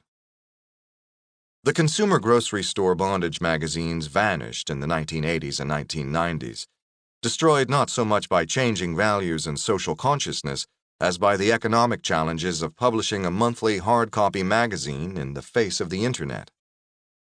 20 years later, some statistics suggest that the number of cases of serial homicides has declined. The chicken or the egg? Yes, sadistic content has been moved from the grocery store to the Internet, where it is much more readily available and much more horrifically explicit genres. What changed, perhaps, is that unlike when the sadistic grocery store and barbershop torture rape sweats, were distributed and consumed on par with Time magazine and Sports Illustrated, today that material is penned in on the Internet unambiguously as a vice. Moreover, it needs to be proactively sought out in an adult sector of the Internet, a place understood as what it is, rather than stumbled across in a barber shop among the fish and game magazines. Despite numerous anecdotal instances of violent or pornographic material inspiring viewers to act out, unfortunately, to this day, we still have not determined the exact relationship between such viewing and acting out, and whether it diffuses and preempts sexual aggression or facilitates and inspires it. We just don't know. Serial killers are better at getting away with it. There might be one fly in the ointment. Maybe there are fewer cases of serial murder on the record, simply because serial killers are better at concealing their crimes now. Many serial killers, especially organized ones, have always been aware of the investigative techniques and what police look for. As advances in investigative forensics begin to plateau, serial killers adopt countermeasures that have a longer effective lifespan. Serial killers who read up on geoforensic profiling, for example, might adopt counterintuitive patterns of movement and selection of crime sites and body dumps to counteract detectable predatory behavioral links. Serial killers with highlighter pens in hand carefully read and study FBI manuals, academic articles, and highly specialized forensic literature on the psychology, pathology, and investigation of serial homicide. For pleasure, they read popular true crime accounts of serial murder. Serial killing is both a compulsion and a learning process. Dennis Rader, the BTK killer, ran out and bought my first book on the history of serial killers almost as soon as it came out in October 2004. When Rader was arrested 5 months later in February 2005, he already had the book covered in a rainbow of sticky notes. As homicide specialist Vernon J. Geberth points out, we are not the only people watching Forensic Files, CSI, The New Detectives, The Discovery Channel, and all of the other programs devoted to criminal investigation. The new generation of serial killers might not be only more educated and skilled at avoiding apprehension, but more aware of what they are, less confused and conflicted about it, now that the term serial killer has been given to us and they grew up with it like TV's Dexter did. Maybe serial killers are hiding as happy paraphilics in today's permissive culture of psychiatry. While some argue that law enforcement has become better at confronting serial homicide, others argue the opposite, that today law enforcement is underfunded, assigns low priority to cases involving inner-city less dead victims, and is primarily focused, especially so in the federal sector, on the threat of terrorism. Conclusion: the Pogo Syndrome. When we ask why some children become serial killers, we are asking the wrong question. We should be asking why children don't become serial killers more often. Considering the way Mother Nature equipped us to evolve, I might argue most of us, at least the males, are naturally born serial killers and are unmade or socialized away from our instincts by the necessary evolutionary techno-humanitarian balance impulse. As the big historians say, humans are a thinking herd of crazies. The crazy part comes out in that circular self-referential process, the dark mimetic compulsion, in which emerging pathological killers, including serial killers, fantasize about and mimic not only the reality of one another's previous murders, but the cultural and entertainment industry fantasy treatments of that reality, reflected back at them in a wilderness of media mirrors. Cannibal killer David Harker, who in 1998 murdered a woman, decapitated and dismembered her and cooked and ate parts of her body with pasta and cheese, was asked by a psychiatrist whether he was inspired by the fictional serial killer Hannibal the Cannibal Lecter in the film The Silence of the Lambs. Harker replied, "People like me don't come from films. Films come from people like me." It's the Pogo Syndrome. The enemy is us. We as an organized species unleash serial killers on ourselves. Probably the best analogy for the notion of the serial-killing historical cultural ecology I am attempting to describe is our current crisis of self-radicalization in terrorism. 20 years ago, the notion that young Americans or even recent immigrants to New York, Detroit, Los Angeles, Miami, or Boston would choose to perpetrate mass murder in the name of an overseas non-Christian radical religious agenda would have been unthinkable. The existence of jihadi terrorist groups, the internet, radical Islamic propaganda, foreign military intervention, alienation and marginalization at home, mental illness, and the easy availability of firearms, each of these elements on their own did not create the current phenomenon of self-radicalizing terrorists plaguing Western societies. It was only when a perfect storm of these things combined with a kind of historical dark energy of synchronicity, a diabolus in cultura, that these surges hit civilized societies. These self-radicalized, mass-killing terrorists today come from the same place that rampaging postal workers came from in the 1980s. 35 people were killed in 11 post office shootings between 1983 and 1993. The same place the bullied 1999 Columbine massacre perpetrators, Eric Harris and Dylan Klebold, came from.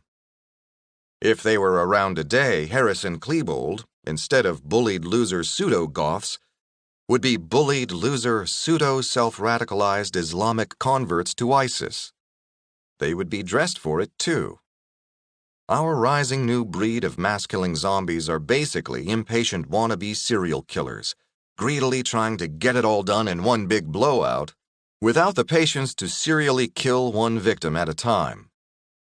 The same with serial killers who, in a sense, are self-radicalized, evolutionary pathological social terrorists, feeding on their own personal unhappiness and traumas and on the vulnerability and marginalization of their victims in a climate that glorifies and hails them as counterculture monster celebrities, and their violence and sexual assault as staples of the entertainment industry and cultural expressions of masculine prowess and strength.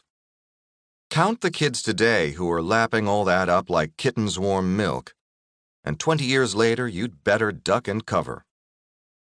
From the time of Jack the Ripper to that of Jeffrey Dahmer, an enormous body of true crime literature, theater, movies, and television created a complex and vast serial-killing genre that serial killers are drawn to and sometimes mimic and learn from. But serial killers are not the primary consumers of this genre.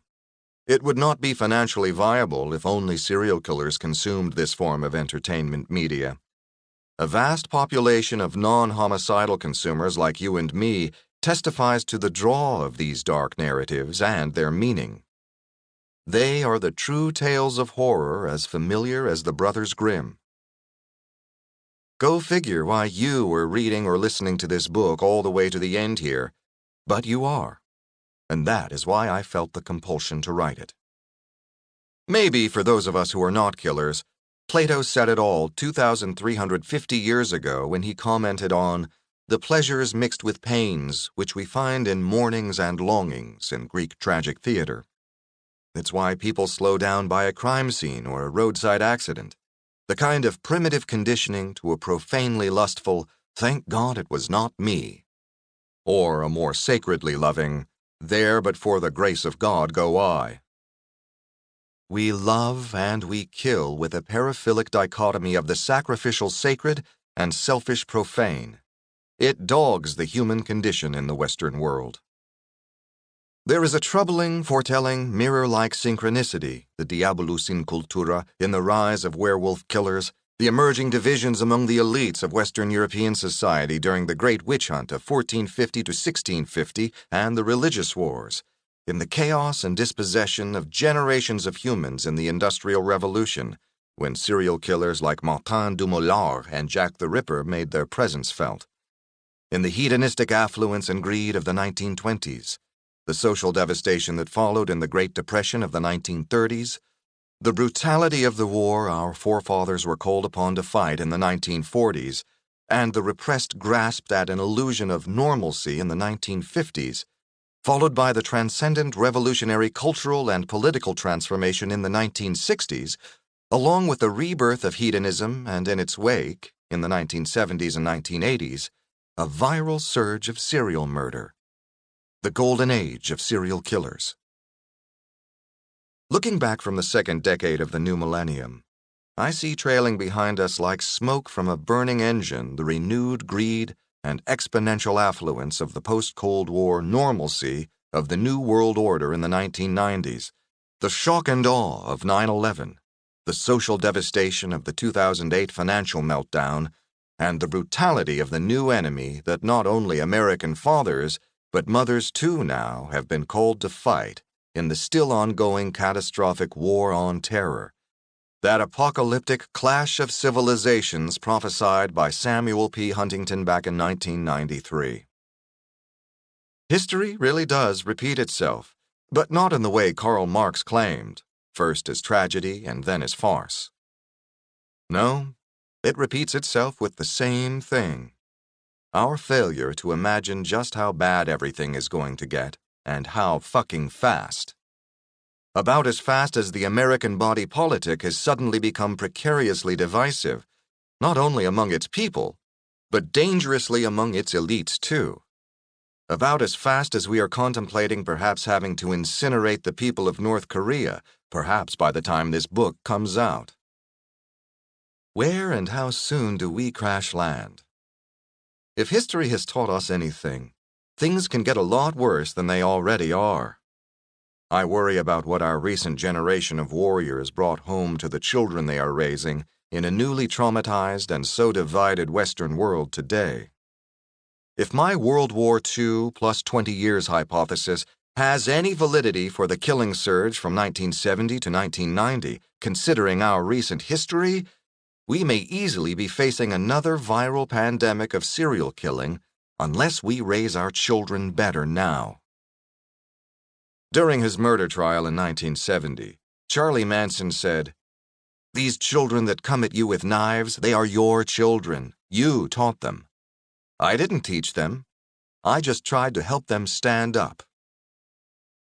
Manson, of course, had a way of taking the truth and turning it into a lie, as someone once said. Manson didn't help anybody to stand up, other than to stand up as vicious cult killers.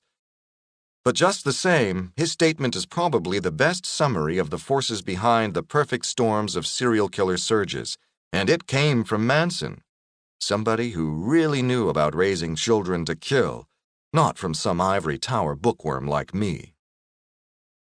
That elusive X factor standing between us and serial killers of the future is teaching children and helping them to stand up. That's a truth. We must care for the children today, before they come at us tomorrow with knives. Because the monsters are us, and we need to stop or be stopped.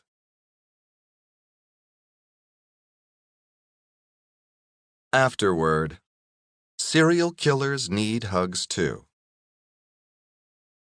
My life as an author and a historian was defined in some ways by my brief random encounter with serial killer Richard Cottingham in New York in 1979, when I was 23 years old.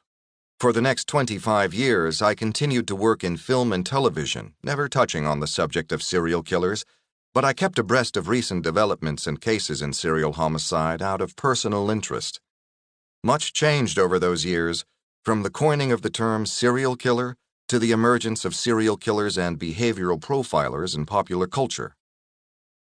It wasn't until 1998, when I was in my early 40s, that I finally tried my hand at writing a book about the history of serial homicide. Serial Killers, The Method and Madness of Monsters was published in 2004, and I followed it up with Female Serial Killers, How and Why Women Become Monsters in 2007. Both books focused primarily on the history from Jack the Ripper onward. After the two books came out, I went back to school and earned a PhD in history. And after that, I figured maybe I had one more book in me about serial killers. This time a broader chronicle going back to the early beginnings, long before Jack the Ripper, and encompassing recent developments since my first book came out. I finished writing Sons of Cain in the spring of last year. And that summer, My editor Tracy Bernstein sent me her edited version of my manuscript for a final look over and approval.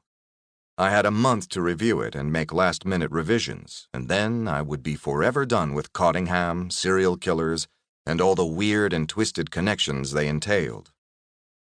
Having gone as far back as the Stone Age, I was satisfied that there was nowhere left for me to go. I intended this to be my last book on the history of serial killers. But John Lennon knew what he was talking about when he wrote, "Life is what happens to you while you are busy making other plans." Just as I was rereading the last pages of my manuscript, a text message dinged in from an unfamiliar number. The sender introduced herself as Jennifer Weiss, and she wanted urgently to talk to me about Richard Cottingham.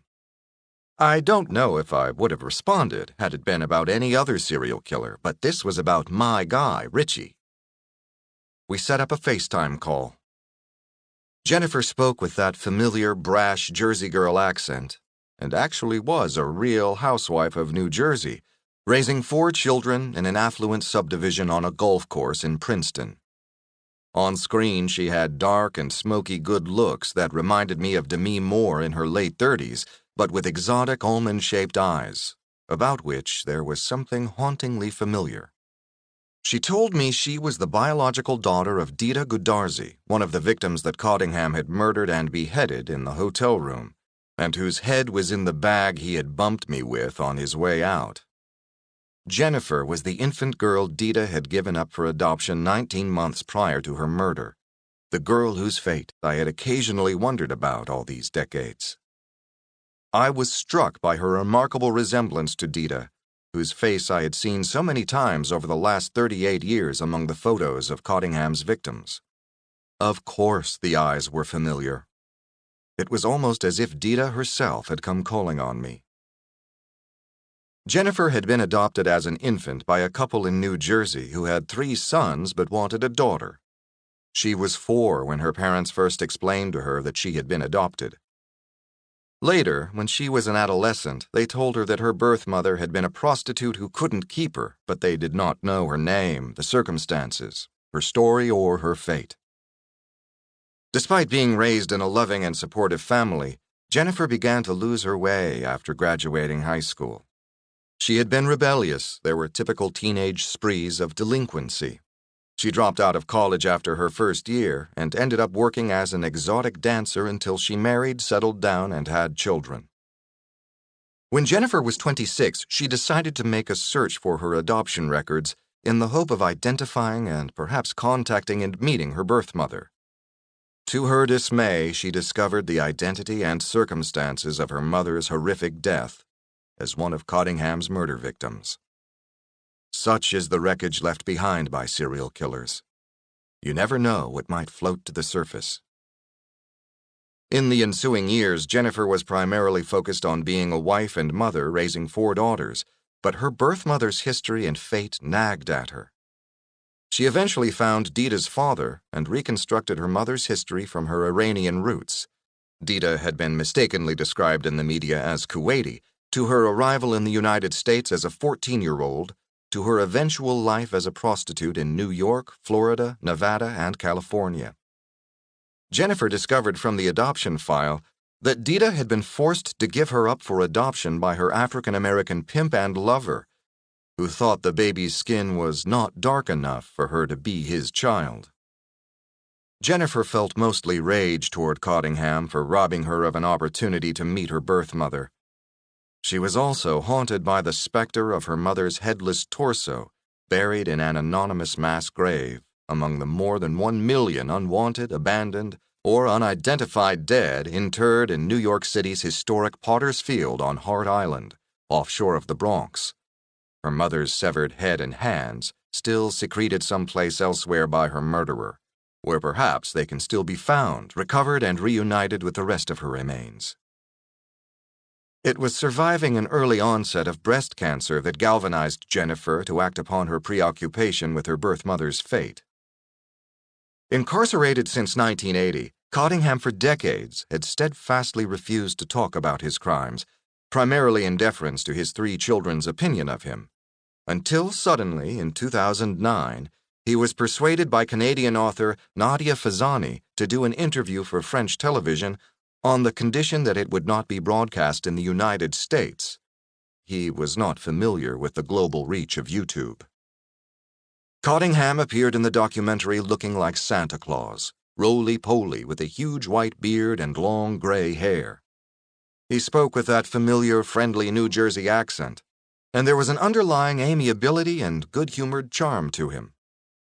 It was precisely this friendly persona that had facilitated him in luring so many women to their horrific deaths at his hands.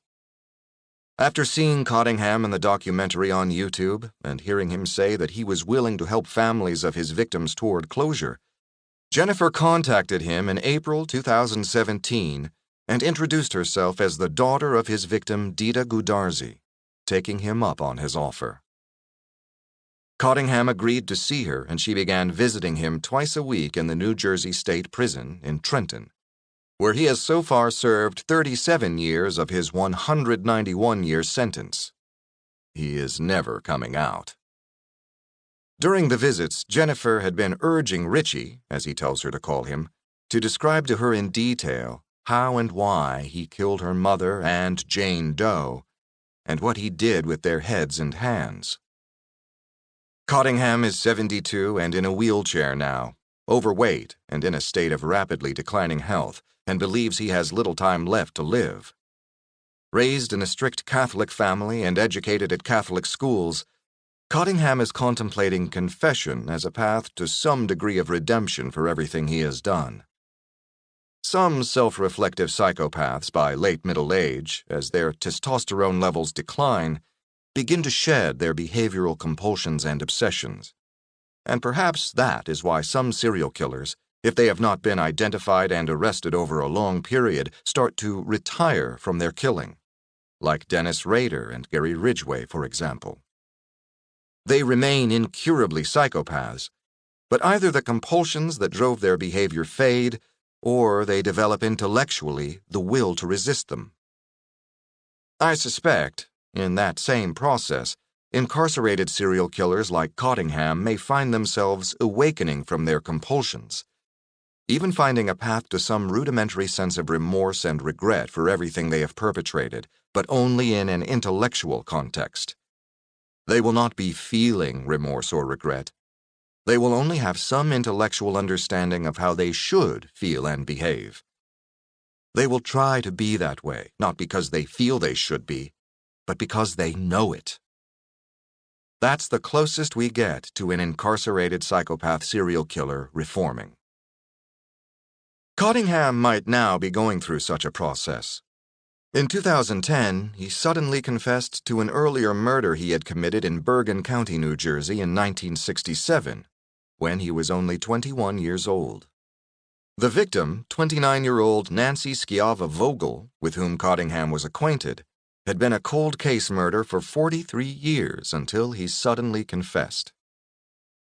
The sight of Jennifer, who so much resembles his victim Dita, unnerved Cottingham after all these years. Moreover, as a former exotic dancer, she exudes the same seductive persona that drew him to her mother and other victims like her, and now triggers memories of his best of times when he was young and free as a serial killer. Rejected by his own children who do not visit him, the lonely and aging serial killer took to Jennifer's prison visits. Gradually, Cottingham revealed to her that Dita was not a random prostitute he had picked up and lured to his room, but had been one of his favorite girls for several years.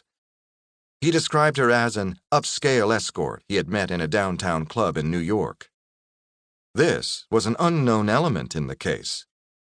Apparently, he had specifically called her to come to New York from New Jersey when he booked a sex weekend at the hotel.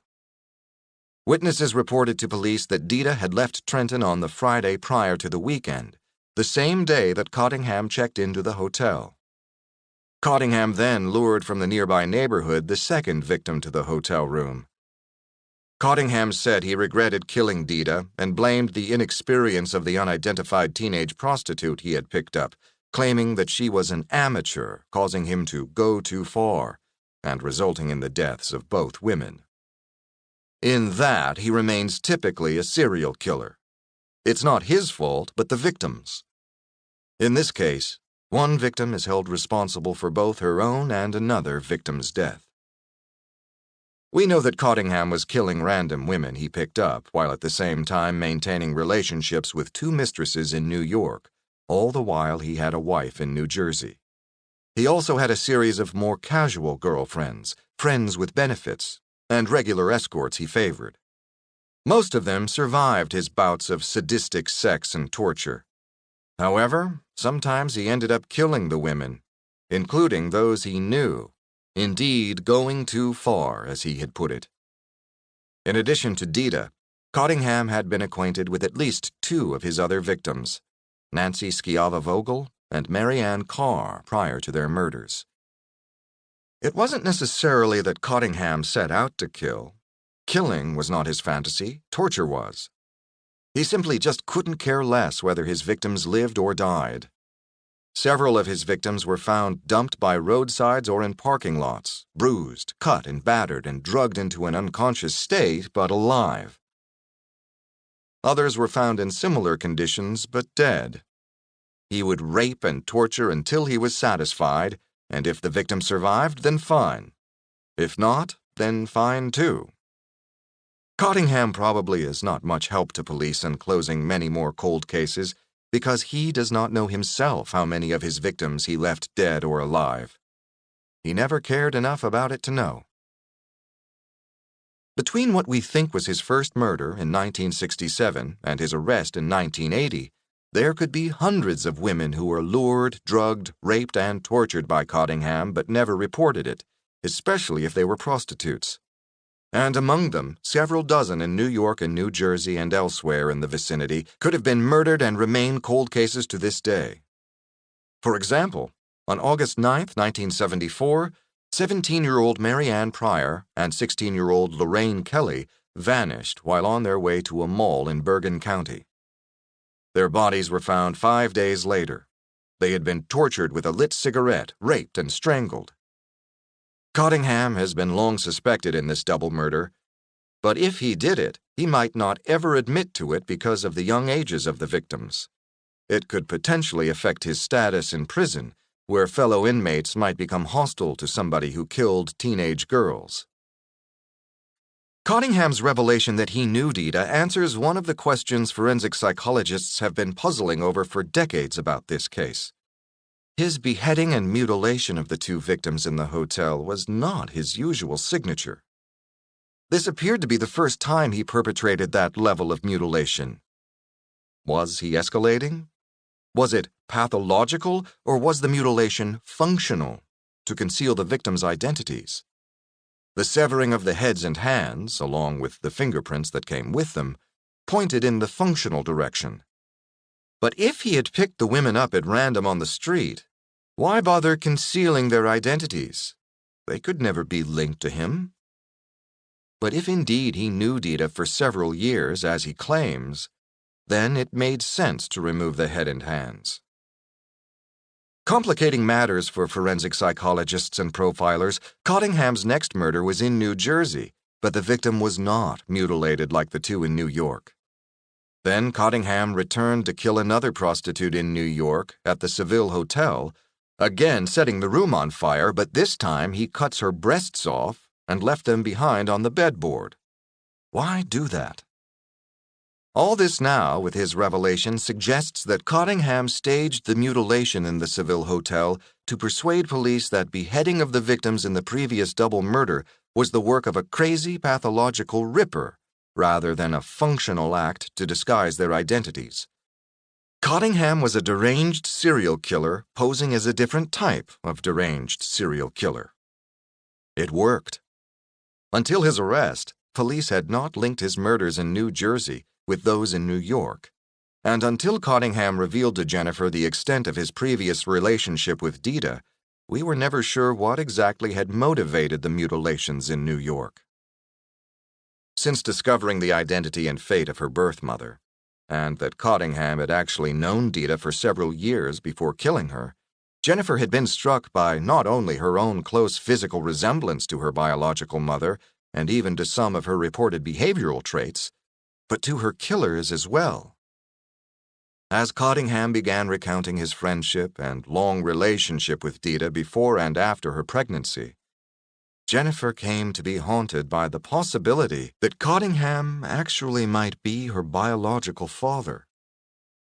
She produced a number of photo montages revealing a disturbing combination of similarities between her own face and both Dita's and Cottingham's. When she broached the topic with Cottingham, he thought it was unlikely, but acknowledged that it was a remote possibility. Cottingham remembered that Dita had contacted him to tell him she was pregnant, which he thought at the time was an unusual thing for an escort to do. Back then, he did not give it any further thought, but now he too wonders whether Jennifer is his own daughter. It is not outside the realm of possibility. Cottingham has agreed to supply her with a DNA sample for a paternity test. Jennifer had asked Cottingham to reveal to her where he secreted her mother's severed head and hands, and she pledged to him that she would forgive him for what he had done and be his friend, perhaps even daughter if the DNA test is positive, until his death in prison. Although obviously wary of his past and his capacity as a psychopath to deceive and manipulate, Jennifer has in a way adopted Cottingham and taught him how to address, write, and send emails. They correspond almost daily. She told me it is hard for her to continue to hate this aged, seemingly helpless man confined in a wheelchair behind bars. The closer she comes to forgiving him, the more liberating of her past it becomes. Forgiveness and kindness heal, she said, not only the recipient, but the giver as well. Recently, she had been approved for contact visits. Unlike regular visits, where inmates interact with visitors through glass windows and speak through monitored phone handsets, contact visits allow for a brief hug and direct private conversation and contact without glass. On her first contact visit, Jennifer sat with Cottingham, holding the hand of the serial killer who had killed and beheaded her mother. She affectionately calls the white-bearded monster Snowflake, and the two sometimes quarrel like a cantankerous father and his restless daughter. It's a modern tale of Beauty and the Beast. Jennifer started up a Facebook page called Serial Killers Need Hugs Too, on which she shared with followers, and Cottingham, brief accounts of her visits with him and her suspicions that he may be her birth father, and her willingness to forgive him for the murder of her mother, which she sees as a way of freeing herself from her past. One of her coping mechanisms is her irreverent serial killers need hugs too sense of humor. She shares inappropriate pictures and serial killer jokes with Cottingham, many heavily laced with innuendo and crude locker room humor. She sends him photoshopped gag images of them together arm in arm, vacationing at a casino, or her sitting on the lap of Santa Claus, with Cottingham's white-bearded face pasted in. She sends him pictures of her modeling serial killer design t-shirts she produced featuring Cottingham quotes like, "With a hacksaw very easy," a comment he had made about cutting off the heads of his victims. When Cottingham was at large as a serial killer, he had a history of illicit relationships with women, including several prostitutes. He spoke of tutoring them in their business and partnering in scams with some of them. Something drew Cottingham to troubled and nonconformist women, but if they crossed him or somehow betrayed his friendship with them by lying to him, he tortured and killed them. Cottingham once described how a simple thing like a woman lying to him about being a vegetarian resulted in his torturing and killing her. Whatever it was that drew Cottingham to befriend those troubled women is no doubt drawing him to Jennifer, herself a tortured soul. He warns her, however, if he catches her lying to him, he will cut off all contact, the closest thing he can come to killing her should Jennifer betray him. While Cottingham is both amused and titillated by Jennifer, he is also disarmed by her black sense of humor, and has been made to feel that nothing he says will shock her or result in judgmental condemnation from her.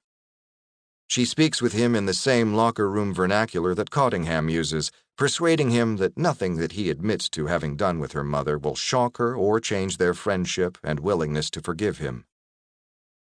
Because of my own encounter with Cottingham in the hotel when he was fleeing the scene, I found myself drawn to Jennifer's unfolding story. Being among the last people near whom Dita's head had passed on the way to its current secret hiding place, I feel a need for some closure myself, and perhaps this is it, to help Jennifer recover her mother's head. Jennifer has told Cottingham that she is communicating with me about her visits with him, and has cleared the way to my having exchanged several emails with him in which he has assured me he would do almost anything for her, but he himself is not seeking any notoriety. I told him it was too late for that. After her visits with Cottingham, Jennifer calls me to recount what they talked about, and I caution her on the propensity of psychopaths to dissemble and lie, to connive and control those around them. In assessing his accounts, we try to fish out anomalies contradicting the record and my own recollections of the timeline of the fire in the hotel, trying to ascertain whether Cottingham is genuinely confessing the truth, or confessing the truth as he may remember it and think it was, or just plain making up things that he thinks Jennifer wants to hear. I was writing these last lines of this book when Jennifer called in a more excited state than usual. Cottingham had just revealed to her where her mother's head and hands are buried. Cottingham said he wanted to find a respectful way to part with Dita's severed head and hands the morning after killing her. He intended to put them in a river so that they would float out into the ocean. He said, "I thought that would be something nice that she would have appreciated." Arriving at his chosen location, a riverside parking lot at the end of a dead-end road, Cottingham decided that the tide was not favorable for the remains to float out to the ocean. Instead, he chose to bury Dita's severed head under a nearby beautiful tree. He did not say whether he buried the other victim's head and hands, the unidentified Jane Doe, in the same place, but it is likely he did for convenience. It is a location I am coincidentally very familiar with, one that I had scouted years before as a possible film location, lonely and isolated but easily accessible by car, with a dramatic vista of the city near a prominent New York landmark. The location would be ideal to bury severed heads on a cold December Sunday morning. There would have been nobody there, and any approaching vehicles could only come from one direction and be visible at a distance. Historical weather reports indicate no major cold spells before that December 2nd, 1979, and the ground would not have been frozen hard, although Cottingham said it was difficult to dig because the soil was tough, full of rocks.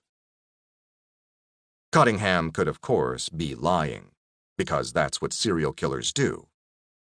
But if he's not, and if animals did not get to the remains, there is no reason that the skeletal heads and hands of both women cannot be found and recovered. Cadaver dogs, specially trained in scenting traces of old human remains and decomposition absorbed by soil decades previously, have been successfully locating the resting places of missing U.S. soldiers killed as long ago as 70 years during World War II, and are being used in the search for the remains of the pilot Amelia Earhart, who went missing in the Pacific in 1937. Perhaps, although a long shot, Jane Doe could still be identified. Jennifer contacted the law enforcement agencies that had prosecuted Cottingham. However, they have not responded enthusiastically to her information. Cottingham has already been convicted for the murders, and for the authorities, there is no upside to spending resources to recover heads buried nearly 40 years ago in a closed case. Jennifer is now intent on recovering her mother's head and reuniting it with the rest of her body on Hart Island, one way or another. She invited me to come down, meet Richie in person, and write one more time about him and her mission. In February 2018, I flew to meet Jennifer and to visit with Richard Cottingham in prison. A kind of reunion, since briefly running into him at random 39 years ago, that fateful morning in 1979, which had so much changed my life. I suppose now there is going to be another book after all. We hope you have enjoyed our presentation of Sons of Cain, A History of Serial Killers from the Stone Age to the Present, by Peter Vronsky. Performed by Michael Naramore. Performance copyright 2018 by Brilliance Publishing, Inc., all rights reserved. For further information concerning this program or other Brilliance audio titles, please call the following toll-free number, 1-800-222-3225, or visit our website at www.brillianceaudio.com. No part of this recording may be played for an audience or reproduced in any form. It may not be streamed, downloaded, broadcast, or copied without written permission. Address all inquiries to Brilliance Audio, P.O. Box 887, Grand Haven, Michigan, 49417.